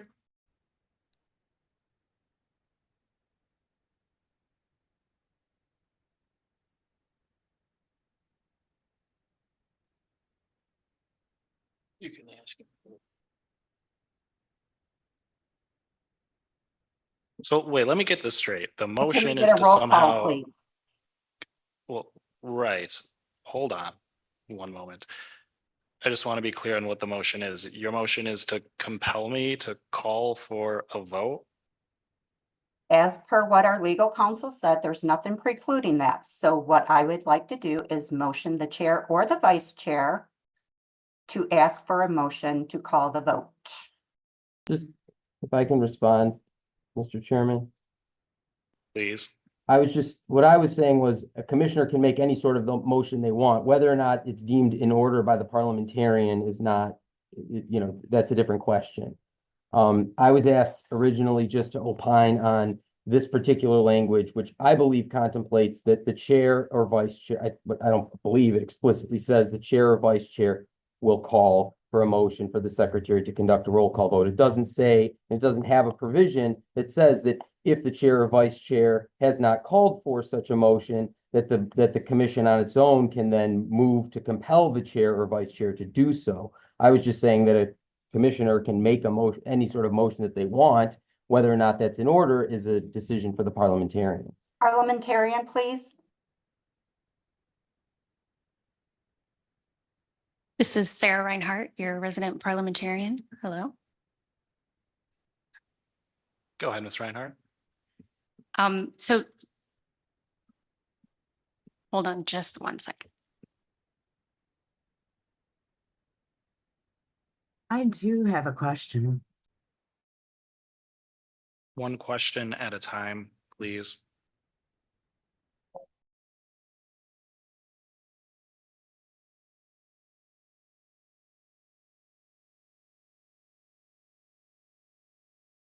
So there's a couple things that I want to review.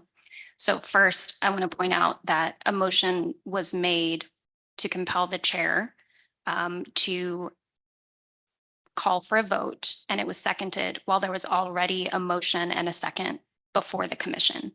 So before any second motion can be addressed, the first motion needs to be addressed. And I defer to the chair on whether or not to call a motion out of order.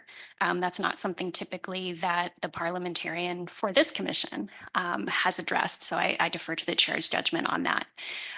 However, in regards to the second motion, my answer would be pretty similar in that I defer to the chair's judgment on whether or not that complies with your adopted rules of procedure and is in order. Thank you. Okay, the first motion I'm ruling as out of order. I'll ask that the second motion, if you could remove it so we could just get moving and review the compactness, which was the thing that we didn't review. Once we do that, I can call for the motion to vote. So to save time, I'd appreciate if you could do that. But the first motion, I'm ruling out of order. The compactness on what? All of the maps? On the amended maps, Which amended maps? All of the maps? Yes. All of the- them did? Since we've only been talking about certain maps, can we narrow it down to the certain ones that we've been talking about? The amended maps are Crane A1, A2, A3, Heron A1, and the individual commissioner changes. As you said, we reviewed the VRA and the we reviewed the VRA and the partisan fairness. We talked about the COIs while we were making the changes. We did not review compactness.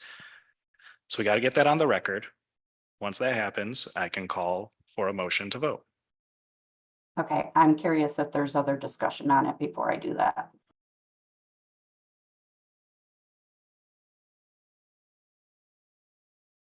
Okay, the first motion was ruled out of order. Do you withdraw your second motion?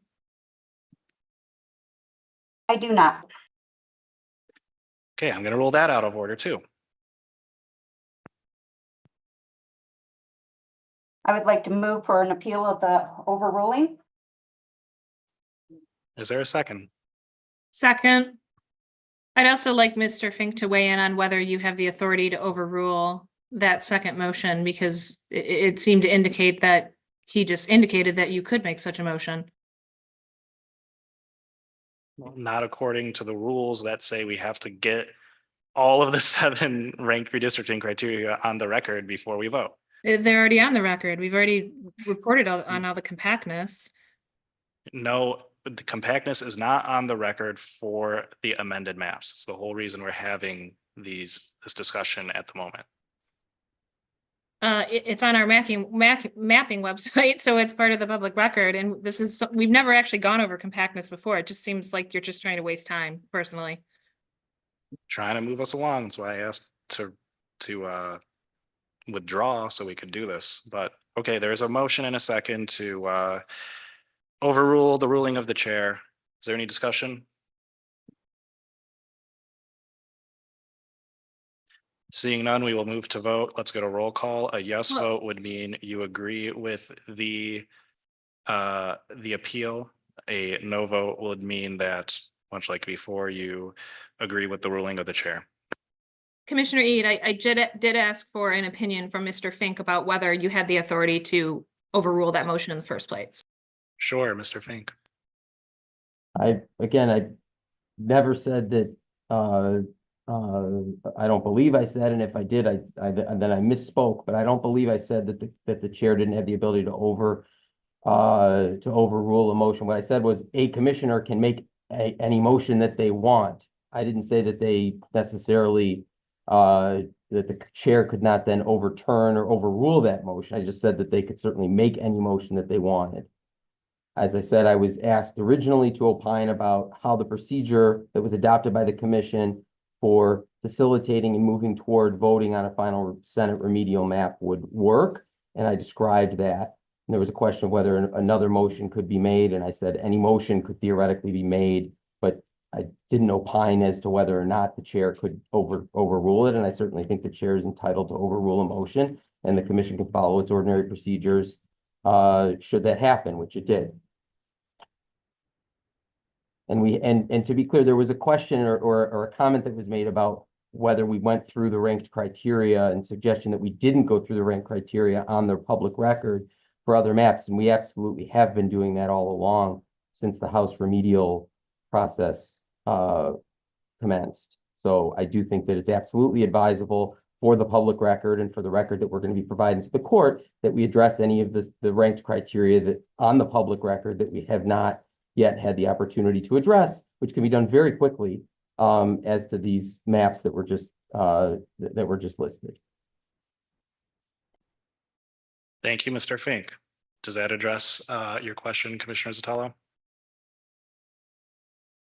Yes, thank you. Okay. Let's have a roll call vote. So we can get this moving, please. Megan, did you get it? The motion before you is to overturn the decision of the chair ruling the motion out of order. A yes vote means that You would like to overturn the ruling that the motion was out of order. A no vote means that you do not want to overturn the chair's decision. I will call on commissioners alphabetically, beginning with Commissioner Andrade. No. Commissioner Callahan. No. Commissioner Curry. Yes. Commissioner Ede, you would be abstaining. I abstain. Commissioner Kellum. No.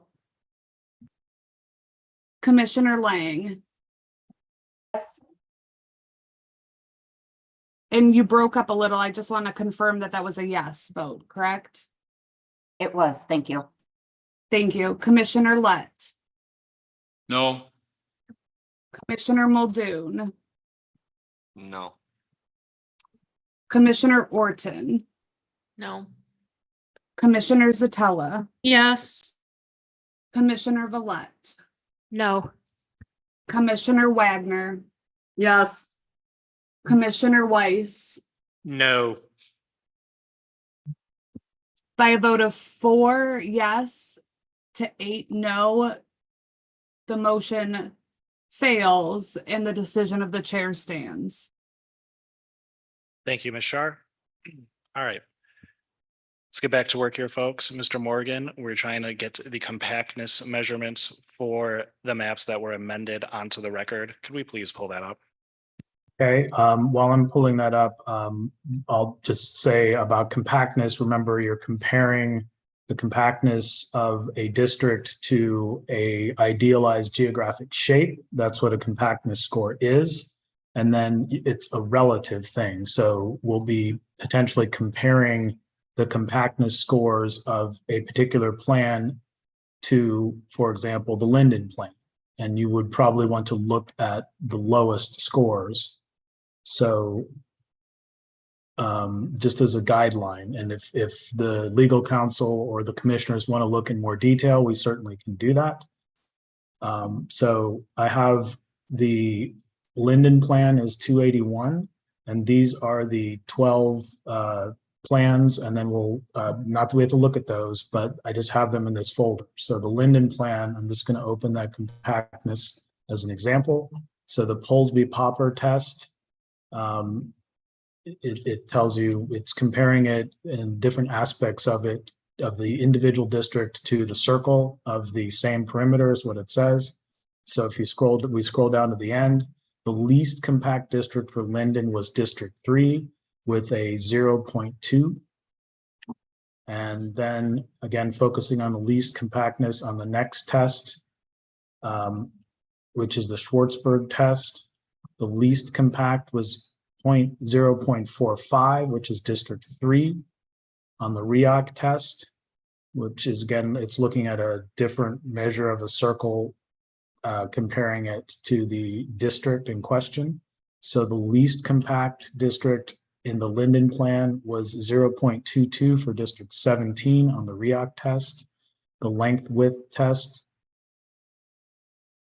was 0.5 for District 11. And if we can imagine, District 11 was one that was ordered to be changed, and it was north-south, kind of narrow and skinny, and it's comparing the length to the width of the district. So that's why that particular district score is lower. Convex hull is another measurement. It kind of, it rounds off some of the edges of a district and makes a comparison. And it's 0.59 for District 1. So those are the compactness tests for Linden. So just a quick survey, we'll look at each individual districts, see what the least compact is, and potentially compare that to Linden. Yes, and we don't need to see the ones that were already posted. Let's go through the amended maps. Okay. So we started with Crane A1. Okay. Crane A1 compactness. Crane A1 compactness. So on the Polsby-Popper, the least compact district was, please feel free to help me out if you want to take down some of those numbers if we're going to compare these. The least compact district is District 20 at 0.23. And again, the least compact under Linden was 0.2. So your least compact district under that measurement in that Crane A1 is greater than the least compact in Linden, just as a comparison. Okay. So we are back to Crane A1 on the next test, the Schwartzberg test. The least compact is 0.48 for District 20. On the REOC test, the least compact district is 0.22 for District 17. It's the same as in Linden, the same district as in Linden. Here, the least compact on the length width is 0.7 for District 7. The least compact district on the convex hull is 0.62 for District 20, which was not a changed district. So if you wanted to look a little more in detail at District 7, you could. But as a reference, we are on the length width. And I think we said on the Linden, it was 0.5 for District 11. So this District 7 is less compact than one district in Linden. Still would generally be considered compact with all of the other metrics, that specific district. I don't know if we need any other opinion, but it's within reasonable metrics generally. Thank you. Can we move on to Crane A2? See if there's any change there. Crane A2, compactness. Okay, on the Polesby Popper, the least. Crane A1 was also contiguous, supported all of the same communities of interest that the original Crane did, with the change being from Southgate to Wyandotte in districts 1 and 4. Yes.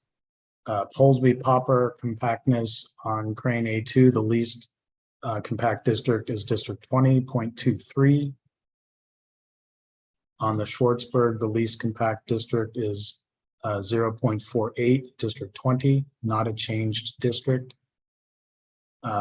Then on the REOC, 0.22 for District 17, not a changed district. And then on the, this is going to be the same as we just saw because the district wasn't changed between A1 and A2. It's 0.7 for District 7. The least compact on the convex hull is 0.62 for District 20, which was not a changed district. Thank you. And once again, Crane A2 also was contiguous, and the changes made were to reflect the state's communities of interest. Can we go to Crane A3? Okay, Crane A3 on the Polesby Popper. The least compact district is 0.23 for District 20, which is not a changed district. On the Schwartzberg, 0.48 for District 20, which is not a changed district. That's the least compact. On the REOC score, 0.22 for District 17, which was not a changed district. On the length width, it's 0.73 for District 1.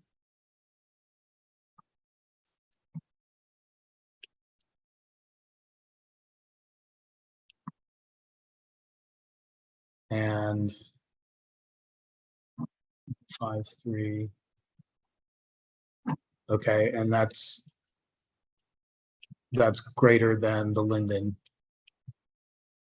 So it was a changed district, that's the least, but it's not outside of the bounds of the Linden map.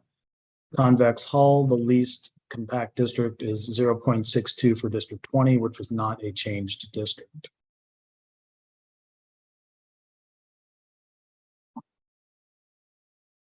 Okay, and once again, Crane A3 was also contiguous.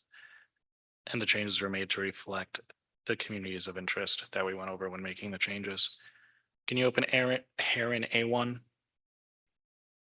Okay, Heron A1, Plan 408. Polsby Popper, the least compact is District 20, 0.23, not a changed district. The Schwartzburg is 0.48 for District 20, not a changed district. On REOC, it's 0.21 for District 1. And on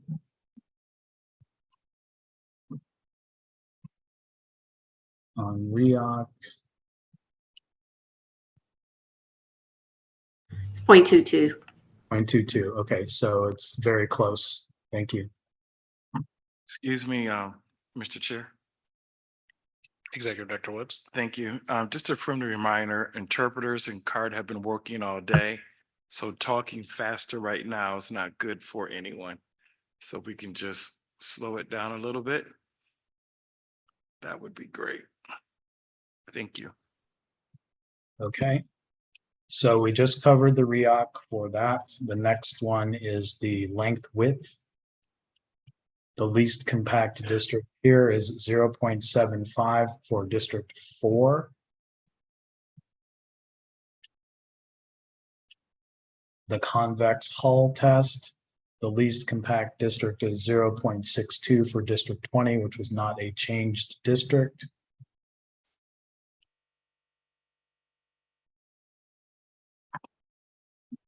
Okay. Okay, and I think the next change was Lang A1. Okay.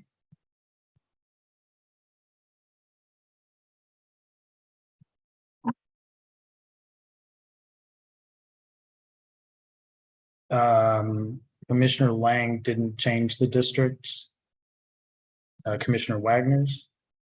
Oh, well, whichever one's next, Zatella then. So we have Zatella version 2 and version 3. So let me go back to that.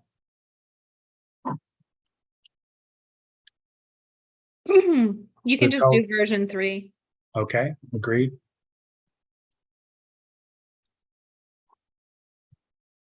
Okay, we're going to do Zatella version 3. Version 3 Zatella Polsby Popper. The least compact district is District 20 at 0.23, not a changed district. On the Schwartzburg, the least compact district is 0.48 for District 20, not a changed district. On REOC, the least compact district is 0.22 for District 17, not a changed district.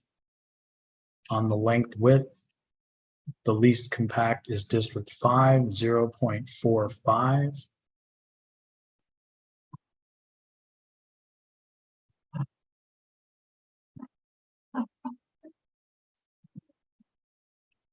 And that was on the length width.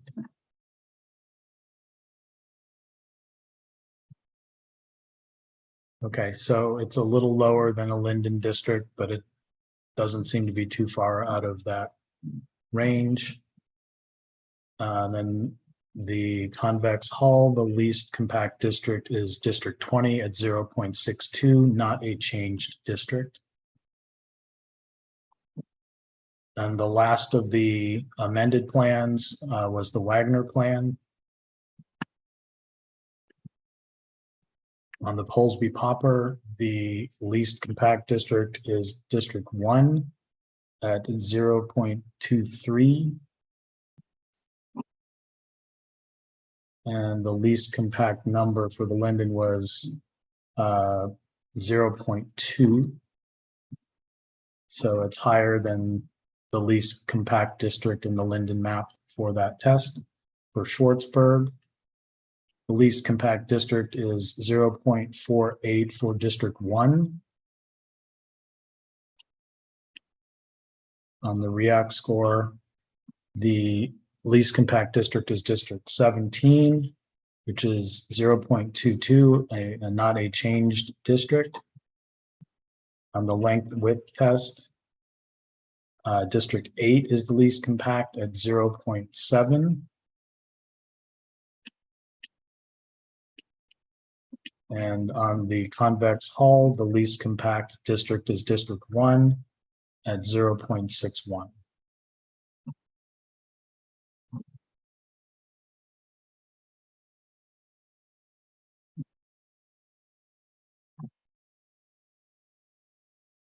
Did you want to look at any other details on compactness? I think that about does it. Thank you, Mr. Morgan.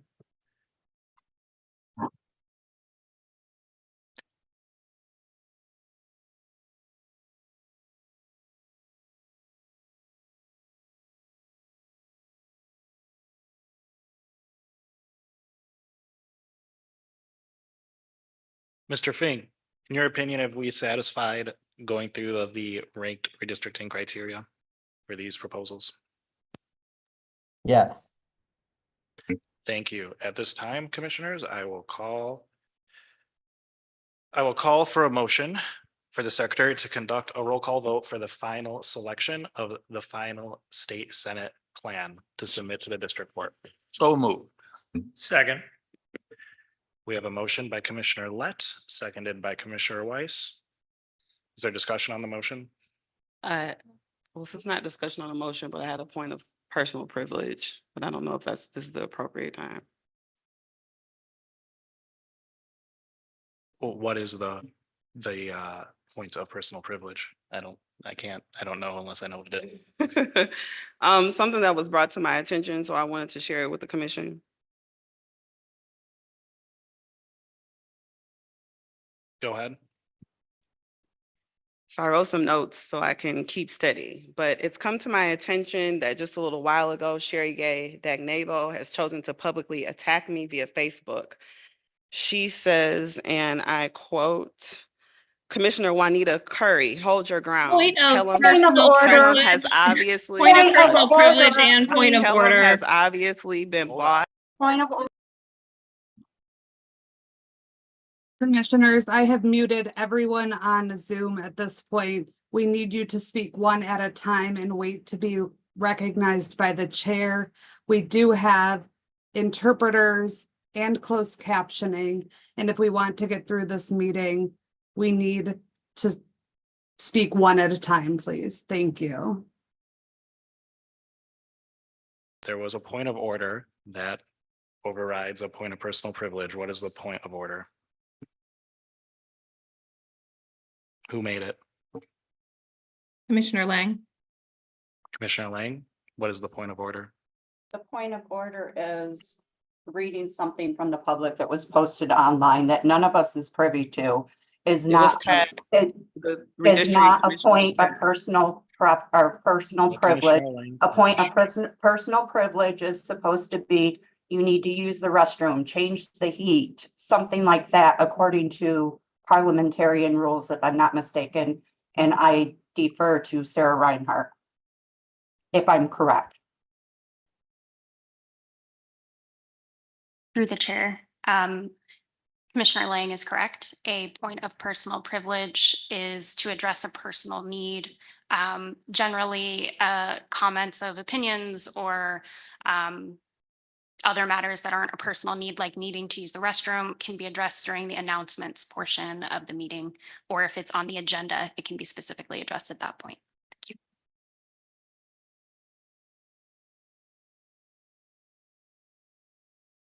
Okay, the point of order stands. Commissioner Kellum, save that for announcements.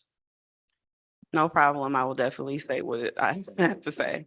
No commissioner should feel threatened. I think that goes without saying. Okay, we have a motion and a second. Is there discussion on the motion? We'll vote to approve the motion and then the secretary will conduct the roll for the final map. All those in favor of the motion, please raise your hand and say aye. Aye. Any opposed? The ayes have it. The rules say that each commissioner shall vote by stating the name of their preferred plan to submit. And with that, I will turn it to the secretary. Thank you, Chair. And just for the record, I want to clarify which map Commissioner Zatella is putting forward as her individual map to be voted on. Version 3. Thank you very much. If the commission would you like me to put a list of all of the maps up on the screen for you to view? That might be helpful.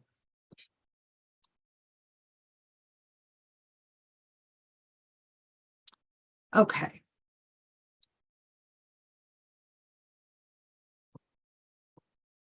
The motion before you is to vote for a final selection of a final remedial state Senate plan to move forward to the U.S. District Court for the Western District of Michigan in the AG v. Benson litigation. I will call on commissioners in alphabetical order. When I call on your name, please state the map that you prefer. I will begin with Commissioner Andrade. Kellum, Commissioner Callahan. Can you come back to me? I can. Commissioner Curry.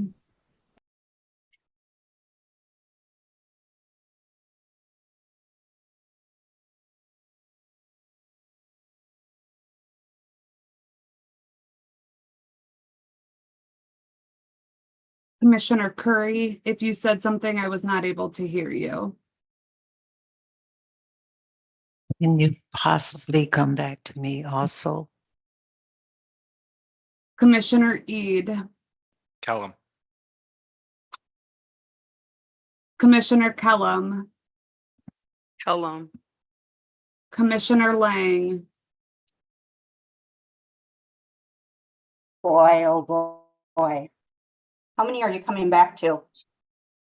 You know what? 2 others. Crane A1. Commissioner Lett.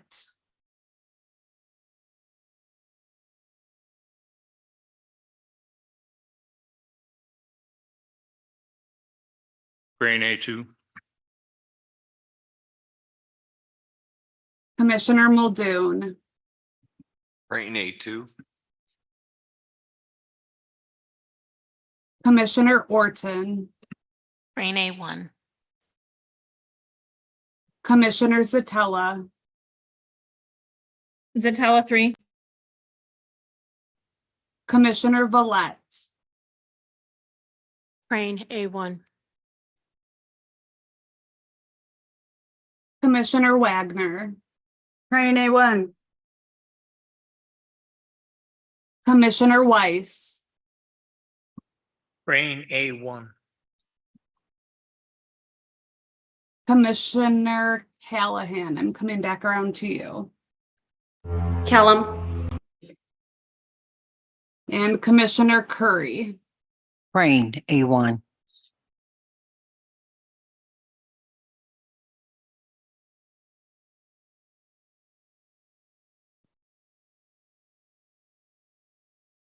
Chair, the motion fails. Crane A1 received 6 votes. However, it only received 1 vote from an individual affiliating as a Democrat, 3 votes from individuals affiliating as Republicans, and 2 votes from individuals not affiliating with either party.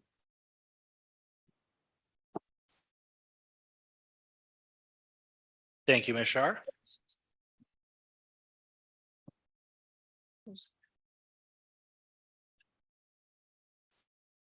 Okay.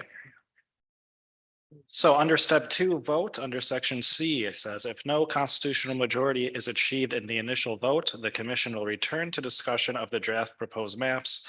During this renewed overview and discussion, the commission by majority of members present may vote to amend one or more draft proposed maps to extend amendments that are a logical outgrowth of public comments received After discussion is concluded, the chair or vice chair will again call for a motion for the secretary to conduct a roll call vote for the final.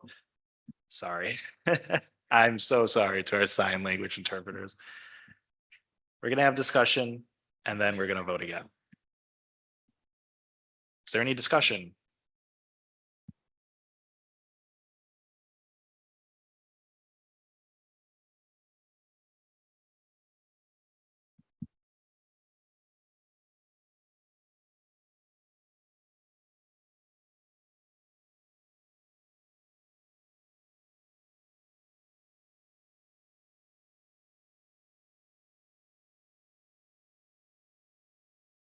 Any discussion, commissioners?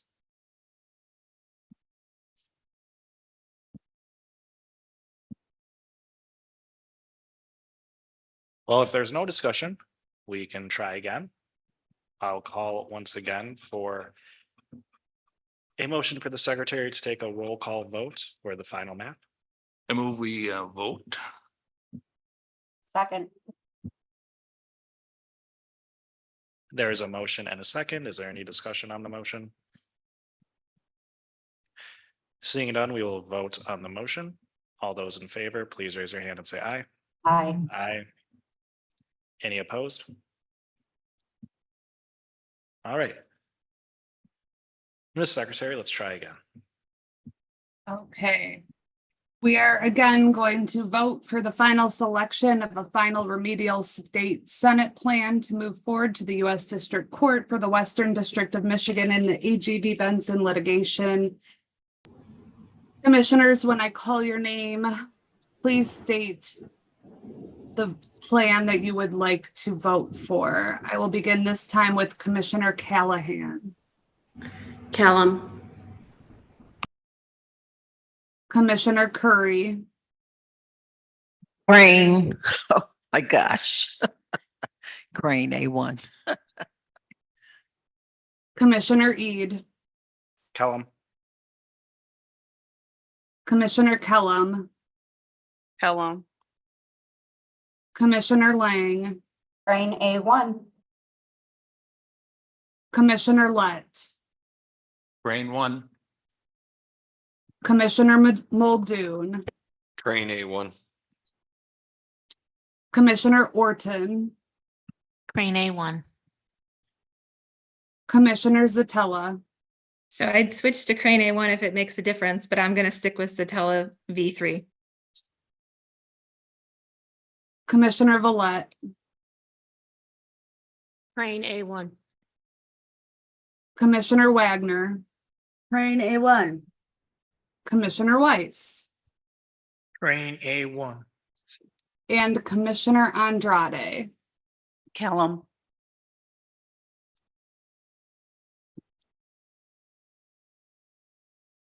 Chair, once again, the vote fails. There was only one commissioner affiliating with the Democratic Party that voted for Crane A1. And that is where it fails.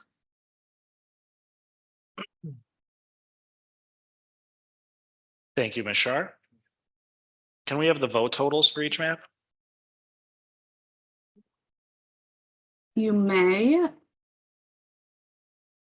For Pelham, there were 4 votes. For Crane A1, there were 8 votes, and for Zatella V3, there was 1 vote. So Crane A1 did achieve a majority of commissioners. However, it did not achieve 2 commissioners from each party and 2 unaffiliated commissioners. Thank you. All right, we will open up to discussion. We have 3 more votes before it goes to ranked choice voting, commissioners. Seems that we are 1 Democrat vote short for any constitutional majority. Is there any discussion? Yeah, how many Democrats are in here? Well, you have 3. you, yourself, Commissioner Andrade, to your right, Commissioner Kellum, and Commissioner Callahan joining via Zoom. Commissioner Kellum. My discussion is short. I won't be voting for any map, which is Crane, that I'm being threatened over online. So that's the end of that. Can you repeat that? I didn't hear you.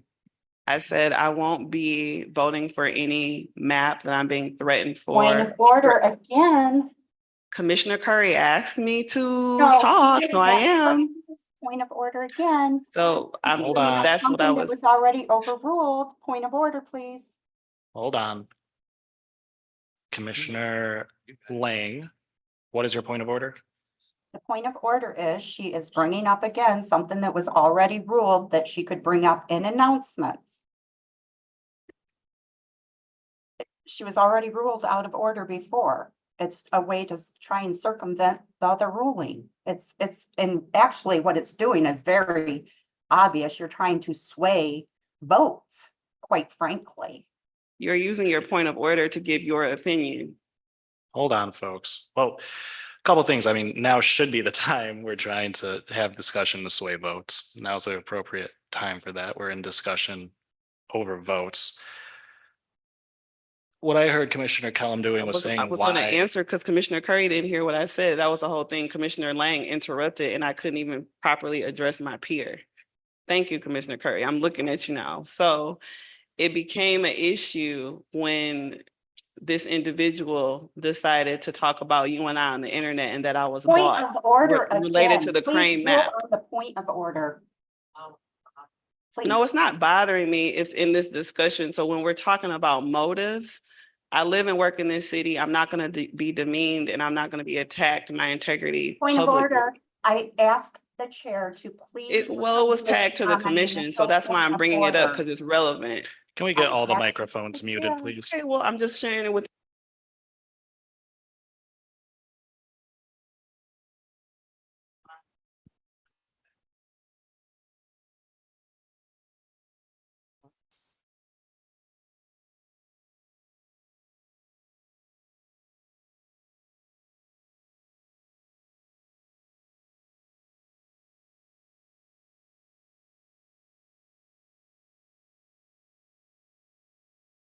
Her opinion, she's not going to be voting for the Crane map in her opinion. That's what you wanted to say. All right. Because I still have to live here after this. Sure. I have to live in Detroit, Okay, not we- so many people. I think you've made your point. Is there any more discussion before we go on to a further vote? I do have my hand up in case you can't see it, Commissioner Eid. Thank you, Commissioner Zatello. Go ahead. Yeah, I would just appeal specifically to Commissioner Andrade. I appreciate that you like the column. We have 8 commissioners that really like the Crane. We've had a number of members of the public that really like the Crane as well. As I indicated before, the results that we received from Close Up, which is, I believe, U of M, analyzed the maps and that same configuration for Detroit that the Detroit community preferred is in the Zatello map and is in the Crane. So they are based off of each other. And so I would strongly encourage you to change your vote over to the Crane, even though it might not be your preferred map, just so that we can resolve this and move on.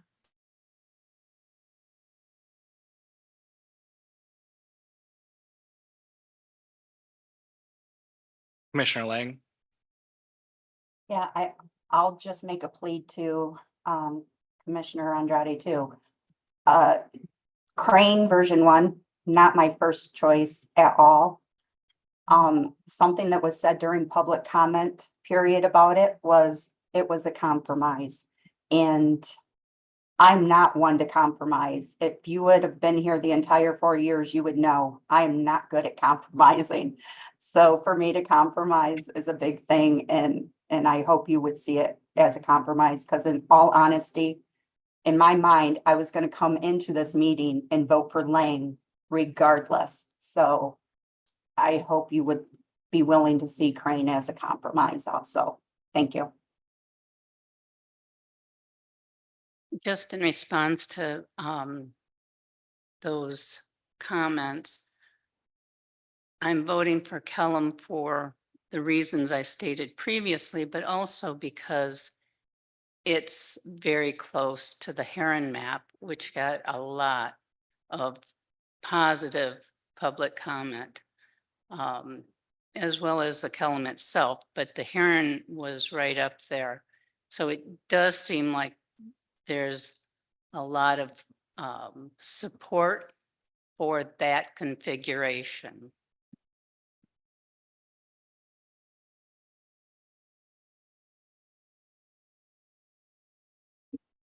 Thank you. Commissioner Callahan? I agree with Commissioner Andrade. I think the Kellam and Heron maps have very strong community of support, can demonstrate a very strong adherence to communities of interest, and have excellent partisan fairness scores.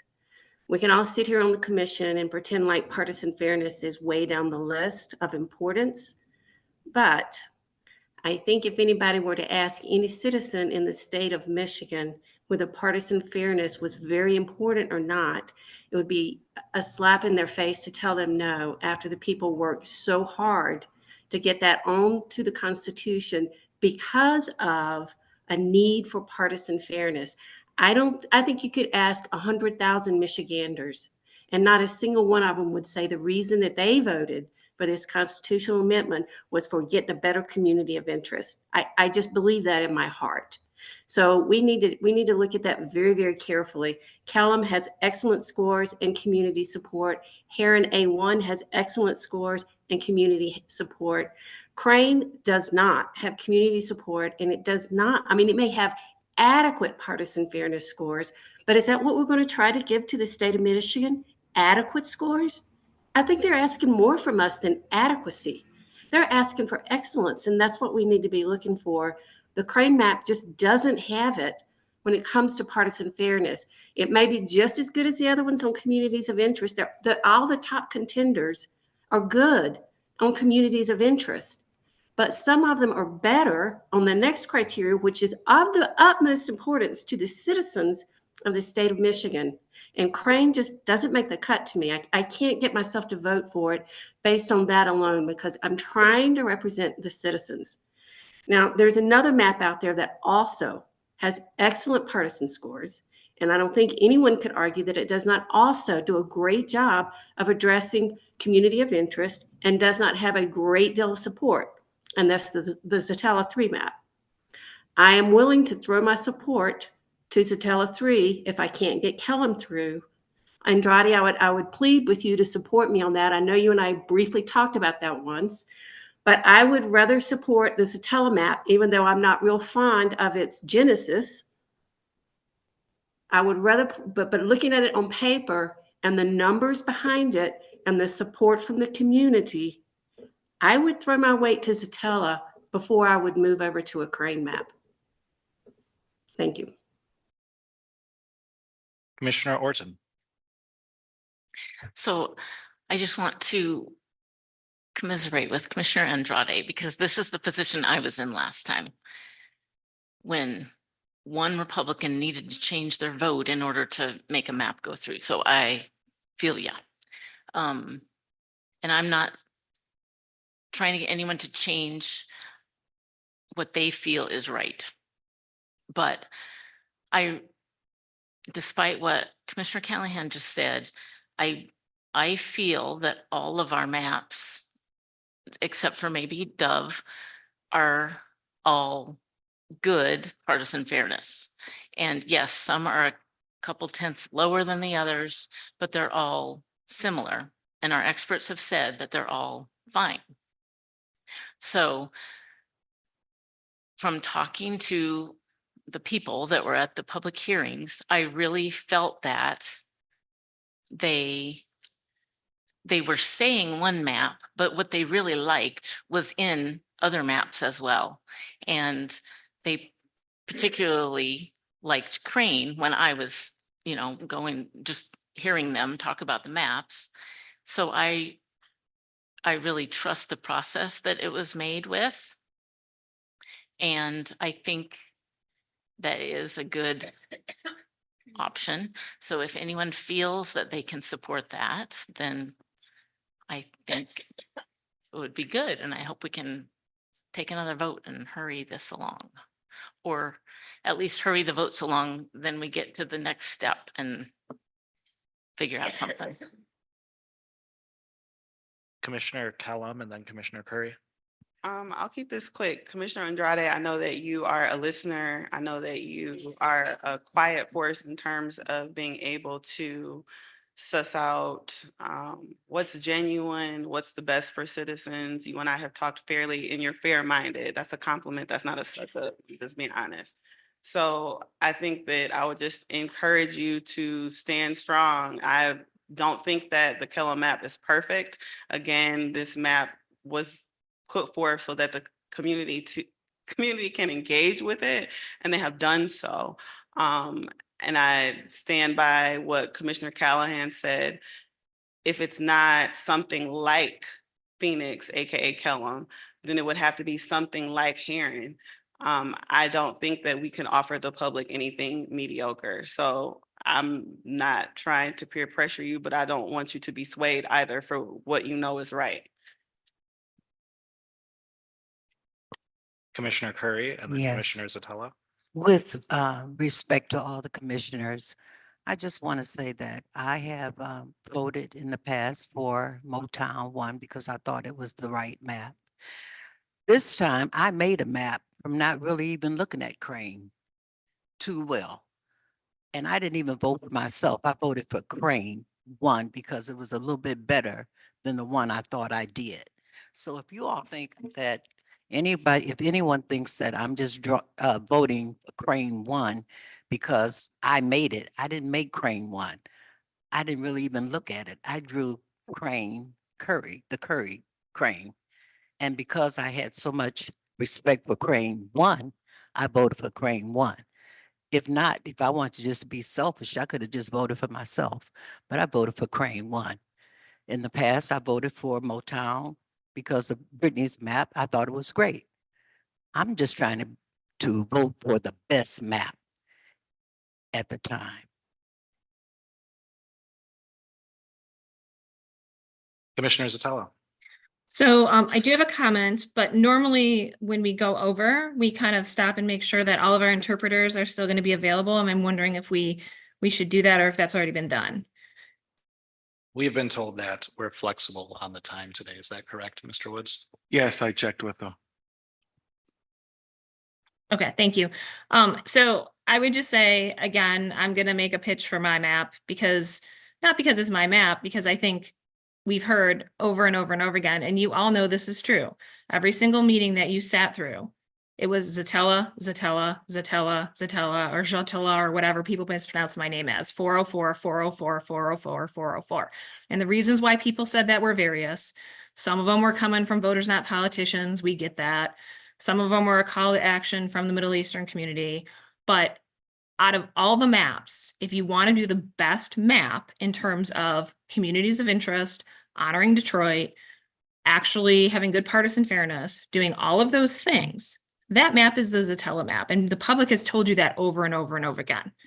Now, if you internally don't want to do that for whatever reasons you want to do, that's fine. I'm not going to cry about it. I think it's a shame because I think that this commission was put into place to create fair maps that represent community of interest and have good partisan fairness and also comply with the VRA. And that map does all of that, particularly for the Chaldean community who asked for changes, which I made today, to accommodate that last community of interest that was feeling like it wasn't accommodated. So again, I think going with the Zatella map is really the logical choice and is frankly what you did with Motown Sound. You came in after Motown Sound and you said, the public has spoken. We're going to go with Motown Sound. And yet in this case, because you don't like the author, I think in some cases, you don't want to do the same thing. And it's not right for the community. It's not right for the state of Michigan because that is the best map. And that's what the public has said. That's what the analytics say. That's what the VRA says. I mean, that's across the board. So, but again, if you're not going to do that, vote for the Crane 1, because I think that follows that same configuration for Detroit. I have concerns with it about other communities' of interest, but I think in general, it's a decent map that has decent partisan fairness and has all the other characteristics as well.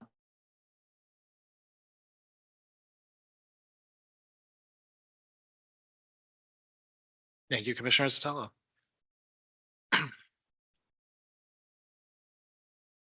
Commissioner Villette. Can you go over what happens if we can't make a vote today? Well, we're on vote 3. Our rules call for 5 rounds of voting. If we do not have a constitutional majority, after 5 rounds of voting, we then move on to the ranked choice process. Mr. Fink, can you discuss the ranked choice process?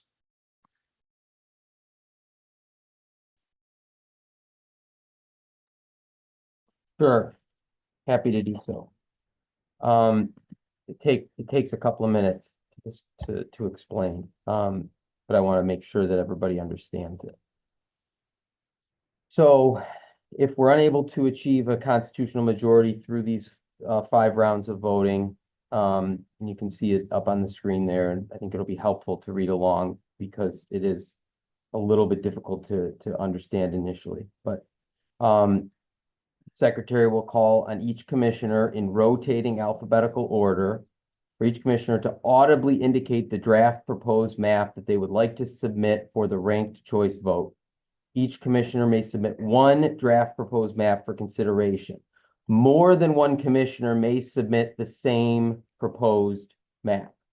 So if, and I think the example I gave before, I'm not going to use the maps under consideration now, but if we had Plan A that was under consideration, if more than 1 commissioner want to submit Plan A for consideration for ranked choice voting, they can do so.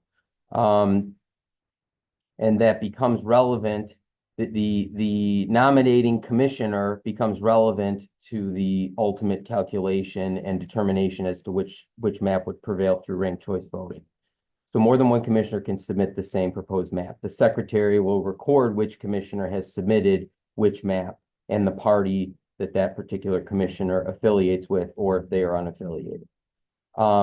The Secretary of MDOS has or will create a Microsoft form live on the screen here, and that will contain all of the names of the maps that were submitted pursuant to the previous step 3A, for commissioners to rank in order of preference, with number 1 being most preferred and the last ranked plan being least preferred. The secretary will send an email to each of the commissioners containing a link to the form. The link will not be publicly disclosed to make sure that we just contain this to just commissioners who will be voting. Each commissioner will have 10 minutes to complete the form and submit their preferred ranking. Commissioners who are not able to access the form due to lack of an internet connection or any technical issues will convey their preferred rankings verbally and publicly for the secretary to record. After the 10 minutes have elapsed for completing the ranked choice voting form and each commissioner present at the meeting has voted, the secretary will tally the votes. The secretary will read the commissioner's ranked votes aloud for each commissioner present to audibly confirm their vote on the record, one at a time in alphabetical order. The next provisions are describing how the numbers are calculated and how we determine whether or not we have selected a map through the ranked choice voting process.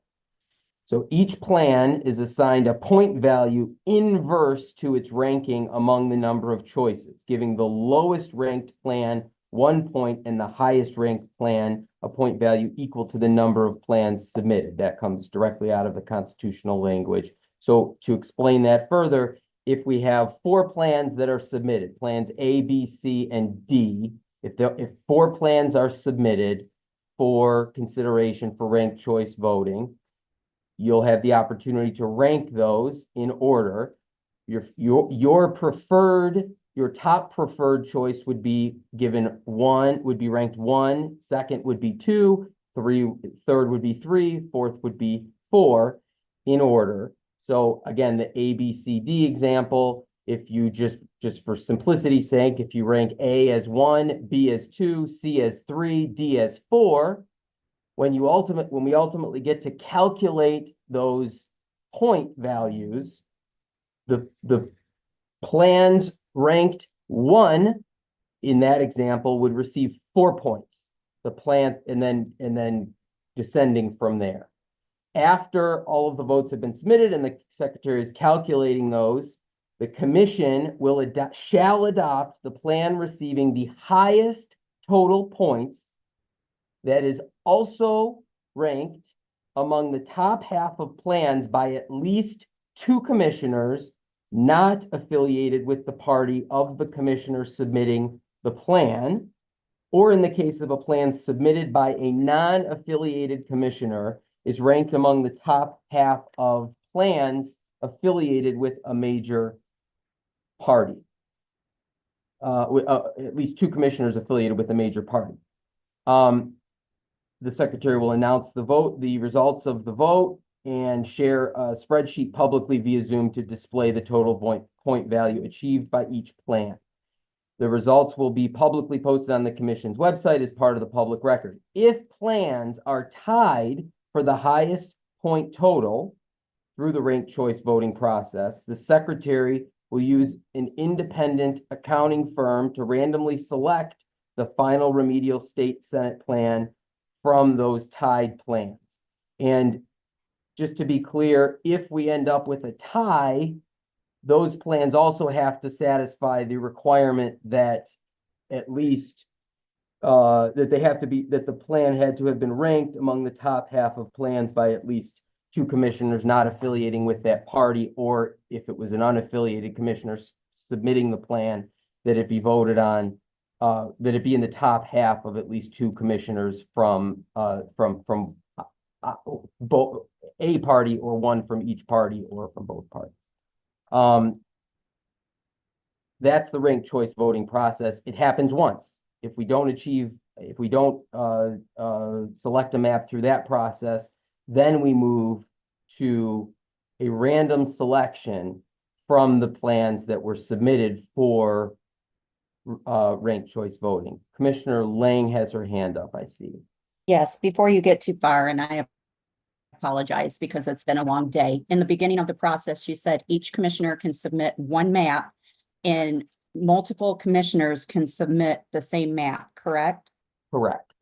If multiple commissioners submit the same map, then is that map only voted on once, or does it appear multiple times? Yeah, that's a good question. So I discussed this, I think it was at the Thursday meeting, at the meeting when the commission adopted these rules. I noted that back in December of 21, there were different approaches that were presented to the commission in terms of how to determine how many times a particular map or plan that gets submitted more than once would appear in the ranked choice voting process, and then if necessary in the random draw. The option that the commission chose is that if a plan is submitted by more than 1 commissioner for ranked choice voting, it will only appear once in the ballot, so to speak, for the ranked choice voting process. So if, in my example, going back to my example, if 2 commissioners submit Plan A, it'll only appear once in your ballot. Okay. If we don't select a map through ranked choice voting and we have to go to the random draw, then that Plan A example would appear twice, would be in the hat, so to speak, the virtual hat that we would be drawing from. It would appear twice. So okay, the fact that 2 commissioners submitted it would count twice in a random draw, but not in the ranked choice voting ballot identification. Okay. Does that make sense? It does. So I got a second part to the question, and I'll make it quick. I apologize, everybody. So if it counts as once in the initial, then how do you determine, say, if a person from every affiliation does one, how do you determine that the one who is considered the one that submitted it when you're looking for 2 people from a non-affiliated You understand what I'm saying? Yeah. No, that's a good question. And the process that was adopted is that the secretary will still note for the record the affiliation of the commissioners who have submitted the plan. So going back to my example, if two commissioners submit Plan A, one Republican and one Democrat. Again, it will only appear once on the ballot, but the secretary will note for the record that it was submitted by both a Republican and a Democrat. So when you're looking at if Plan A in that example is the highest point, receives the most points, you'll then just need to satisfy having two members of the commission from any of the parties who have it in their top half to satisfy that if it was submitted by a Republican and a Democrat. And you can go down the various iterations if it's submitted by an unaffiliated member and a Democrat. You just have to satisfy that constitutional requirement of having two members of either the unaffiliated or a party that's not affiliated with that submitting member, that submitting commissioner, have it in their top half. Okay, thank you. That answers my question. So that's the discussion. Like I said, it takes a few minutes to explain. If anybody has any other questions about it, I'm happy to answer them.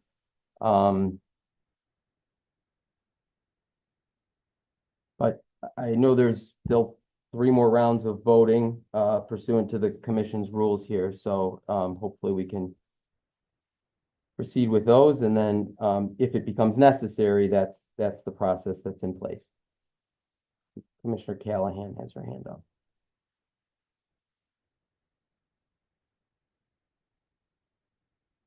Commissioner Lang, does that answer your question? Or Commissioner Villette, actually? No. I just have one thing to Callahan add. has her hand up. What was that, Mr. Fink? Oh, Commissioner Callahan has her hand up. Commissioner Callahan.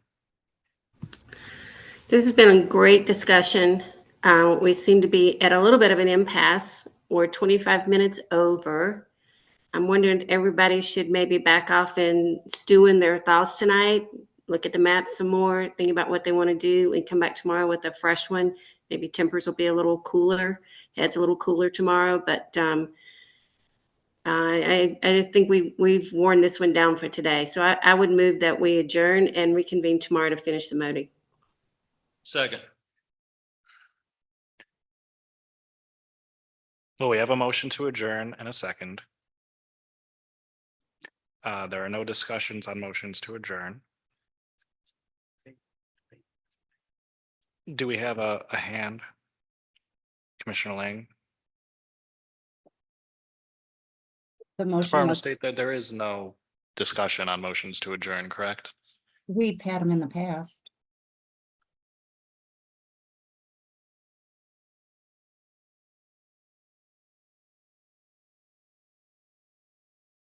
I defer to the chair.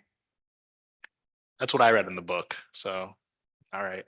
I know we have had them in the past because I have actually done it, whether it be because we were expecting a public commenter to show up or various other reasons. I have had comment before when there's been a motion to adjourn. I'm just saying. Go ahead, Commissioner Lang.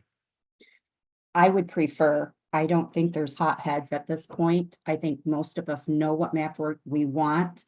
I think we want the voting done. I would say that we take the final votes.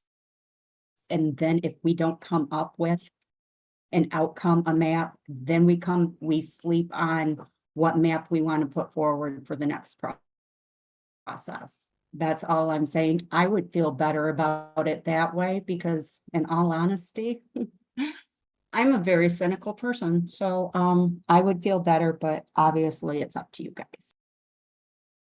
Thank you, Commissioner Lang. Commissioner Zatella, is your hand up? Yeah, I was just gonna echo the same thing. I'd at least like to move to the next 3 rounds of voting this evening. We've been moving through them pretty quick. And then if we, hit the 5 and we need to go to ranked choice, we could pick that up in the morning. Any more discussion? Can we get a roll call vote, please? This is on a motion to adjourn. Certainly, Chair. This is on a motion to adjourn. If you would like to adjourn, you would vote yes. If you do not want to adjourn the meeting at this time, you would vote no. I will begin with Commissioner Curry. On the mic. No, no, no. Commissioner Ede, No. Commissioner Kellum, I'm sorry, yes. Commissioner Lang, No. Commissioner Lett, Yes.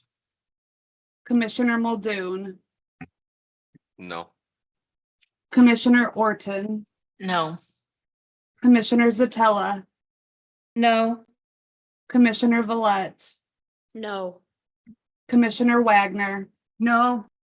Commissioner Weiss, Yes. Commissioner Andrade, Yes. Commissioner Callahan. Yes. With a vote of 8 yes to 5 no. I'm sorry. 5 yes to 8 no, we will not adjourn at this time. All right, we will return to discussion. Is there any more discussion? I'll just like to add, there were some pleas to the Democratic commissioners, which is fine and appropriate. If any of y'all do decide to change your vote to Crane, I could get behind Crane A2. It seems like how I'm counting the votes, my vote as an independent doesn't matter as much for this one, which is fine, but I prefer Crane A2 to Crane A1, and it is my third preference if we get to the ranked choice process. Commissioner Kellum. Well, that I'm not going to answer your plea, but I mean, my choices would still be Kellum, Heron A1. Zatella 3 is actually a wink to Kellum if you look at it. So sorry, Commissioner Zatella, I don't have a problem with you. Never have. Just don't like some of the things you say, and I'll keep it like that. And Cardinal, but nowhere on my list is Crane, and I'm just being completely transparent. Also would like a restore my personal comfort break.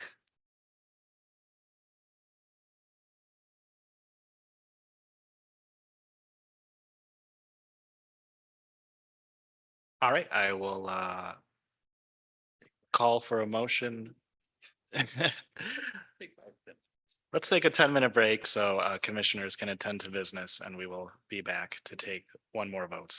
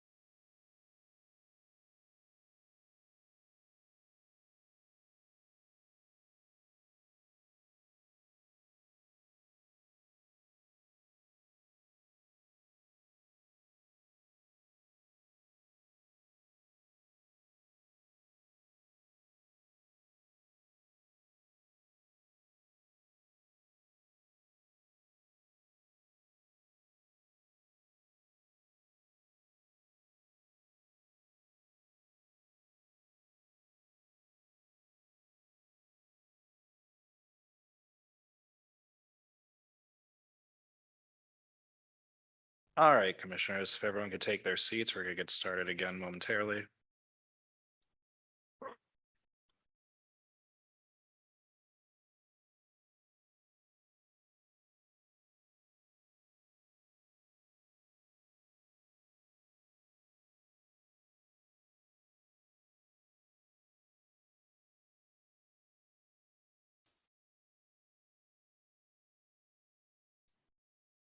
Everyone?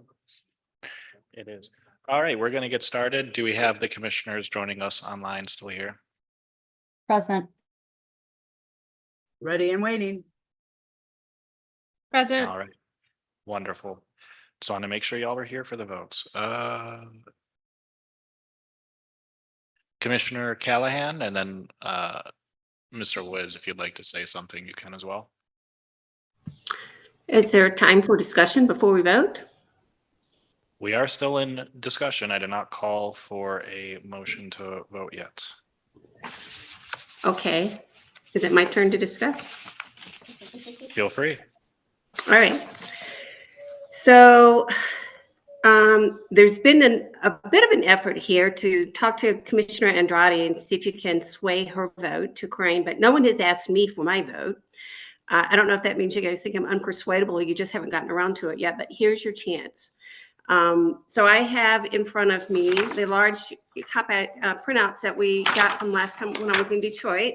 Cynthia, you and I went to the store and made these. They've been very helpful. I've got Crane here, my pen, and the Zetella map. And the criteria we're supposed to be going by to judge these maps. And I'm asking you to help me understand why I should decide to vote for Crane. So going through the criteria, I think we could all agree population is not an issue on either map. Voting rights is not an issue on either map. And we've already checked they are both geographically contiguous. So that kind of checks those off. COIs can be a little bit more subjective. I'm going to skip down to the next criteria just because it is objective. That's the partisan fairness numbers. And it's uncontrovertible that the Zetella's map has better partisan fairness numbers than the Crane map. So that brings me back to say the preference for Crane must be based on a superior use of communities of interest. So can someone walk me through the specific places on the Zetella map and the Crane map of where the Crane map improves or accommodates a community of interest that is not accommodated on the Zetella map?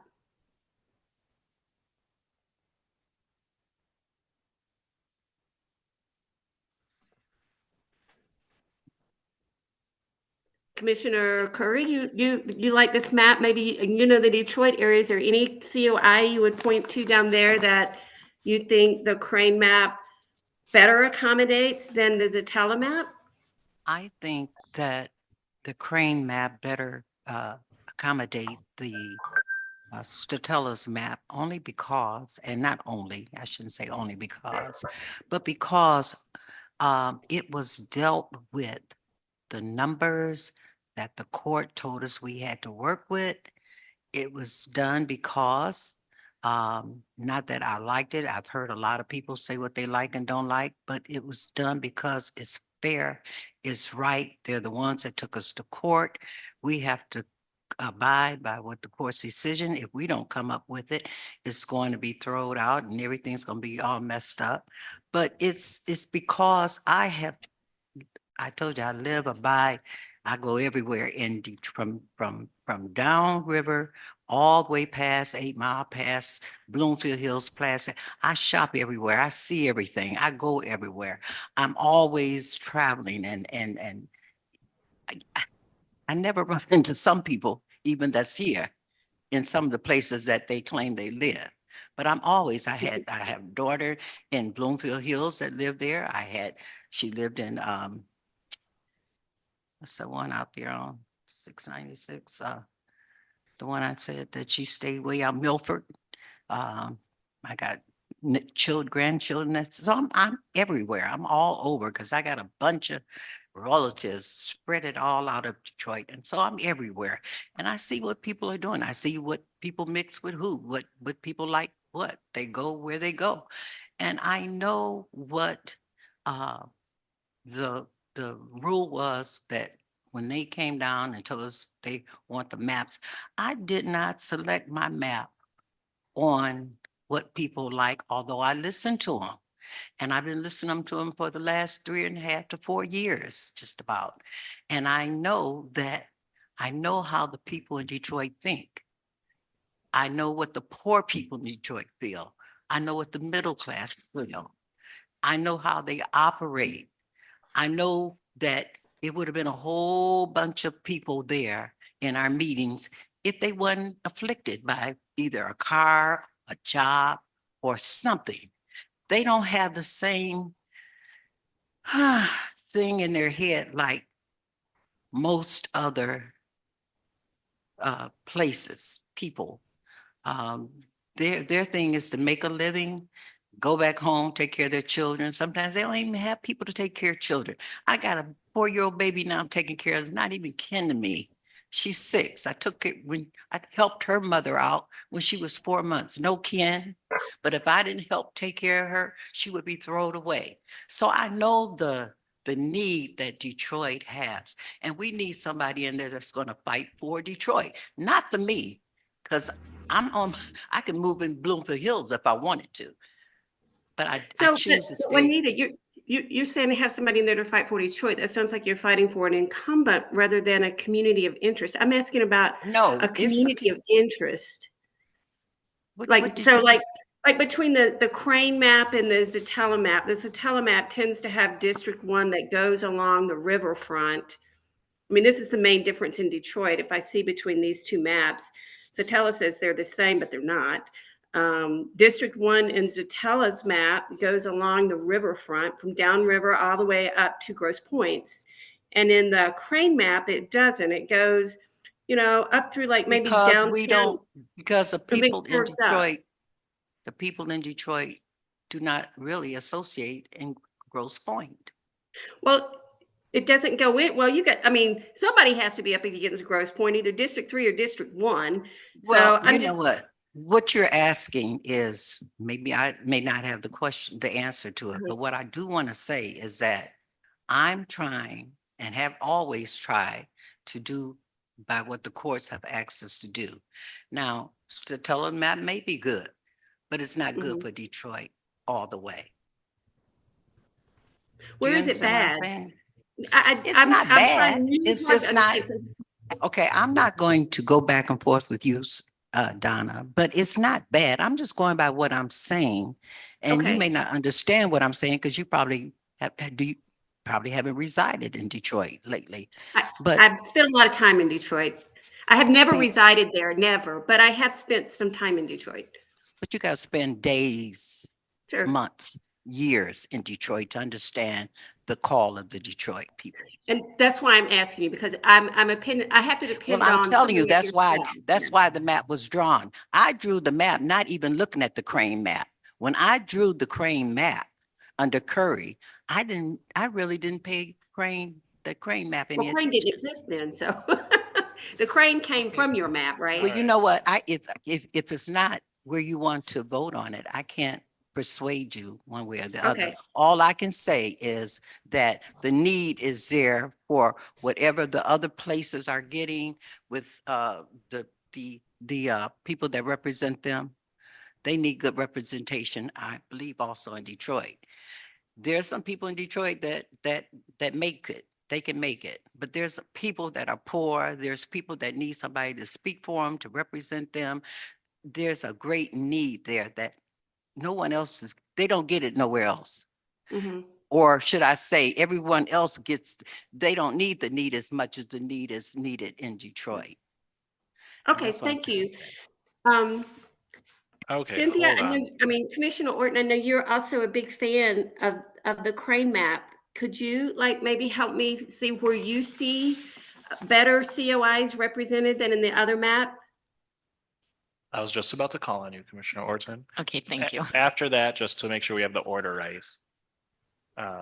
Commissioner Orton, then Commissioner Zatella, and Commissioner Muldoon. Okay, so Commissioner Callahan, thank you for asking. So there are just a couple little things, little places that I would point out. Okay. I got my pen. One, Farmington and Farmington Hills. There's a split there. Part of Farmington is in District 6 in Commissioner Zatella's map. And so it's all together in Crane. I had noticed that one And- because I live in Farmington Hills, right? I've got that one circled for sure. Okay. Okay. And let's see, what else was I gonna point out? Well, I remember when we were first starting this redraw, I tried doing a district that was from like River Rouge, Ecorse, up to, you know, stopping at the Grosse Points. And we did get quite a bit of criticism about that far did not go together. And so. On the Gold Coast, that's- you mean? Yeah. Okay. Yeah, so I listened to that criticism. And so then I thought, okay, they don't want that long strip. So there's those couple things. There are a couple more, but one, I think, And Royal I Oak. did have the Chaldean community circled on her map, but I think this is the old printout, right? I don't have a version of Zatella 3 that corrected Yeah. that. So I think Right. that one has been fixed. So in this, I see Oak Park is split and part of Royal Oak is split. I think And I'm what's the looking at a COI static there? map. So. And what's the and just- COI there? Because township boundaries are down number 7 on the criteria, so I need a COI. Right. Well, I don't know. I'm saying why split it if we don't have to split it? You know, that's my thought. But my basic thing, if you're comparing those two, my basic thing is that we should go with a commission collaborative map over an individual map. So that's my main thing if you're comparing those two.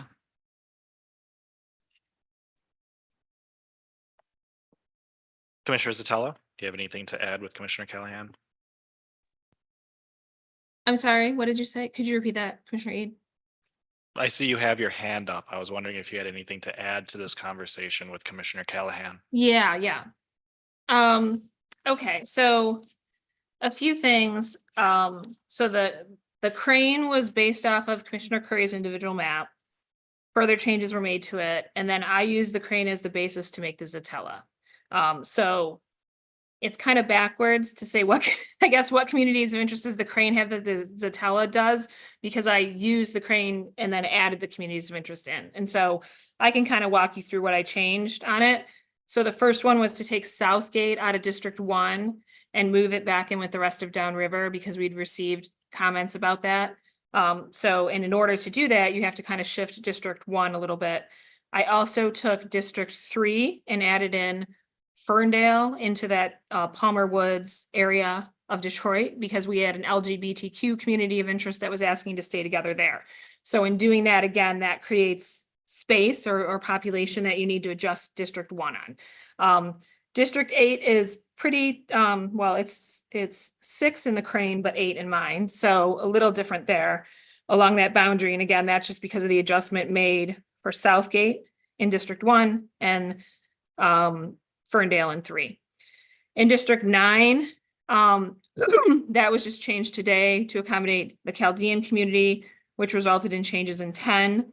That little bump out, that's part of 7 in my map for Oak Park. There's actually an Orthodox Jewish community of interest that it has to be kept together.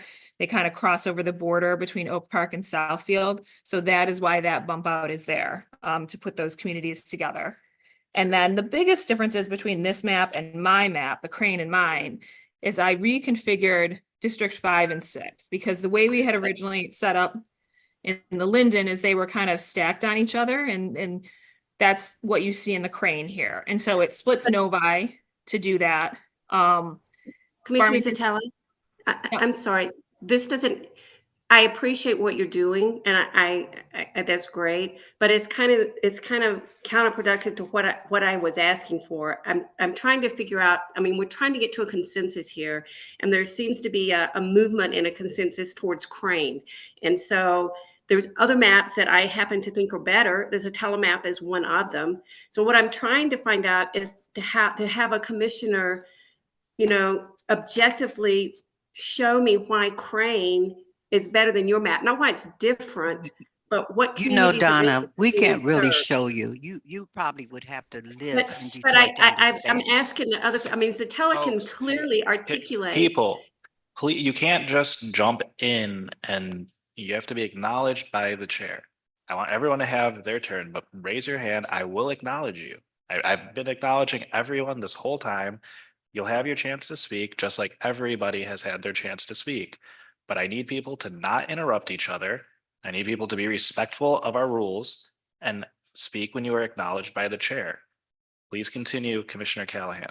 Well, I was actually speaking, Commissioner Eid. Yeah, you two were in the middle of discussion, which is fine. So,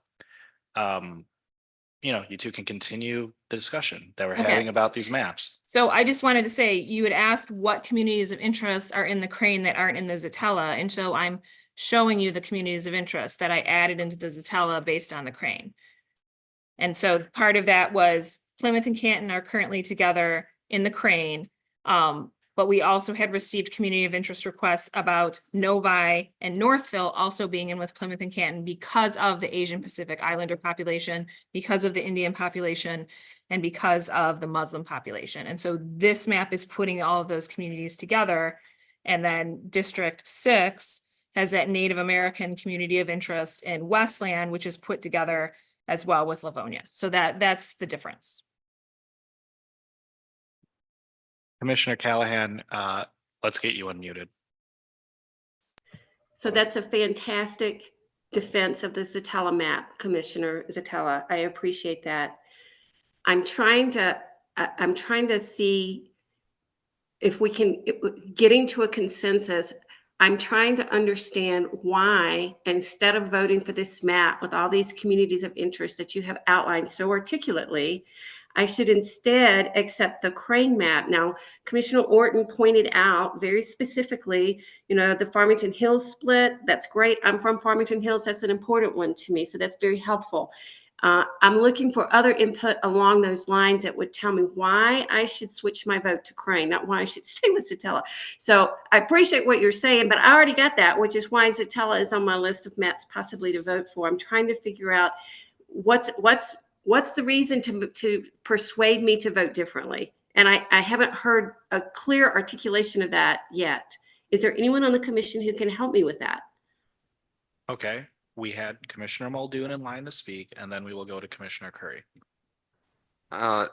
When you were looking at 1 and 3, having one run all the way up the coast starts to take an industrial area into a residential area more.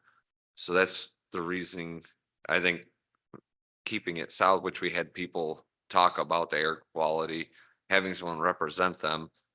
You take Ecorse, River Rouge, Southern Detroit, to downtown is a lot of industrial, so they have more in common. Than when you get up towards Grosse Pointe, it's not quite the same industry, I guess, or type of population. They have different concerns. So running District 1 all the way up the coast is, I think, kind of hurts the industrial area where they need to worry about different things than Grosse Pointe per se, or District 3 in the Crane map. Thank you. That was helpful. Thank you, Commissioner Muldoon. Commissioner Curry?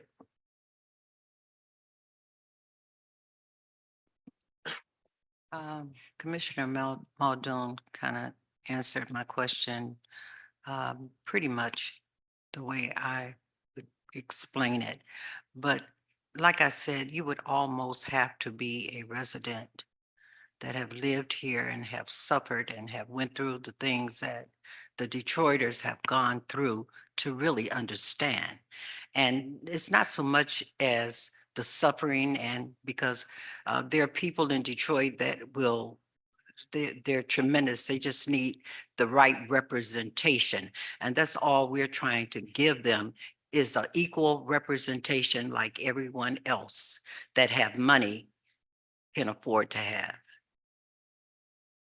And because some of us have lived in Detroit for years and years and years, we know the struggle, but if you can't kind of pick up on listening to what they said, well, when we first started, they were coming to every meeting. They probably got a little discouraged down the line, but we had droves of them coming and fighting for Detroit. And when they lost, they probably got discouraged. But you have to know the struggle of a poor person or a person that doesn't have everything the wealthier people have. And that's what it really amounts to. The rich over the poor. And the poor needs a fair share or fair representation.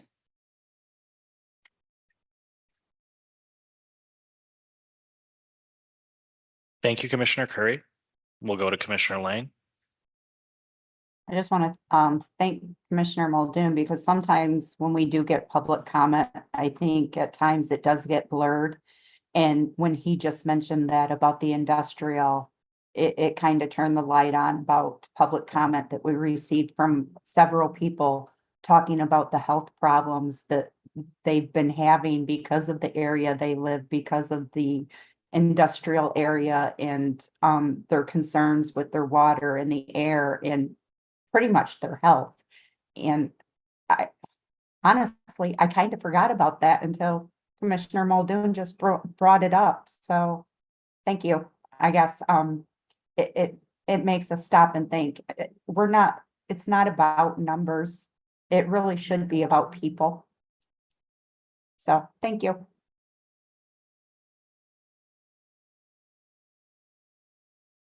Commissioner Cullen. I don't have an answer, Commissioner Callahan, but I don't know, for the sake of clarity, I think what Commissioner Callahan is asking is, which we're charged with, right? Like when we were drawing other maps, I'm not from the UP, I'm not from Imlay Township, I'm not from Battle Creek, but I listened with intention and began to understand those areas. And you all, through experience, made those places come alive by talking about the people. And so that's what Commissioner Callahan is asking about, not how they were drawn, but the why. And so that might be harder for some of us, but we don't have to make her understand, but that's the question that she's asking. And even the question that we've been charged with answering when our attorneys, Nate Fink, have asked us, and we did very well in the beginning, we would talk and speak with very clear intention. We would pair ethnicities with neighborhoods, and that has gotten muddled, at least for Commissioner Callahan. And so she's asking for the people that like Crane, if you like the map, it doesn't matter. It shouldn't just be Commissioner Curry answering. Everyone should be able to explain why they like it. And that's falling short right now.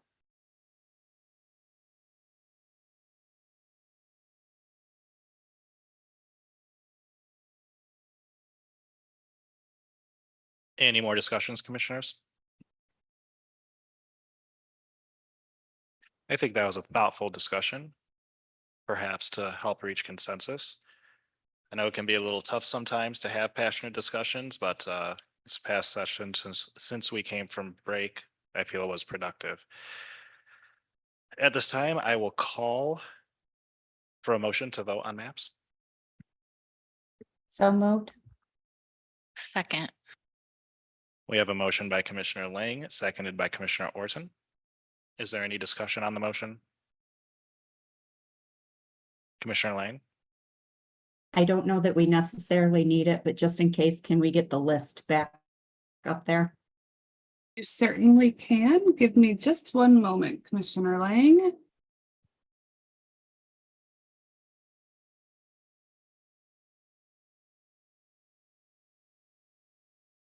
Does that help? Yes, And thank for you the very record, much. and for the record, this is vote number 3.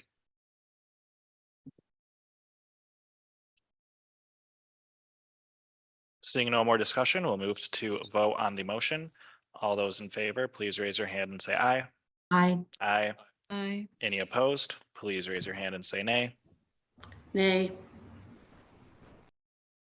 The ayes have it. I will turn to the Department of State to conduct the vote. Thank you, Chair. Commissioners, this is the third vote for the final selection of a final state Senate remedial plan to move forward to the U.S. District Court for the Western District of Michigan in the AGB Benson litigation, as a constitutional majority was not met in vote number 2. I will call on commissioners in alphabetical order. When I do, please state your map preference. This time we are beginning with Commissioner Curry. Crane A1. Commissioner Ede. Crane A2. Commissioner Kellum. Kellum. Commissioner Lang. Crane A1. Commissioner Lett. Crane A1. Commissioner Muldoon. Crane A1. Commissioner Orton. Crane A1. Commissioner Zatella. Zatella 3. Commissioner Valette. Crane A1. Commissioner Wagner. Crane A1. Commissioner Weiss. Crane A1. Commissioner Andrade. Kellum. Commissioner Callahan. Zatella. Zatella 3. Chair, the vote does fail. Crane A1 did receive a majority of votes with 8. However, it failed to get 2 votes from commissioners affiliating as Democrats. Thank you, Department of State. Can we get that overall vote count, please? There were 8 votes for Crane A1, 1 of which was Democratic, 4 of which were Republican, 2 of which were non-affiliates. There were 2 votes for Kellum, both from commissioners affiliating as Democrats, and 2 votes for Zatella V3, 1 from a Democrat, 1 from a non-affiliate, and 1 vote for Crane A2 from a non-affiliate. Thank you, Department of State. Mr. Woods. Just a suggestion for the commission's consideration. We've been at it since 10 o'clock. Some emotions are high, some emotions are not high. The reality is people are tired. We do have vendors who've been going at it all day as well. We do have, based on the wisdom of the commission, 5 rounds of voting, majority voting, before we go. So we have 2 additional rounds left. I don't know if anybody's going to sway their vote, but I know no one's going to be intimidated here by changing their vote. So that's been very clear. And that's part of the democratic process. But I would like to suggest, seeing that it's 6:15 and people are still on that are working for us, that some of them are just flat out tired. And some of us are going back and forth, and some of us are voting because we want to go home, or we may have some other things to do. But this is a responsibility that can't be done out of exhaustion or being tired. This is a responsibility that has implications for the next election cycle. So I can't make a motion, but I would like the commission to consider adjourning for the day, coming back tomorrow refreshed. And I honestly believe that we can get done in the morning. I don't think we need to meet the whole day. I honestly believe we can get done in those first 4 hours, cooler heads here. We have everyone fresh on our team, and that we can move forward for the best interests of Michigan's residents. But just my suggestion, my observation for your consideration at this time. Thank you. Thank you, Mr. Woods. I think it is a wise suggestion. This time I'd like to call for a motion to table the remaining agenda items until Chair, announcements. Because I do think it's important we have announcements and then after that's adjournment, if I can have that motion. I'll motion that. Table the rest until tomorrow. After announcements, like, call it a day. Is there a second? We have a motion and a second. Is there any discussion on the motion? Yeah, Commissioner Lang? I'm sorry, my hand was up and so was Commissioner Zatella's before the Mhm. motion. So maybe Commissioner Zatella will want to go first. Hers was up first before the motion. Yep. Thank you, Commissioner Lang, for your attentiveness. I was actually just gonna ask if we feel it's necessary to do the 2 more rounds of voting. We did just change our procedural rules to add 5. I'm not really sure it's gonna be beneficial to do 2 more rounds, given people seem pretty entrenched. So I was just going to actually make a motion to limit it to 3 if we're allowed to do that, but we already have another pending motion on the floor. We do have a motion and a second. Commissioner Zell, you can make that motion tomorrow if you would like, of course. Is there any discussion on the motion? Yes. Commissioner Lang? I am still adamant against that. I don't think okay, I guess I shouldn't say that. I don't know if anybody's grumpy. It doesn't appear that anybody has been grumpy. I think we literally just had one of the most in-depth and civil conversations that we've had yet with Commissioner Callahan's questions. It's only 2 more rounds. If we get to the voting, we can be done. If nobody's opinions, if we're entrenched and nobody's opinion is going to change, then we can come back fresh again, like I said, tomorrow, and just write down our choice. It gives us a chance to think overnight about just that, not about trying to sway somebody's opinion, but about just doing, if we have to go to ranked choice, the ranked choice. We already had voted on doing all 5. I say we stick to it. That's Is there my any more comment. discussion on the motion? My hand is up, Commissioner Eid. See Commissioner Zatella and Commissioner Callahan. Yeah, I would just say that it really takes us less than 5 minutes to vote. So let's just go ahead and get those other 2 votes done. And then, like Commissioner Lang is suggesting, we know tomorrow we're coming in with ranked choice and we have time to think about what map we want to offer for that and how we're going to rank them. I think that that's simple and easy and we can get it done. We can table everything else on the agenda till tomorrow, so cooler heads prevail. And then I had another thought and it just slipped out of my head. I'm sorry. Yeah, I just advise moving forward, getting these votes done. And what I was going to say is I think in the interest of transparency, I am also concerned about side conversations happening overnight, and that if we come back tomorrow and have very different votes, I think it's going to really not be good from a transparency perspective and going to look negative to the public. That's what I would say. Commissioner Callahan? You're muted. We can't hear you. These vote rounds should not be a speed race. There's no point to holding a vote after a vote unless there's time to think and deliberate and discuss in between.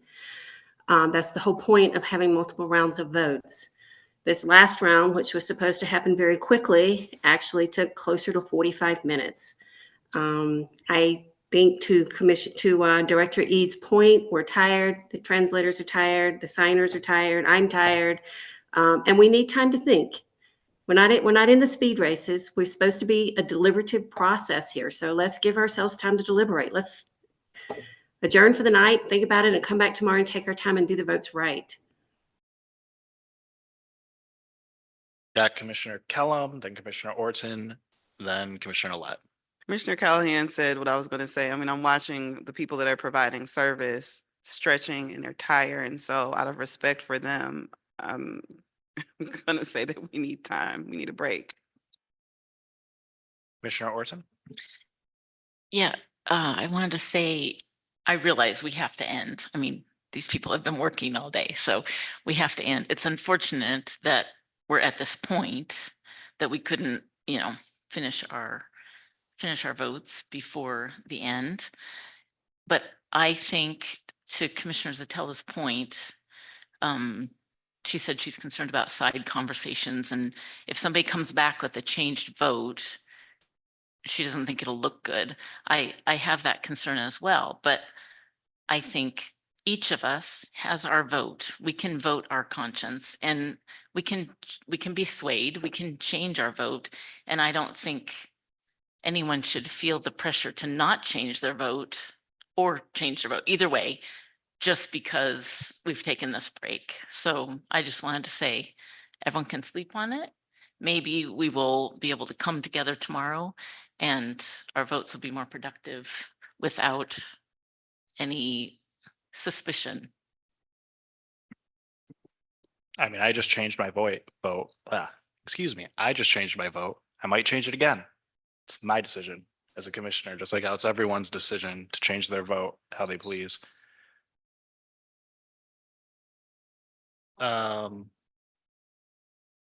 Commissioner Wagner and then Commissioner Callahan. I was just gonna say, I have absolutely no intention of changing my vote. I stand with the people of Detroit. We've heard from them. And so if I could just like throw you guys a little note during votes, I wouldn't even have to be here tomorrow. But I think we need to give the people of Detroit what they want. I don't think it's based on a politician or an incumbent. I think it's based on what Detroit wants. They're the whole reason we're here. I wish we could have redrawn my district because farmers don't have anything to do with Howell and Brighton, but y'all didn't listen to me, so I'm just ready to get this done with. We know everything, people. Unless you really are considering changing your vote, I don't see that that's gonna do much good. Commissioner Callahan and then Commissioner Lett. Come on, people. We do multiple rounds for a reason. To consider someone's changed vote to be suspicious or nefarious is ridiculous and ludicrous on the face of it. There's no point to 5 rounds of voting if nobody's going to change a vote. Of course, we do 5 rounds hoping that someone will change their vote. And now you've tried to label that suspicious. That's like, it's just the most insane process I've ever heard of. Somebody needs to change their vote. Otherwise, let's just forget voting and go straight to ranked choice. I mean, this is ridiculous. So yes, hopefully someone will go home tonight, think about it, and come back tomorrow with a changed vote. Hopefully. That's what I'm hoping for. No suspicion, no, fingers pointed, somebody's doing the bad thing. Somebody needs to change a vote. That's all. Commissioner Lett. I call the question and all that is before us, which would be. Thank you, Commissioner. We have a call to question, takes a 2/3 vote. There's no discussion on a call to question. All those in favor to call the question and end discussion, please raise your hand and say aye. Aye. Any opposed, please raise your hand and say nay. The ayes have it. That concludes discussion on the motion. Once again, the motion was to table the remaining agenda items up until announcements. Do announcements and then adjourn. All those in favor of the motion, please raise your hand and say aye. I actually would like to make an amendment to the motion. I call the questions. Gotta The go. discussion's over. Okay, all right, fine. Yeah. All those in favor of the motion, please raise your hand and say aye. Aye. Any opposed? Nay. The ayes have it, and the motion is adopted. We'll now move on to announcements. Are there any announcements?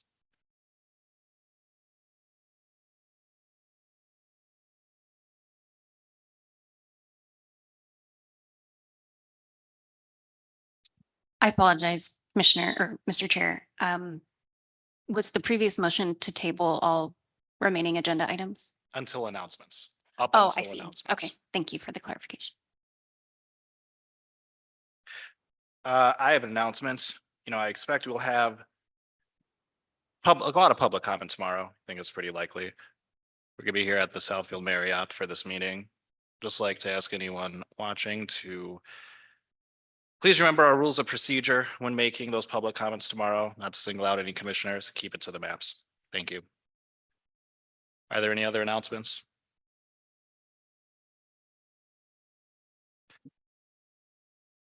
Seeing none, we'll move to adjourn. I, Second. there's a motion and a second to adjourn. All those in favor of the motion, please raise your hand and say aye. Aye. All those opposed? Nay. The ayes have it. We are adjourned at 6:27 PM.